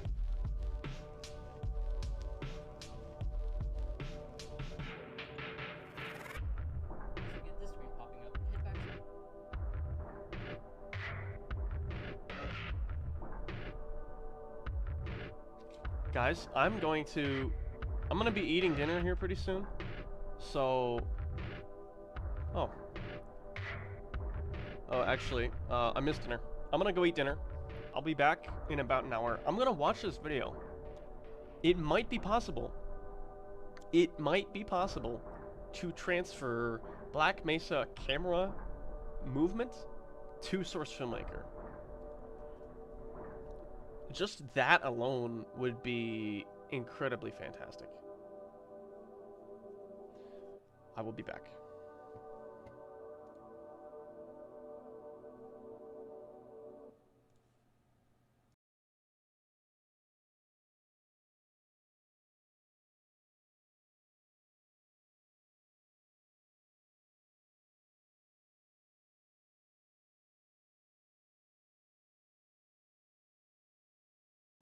No, I'm good. I think we're pretty good here.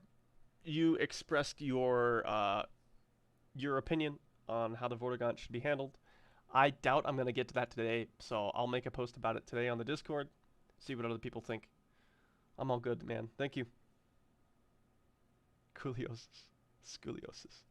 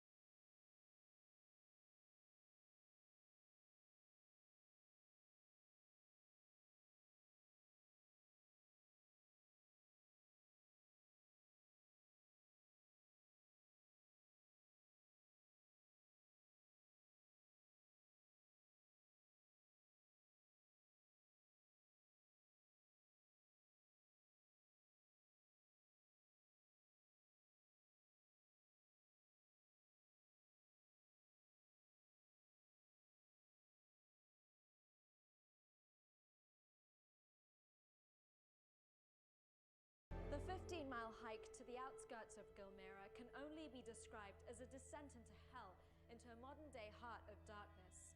Simple farmers and herders from peaceful villages have been driven from their homes, displaced from their lands by warlords, emboldened by a newfound power. Villagers have been forced to take shelter in whatever crude dwellings they can find, in the ruins of other villages, or here in the remnants of an old Soviet smelting plant.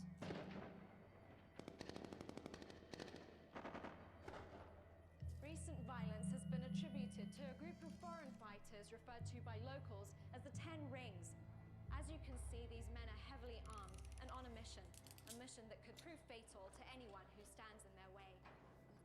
With no political will or international pressure, there's very little hope for these refugees. Around me, a woman begging for news on her husband who was kidnapped by insurgents, either forced to join their militia, desperately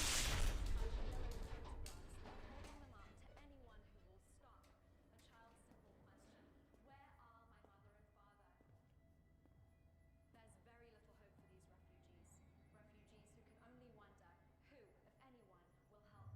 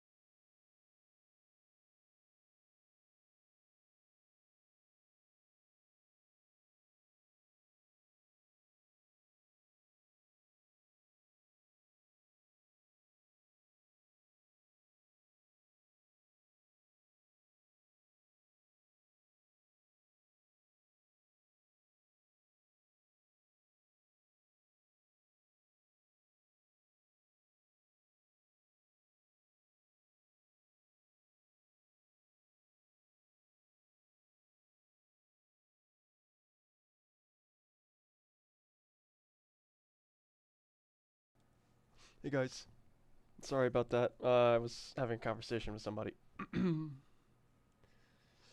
Let's see.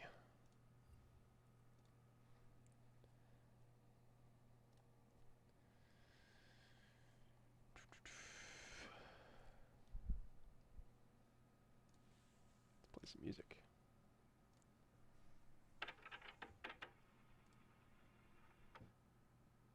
Maldito. Okay, you're trying something very interesting today. Just came back from school. Have you ever heard of demo recordings? I am going to attempt to record a demo in Black Mesa and put it in Source Filmmaker.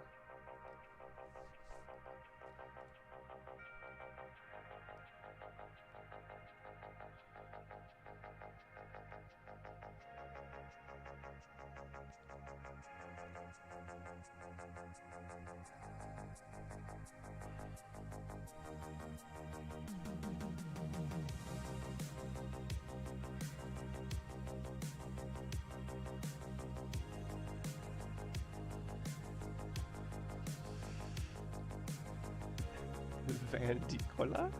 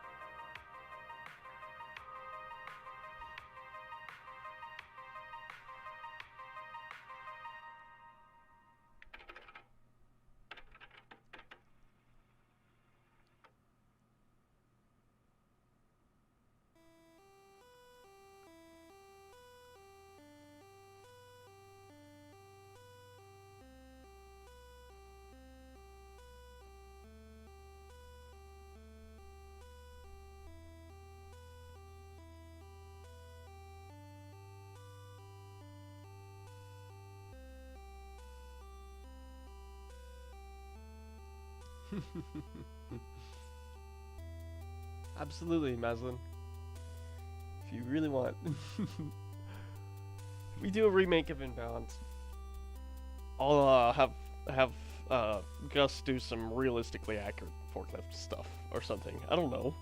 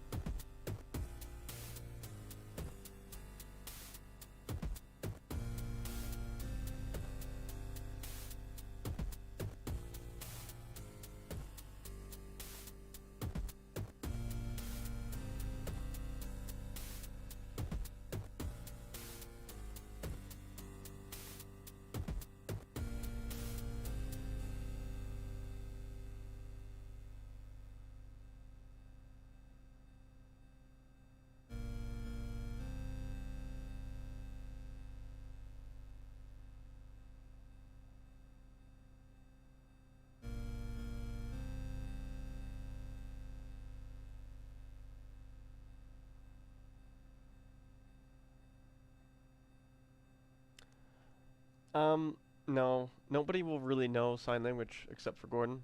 The only people who know sign language are the ones who were friends with Gordon. So like, Barney Calhoun, Eli Kleiner.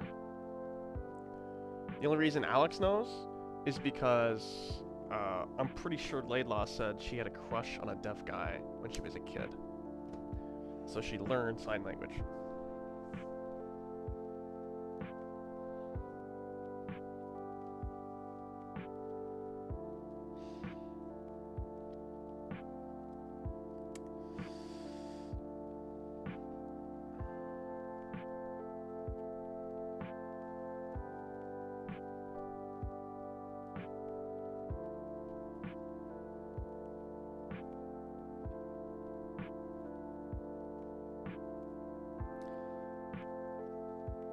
No, he'll just use his body language to try to get people to understand what's going on.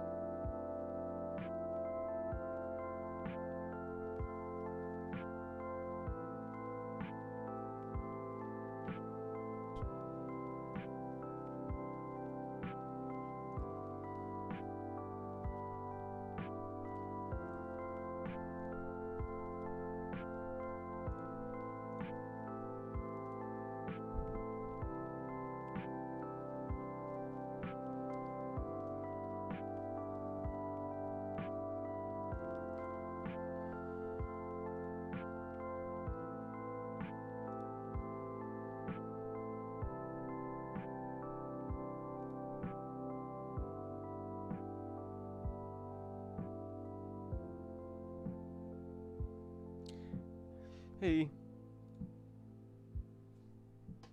Trying to do some experimental stuff right now, but I'm not having a lot of luck, so I think I may save it for later, and we'll see how it goes.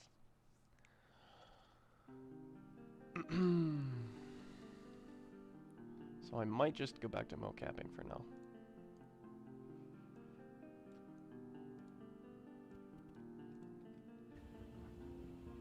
You're good, Chunky.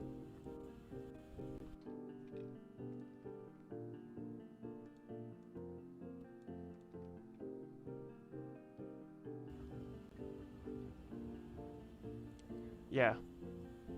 You can find them on the workshop.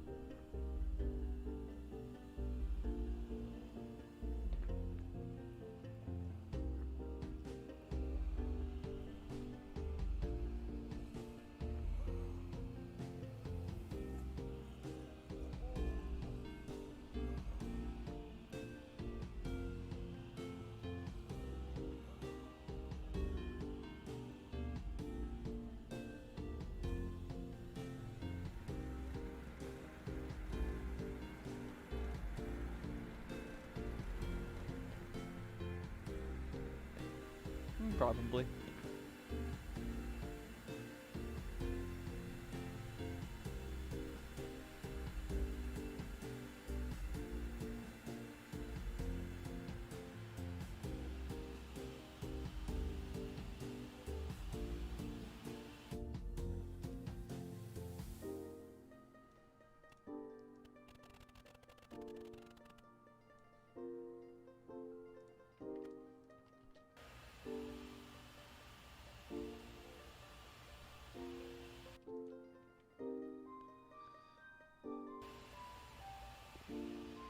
That's because this is recorded with in-game footage, Daniel.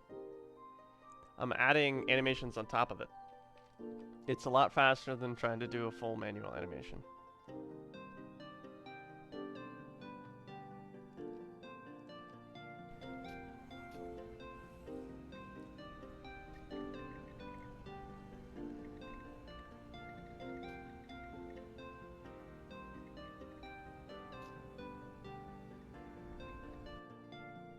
This is full animation, right? But I switch back and forth between full animation and gameplay footage.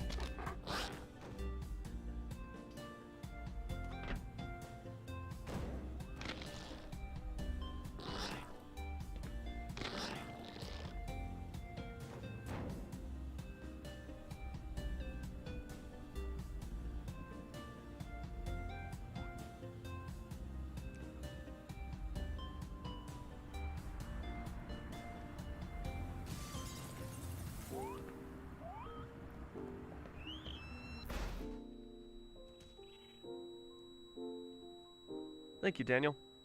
It saves a lot of time using gameplay footage. So I try to use gameplay footage whenever I can.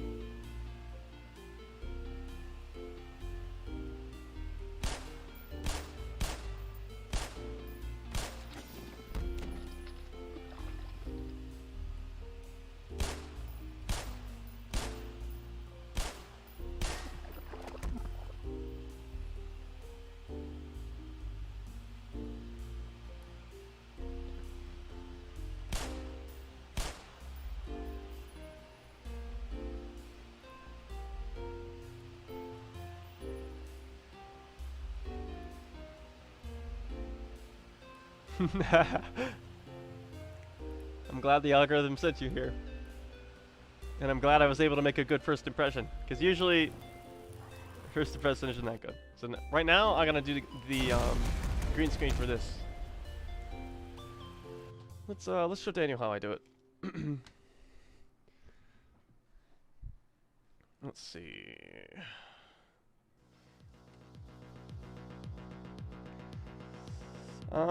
I mean, maybe.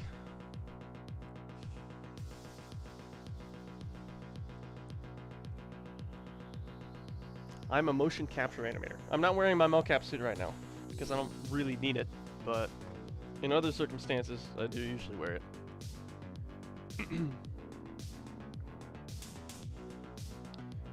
Everything I make is made using Ipisoft type of motion capture program. It uses like I've got a Xbox Kinect 360 for like 20 bucks. And it supplements my own animation very well.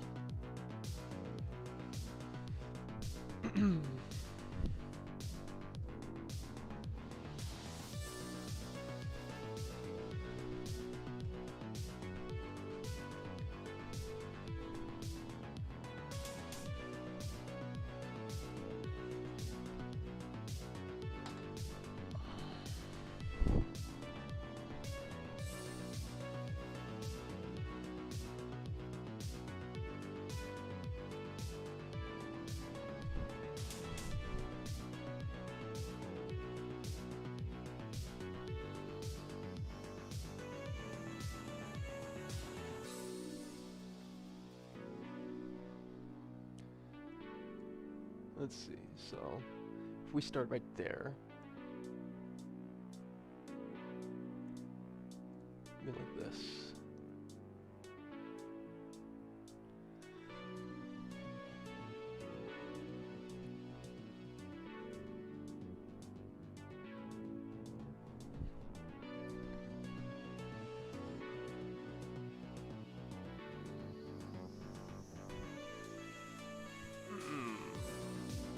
Actually, let's go like this instead. This here so you guys can watch me while I do this. And then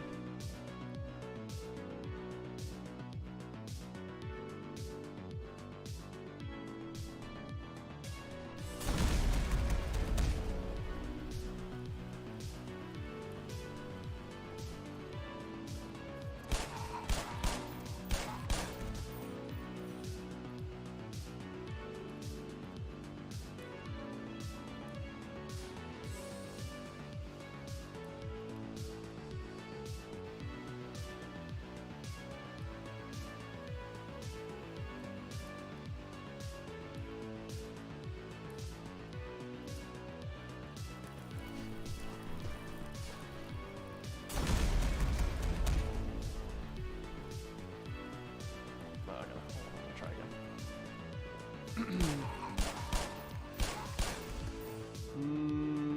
go right there. And then wait. Try again.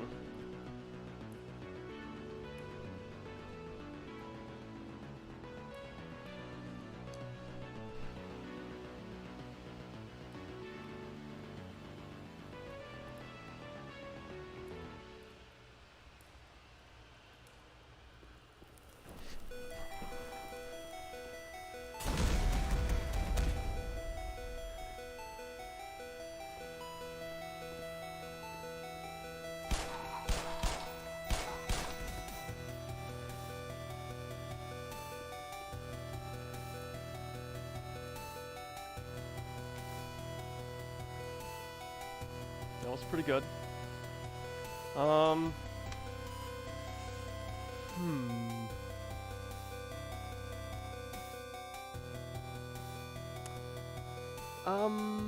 need a little bit more backers. Hold on. Hold on, guys. I'm gonna put on my milk-caps too.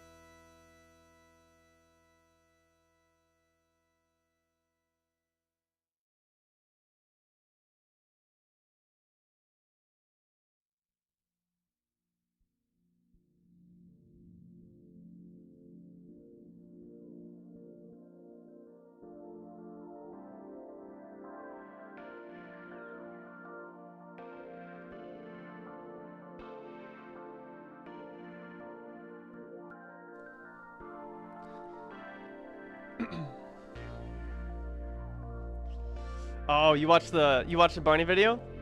Yeah, that was one of the first animations I ever made. If you really look, you can tell how inexperienced I was. But thanks to motion capture, it looks great. You know what I mean? You said animation movie conditions. Indeed. Alright, so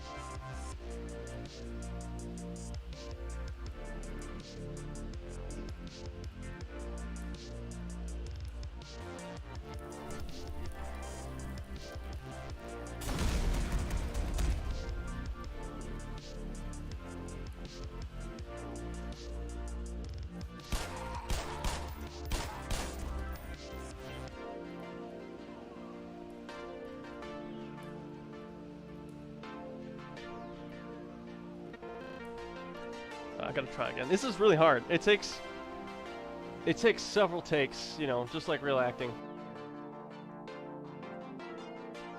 Let's see. All right, so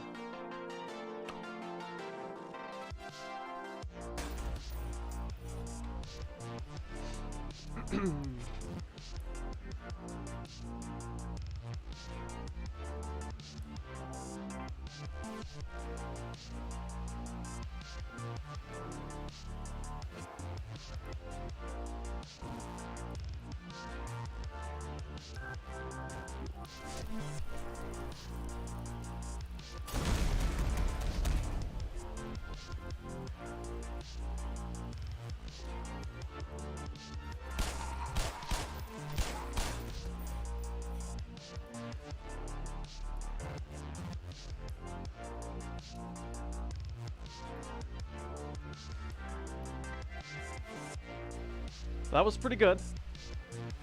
Let's take a look. It was pretty good.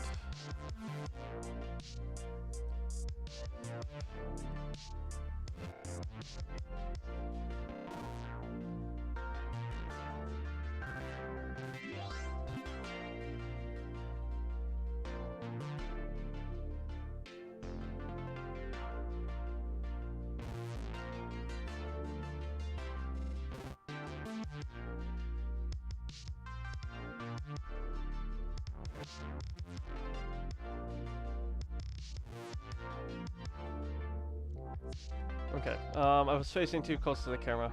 I have to do that again. Dadgummit.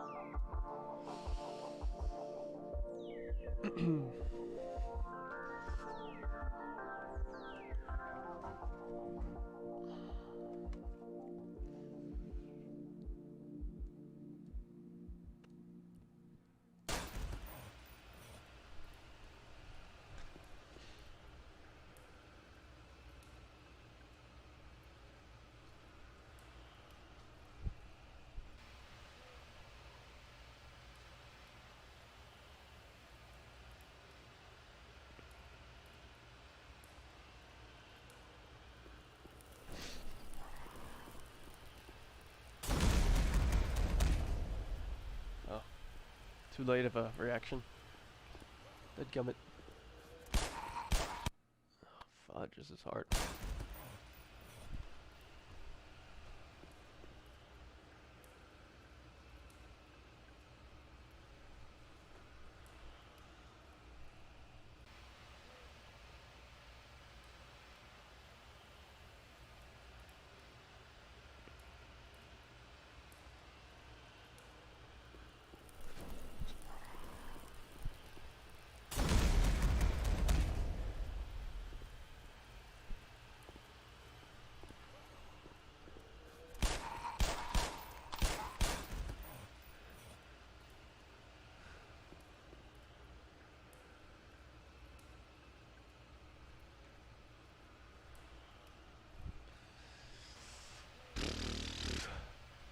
A lot better take that time, but not quite what I'm looking for.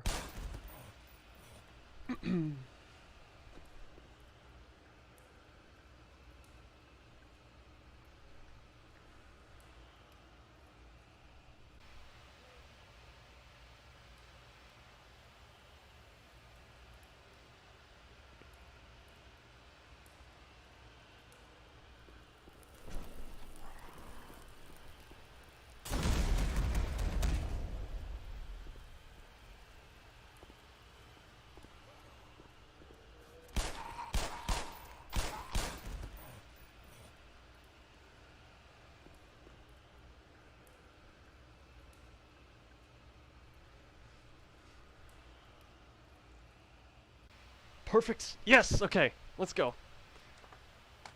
That was pretty dadgum good. I'm not even gonna look at it. I already know it was perfect. That's just how amazing I am. Oh, hey, Glenn. Yeah, I should actually take off my earmuffs. I mean, I guess I could. But I mean, especially when it's green screen, it really doesn't matter. If it's a full animation, that's absolutely a great idea, actually. If it's a full animation, then I need the rumble of... Because, like, I don't know if it makes any sense. Like, me physically, if I move my earmuffs, I literally can't see the difference. You know what I mean? And neither does Gordon. And that's the important part, right? All I need is Gordon's hands going up to here and then going back down. You know what I mean?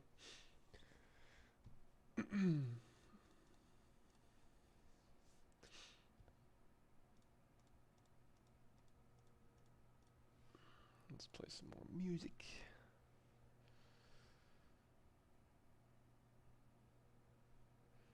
Music.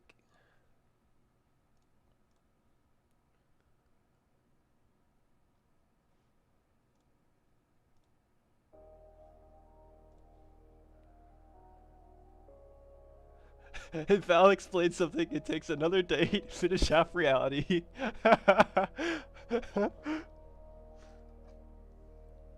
You were never here.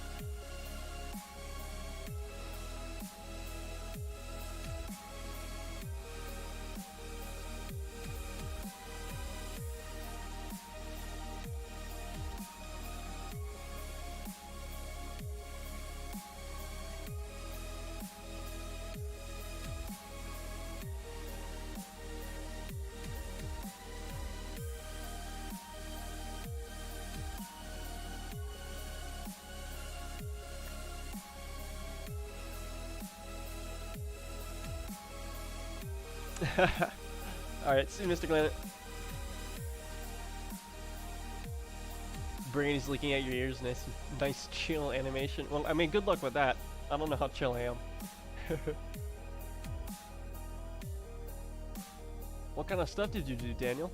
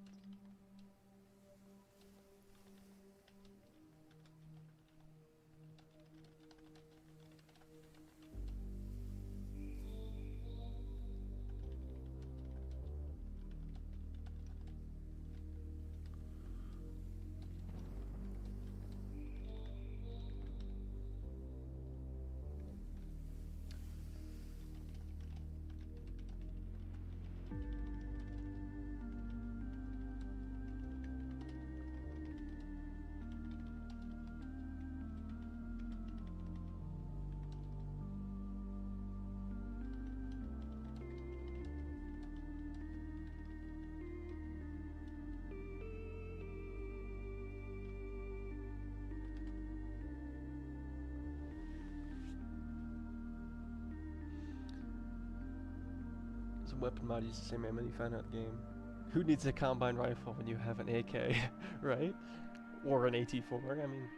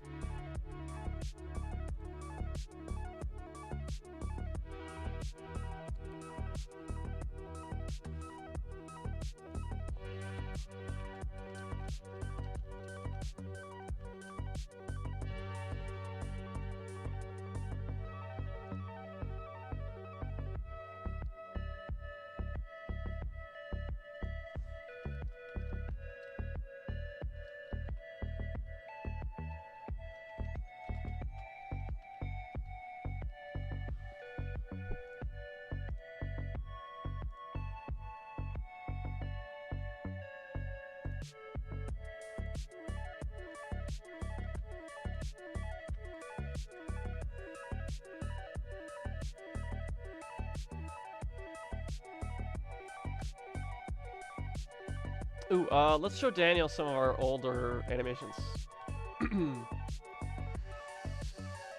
Yeah, just because I feel like it, you know. I haven't done this in a while.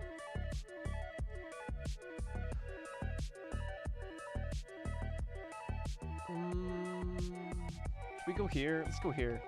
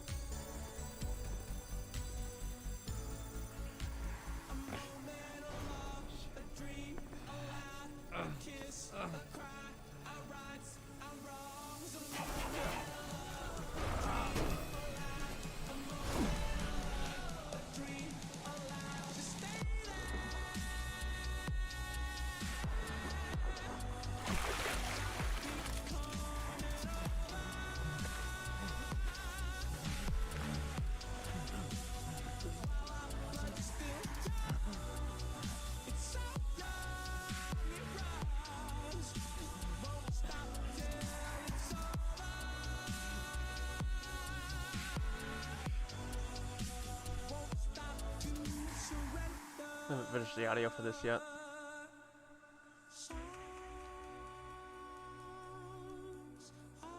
Oh,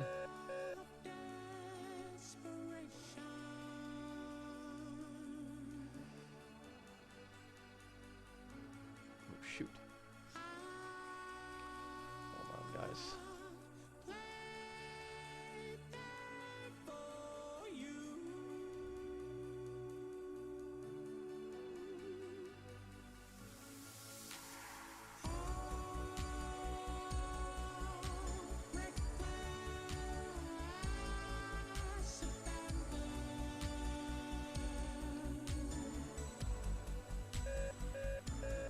Warning.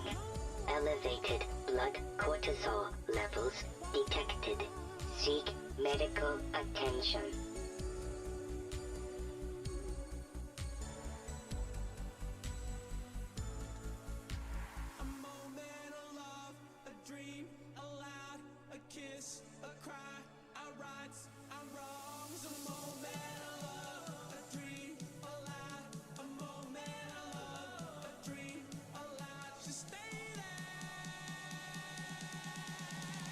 Alright, see ya.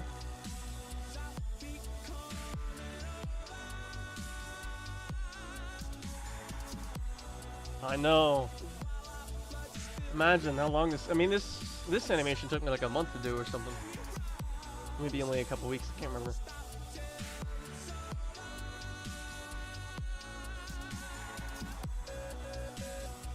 Warning. Stress levels critical.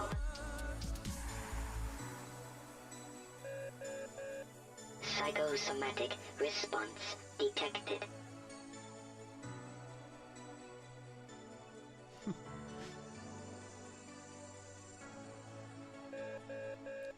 Psychosomatic response detected. Seek medical attention.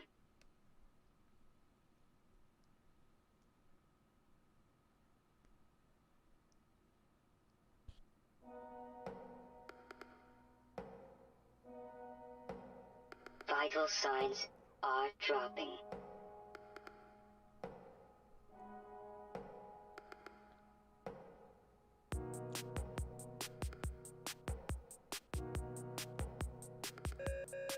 Warning. Stress levels critical. Propranolol administered.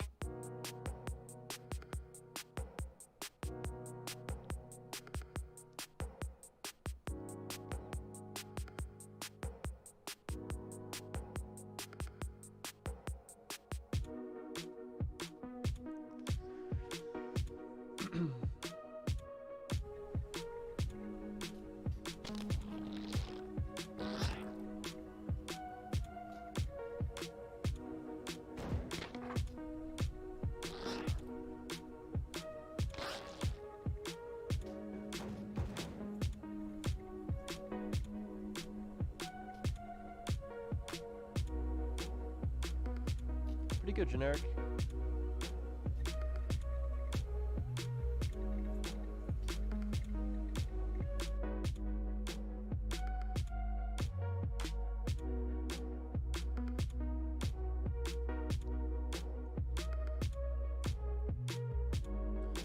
Thank you.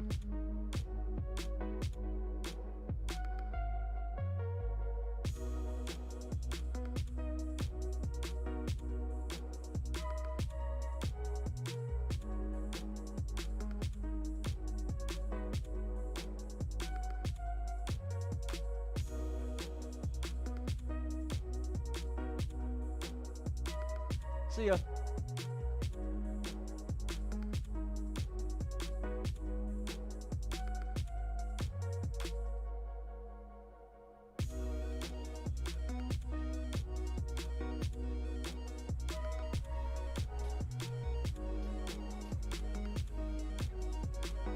Yeah, it was pretty difficult. Basically, I rendered the same scene twice, and I faded one into the other.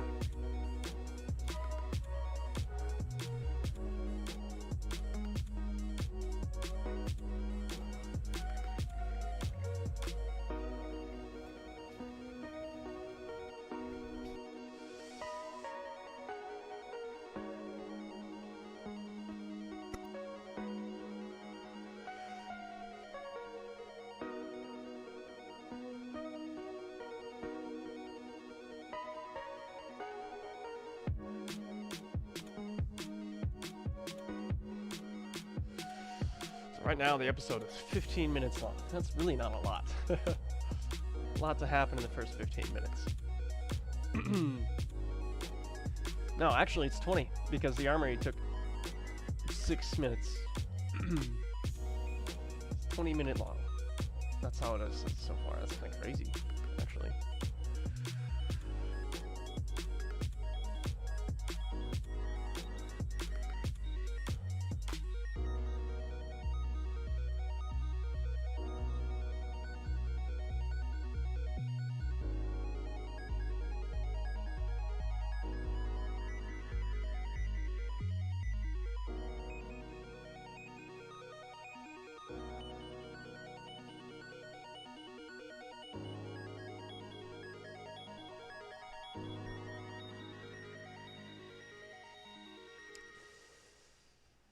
Did you add the open little thing on the top of the battery? No, I excuse me.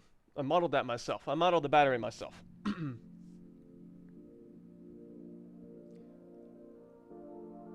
Yeah, so that wasn't, basically, I rendered one scene with the battery glowing, and then I rendered the other scene with the battery not glowing by editing the textures. So one scene had a battery glowing, and the same exact scene had the battery not glowing. And then all I did was fade it, like a crossfade, into the next one. So it gradually disappeared. And that's how I change textures, like, during an animation. Because normally you can't change textures during an animation. But if you render the same scene twice, you can do that. See ya, Logic. Yeah, it's Ivy solution. I think that's what we're gonna say it is.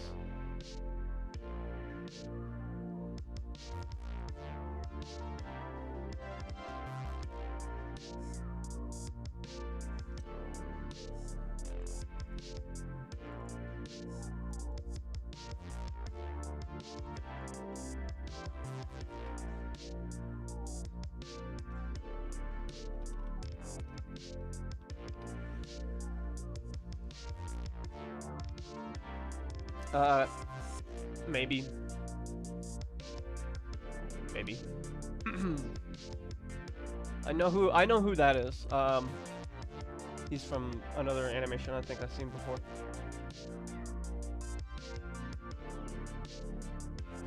That's what some people think. Some people think it's healing juice.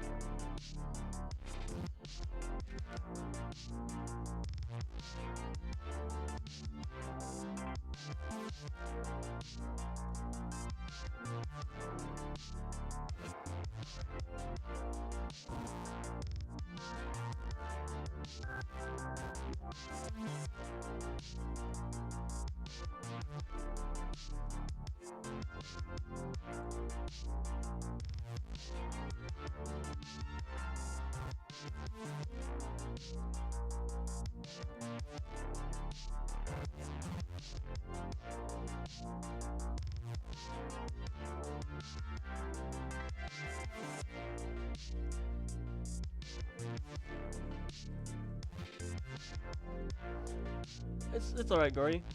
The Shipman and Barney Vest talk to them. Barney's vest definitely won't. It's just body armor. It doesn't have any scientific components to it. However, Barney can open medical cabinets and take things from them. You know what I mean? Now that I've established that anybody can use them, you know what I mean? Barney, using a device that I'm going to include in most first aid stations, can take solution from the little nozzle on the front with like a little object or something. You know what I mean?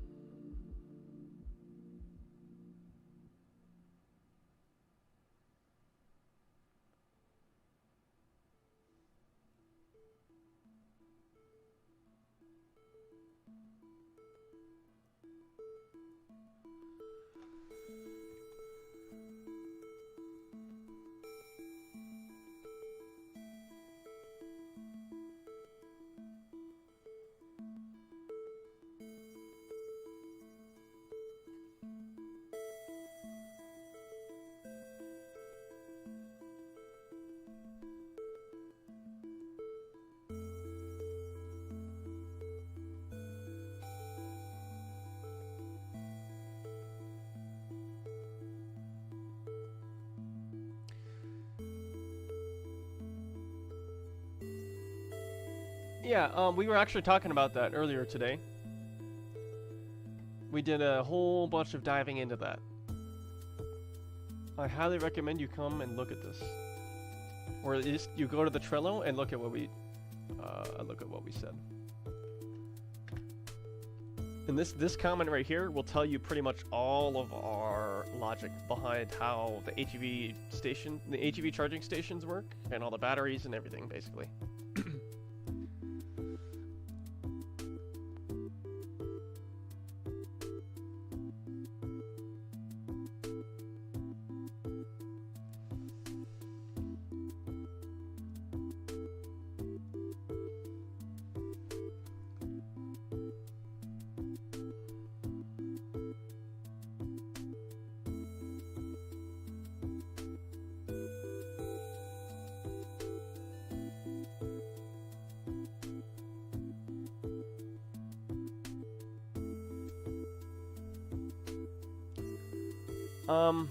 I might.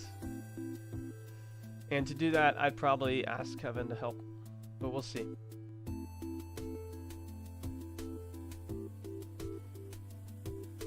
Yeah, I was talking to you, Generic.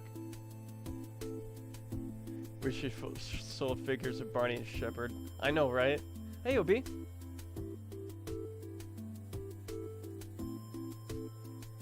That's really cool.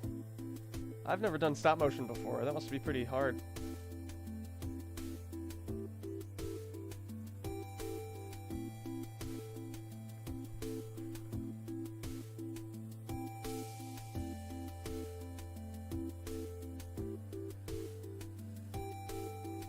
Good thing Gordon's the best character. That's debatable. Hey, OB.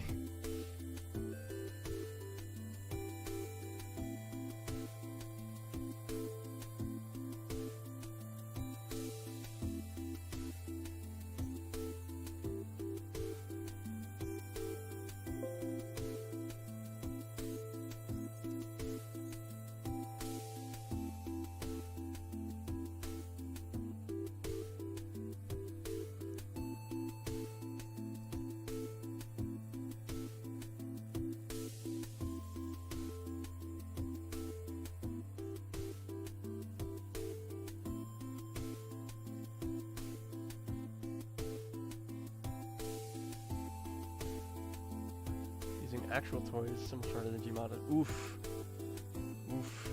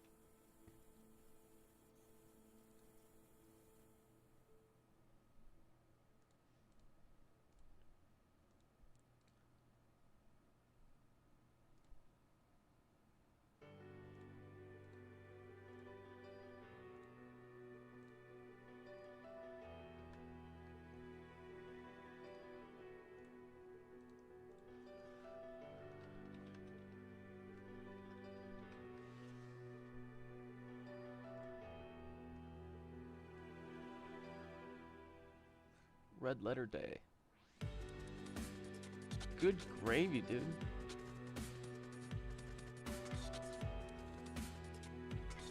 That's insane. That's quite a lofty project you got there.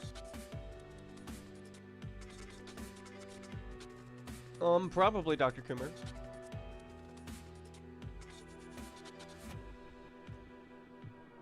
Yeah, real life stop motion. Holy cow, very impressive. I can't wait to see how that goes, man.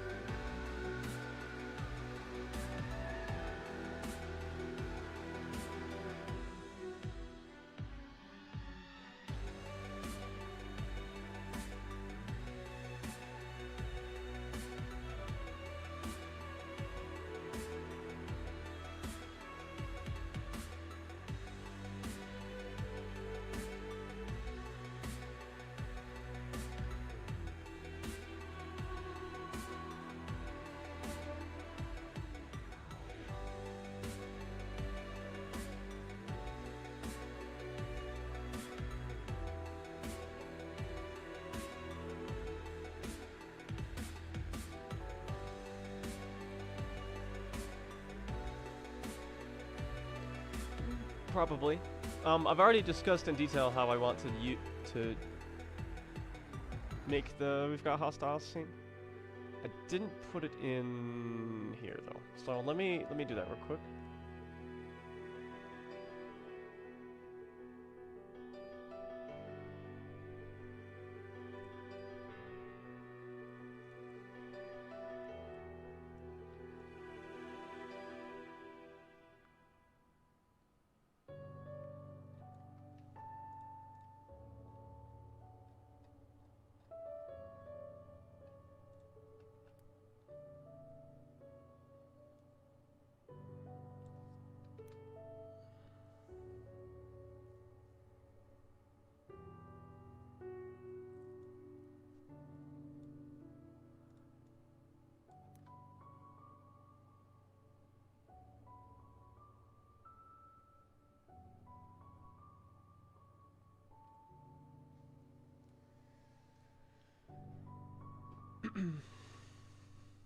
Say Viana. Vianez. I can never pronounce your name correctly.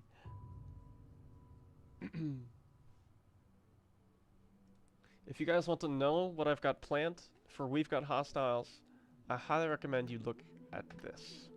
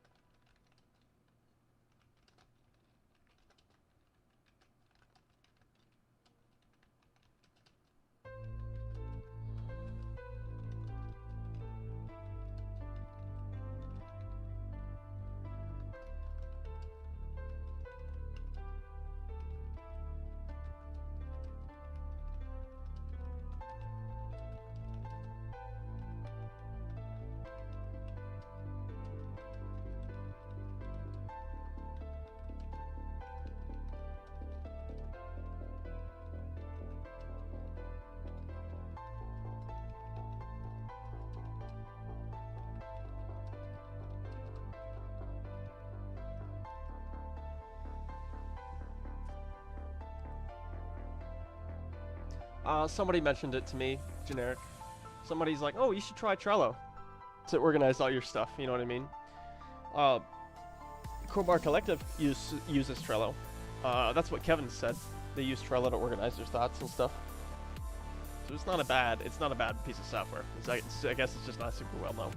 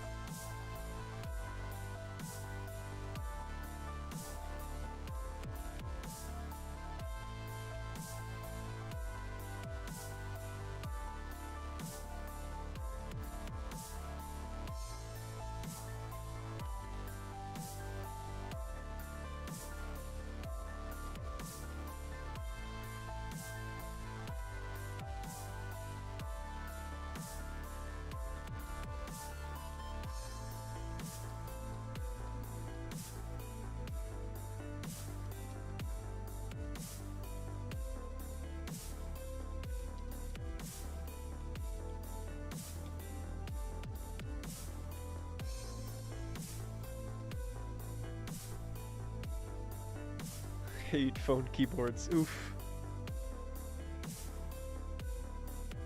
Different divisions of Haiku. Well, I'll tell you what we're doing, and that is the National Guard. The U.S. Army National Guard will actually be in Half-Life for a short period of time. For like, we've got, forget about Freeman, will be mostly, what's it called? Multicam wearing soldiers instead of normal Haiku. You know what I mean?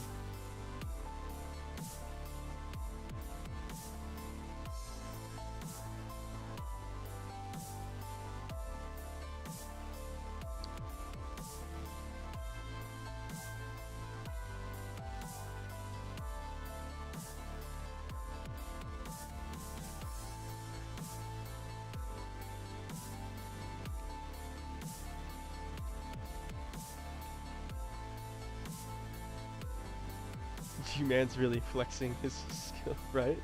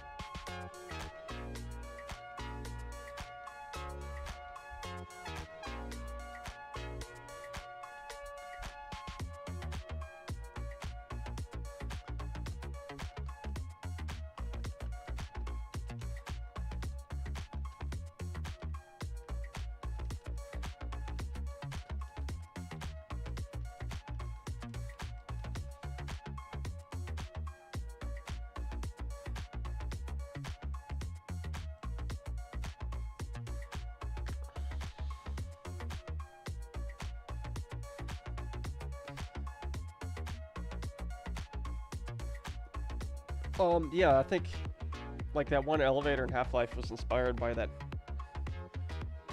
I can't remember what it's called. It's not like, it's not Alita, is it? It's like, it's something else.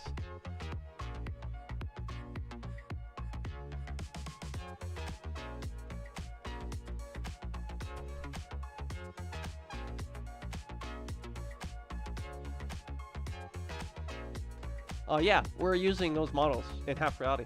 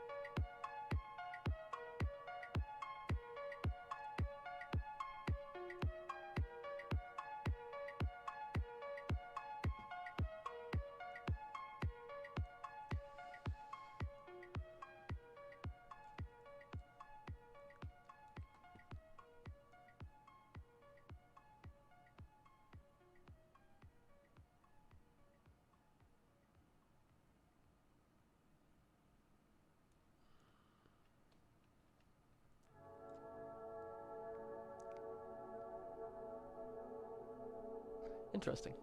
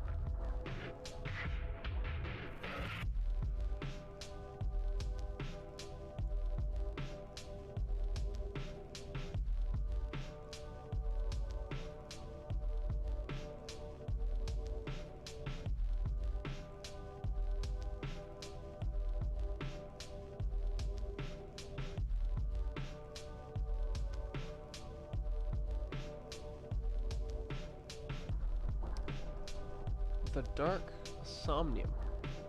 No sleep stories from Reddit. And mostly sound effects are really well made. I think you guys should go listen to that. I think it's a good idea. I don't know if I will, but Ivan the Space Biker in my series is fan service. I think we will in some regard, honestly. In some way, we will include Ivan the Space Biker. Maybe not with his suit, but we'll see. We'll see how it goes. But I do want to use Ivan because we've got a really solid model of him. You know what I mean?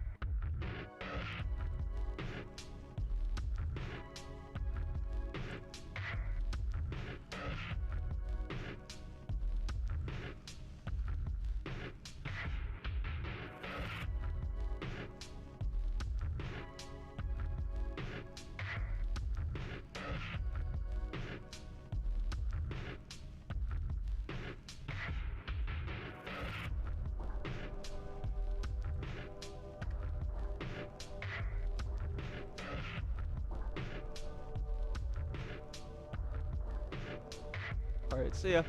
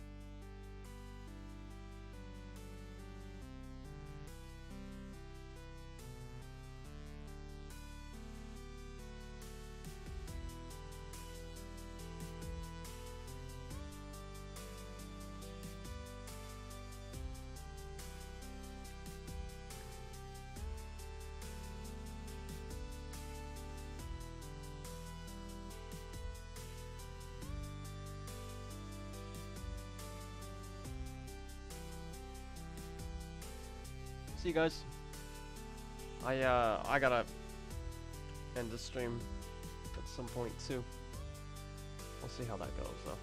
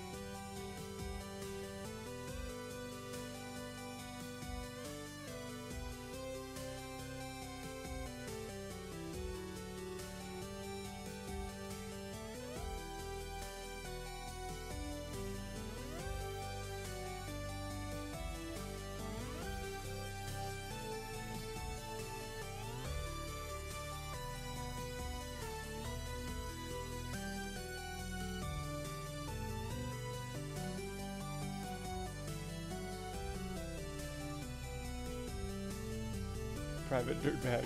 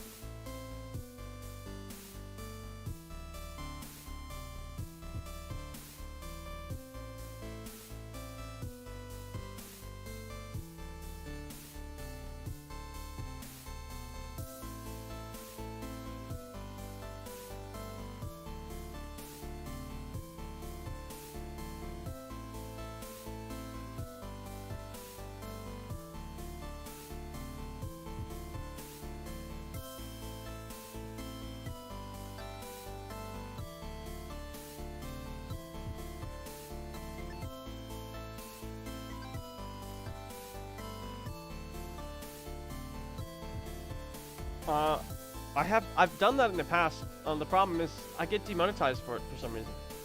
I don't know why.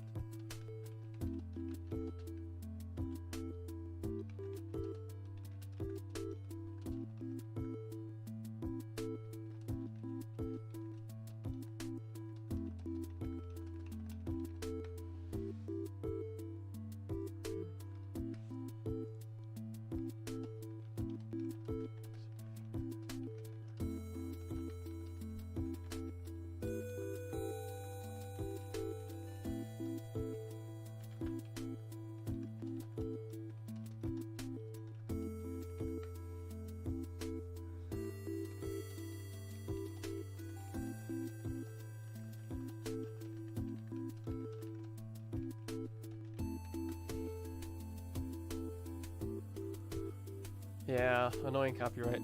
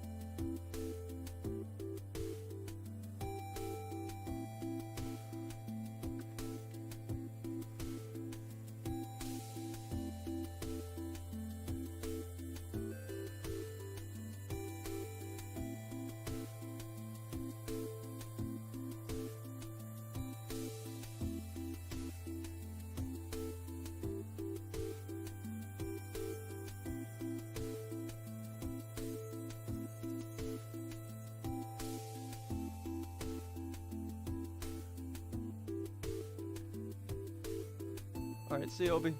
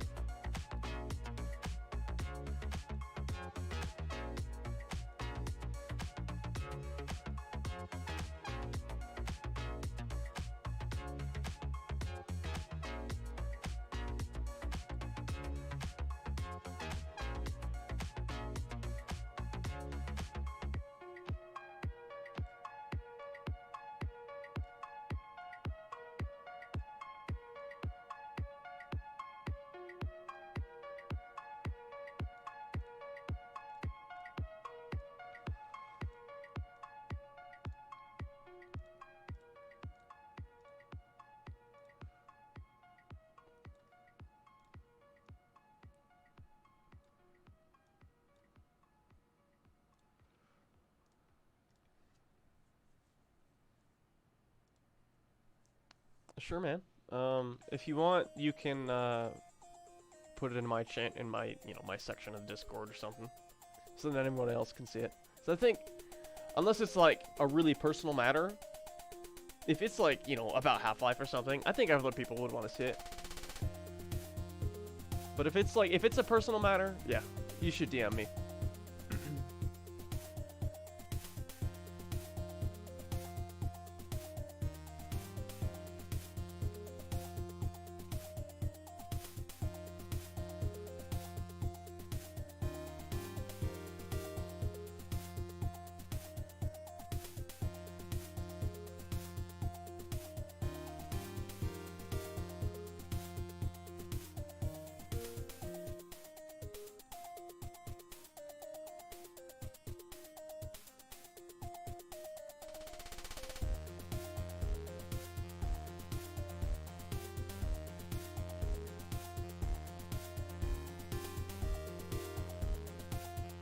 Alright, yeah, you can... Alright, yeah. Just send me a private message then.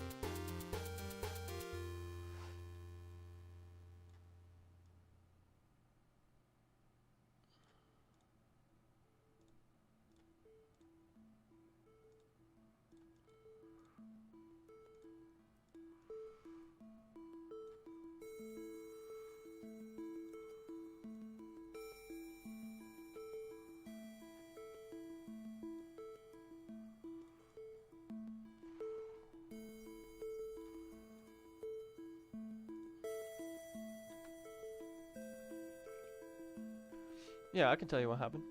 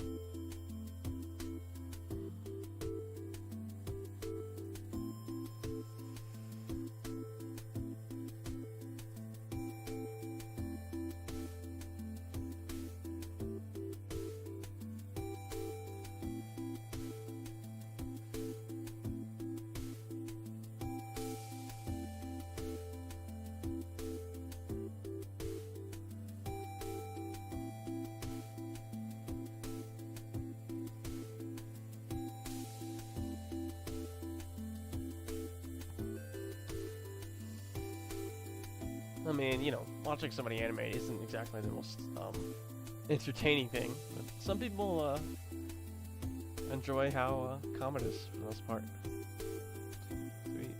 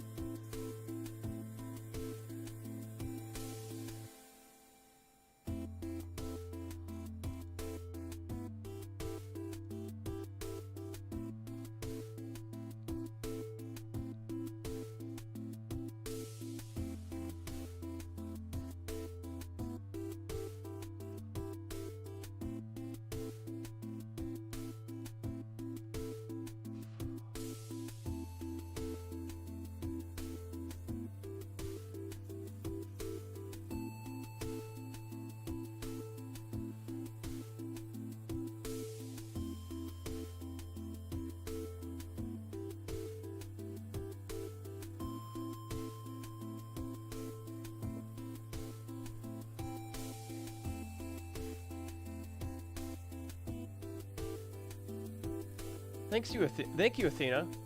I'm actually really glad you picked up on that. A lot of people don't. They assume it's all VR or it's all a mod, and they never consider that it's both. You know what I mean? Appreciate your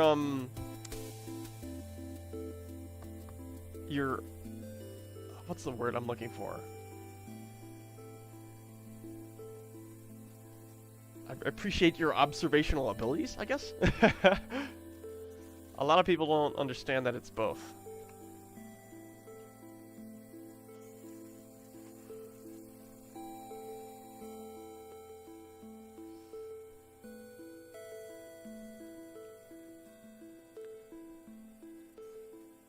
Do they really? I mean, I do kind of leave them up for a while.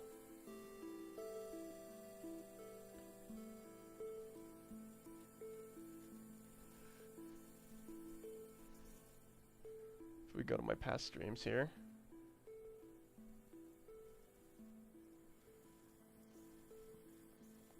I mean, a fair amount of people watch them, yeah.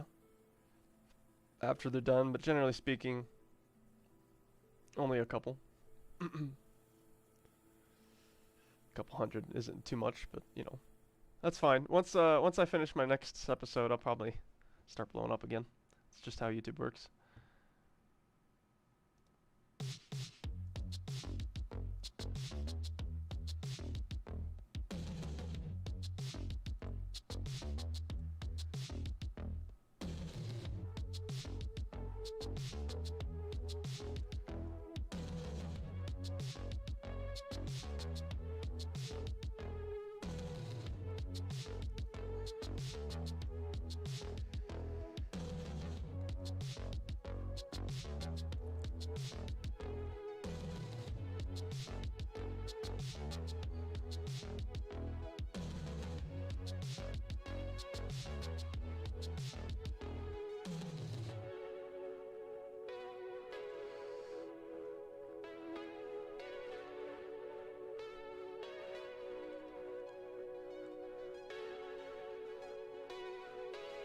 Thanks, Athena.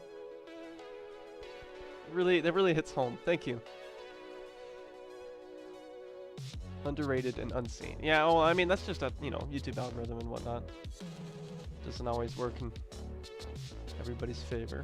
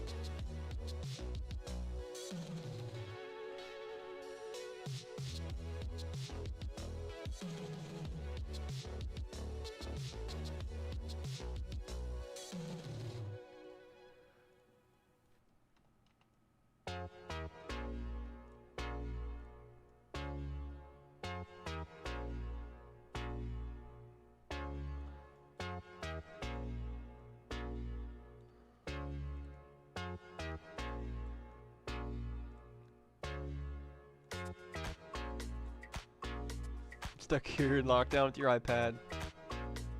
Poorly running your channel. What's your channel about? I'm curious.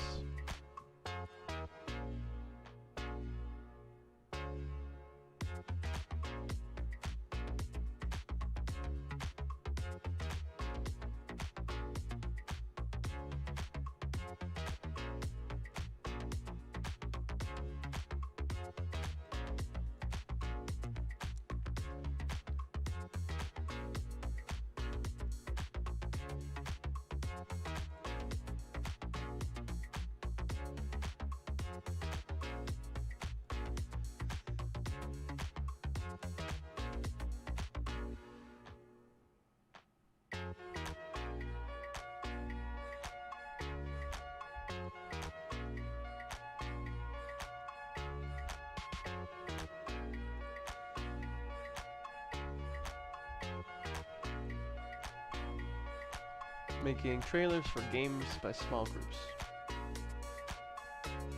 Interesting. So you take gameplay and then you make them into trailers, kind of?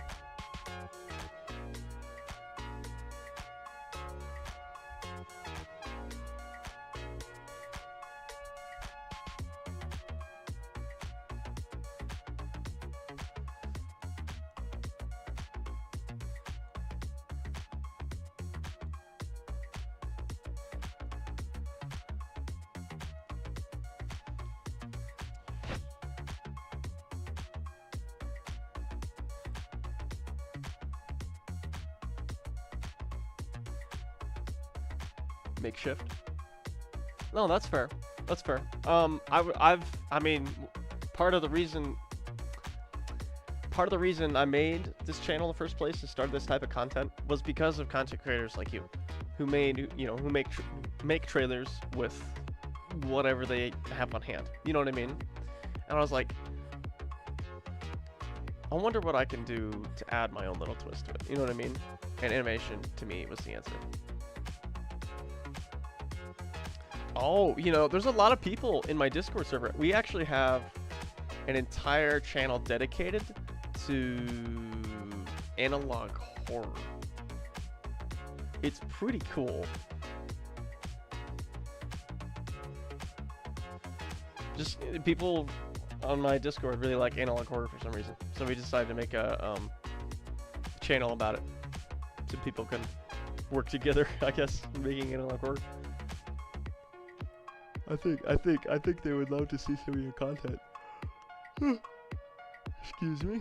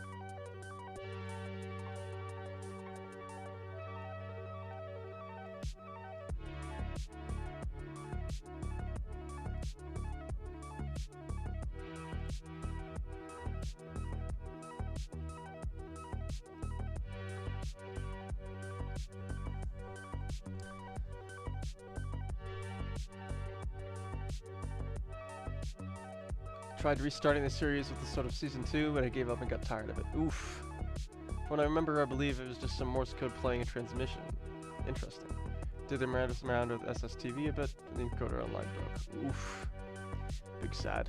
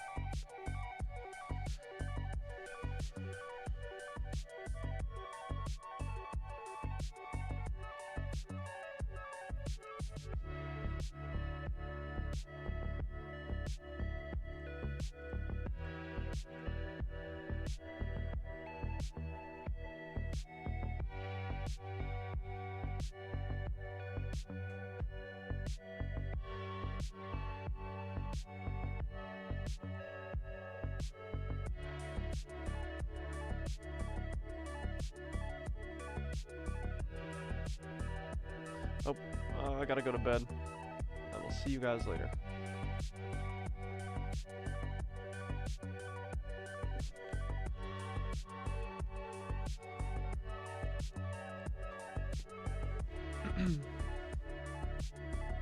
Bye.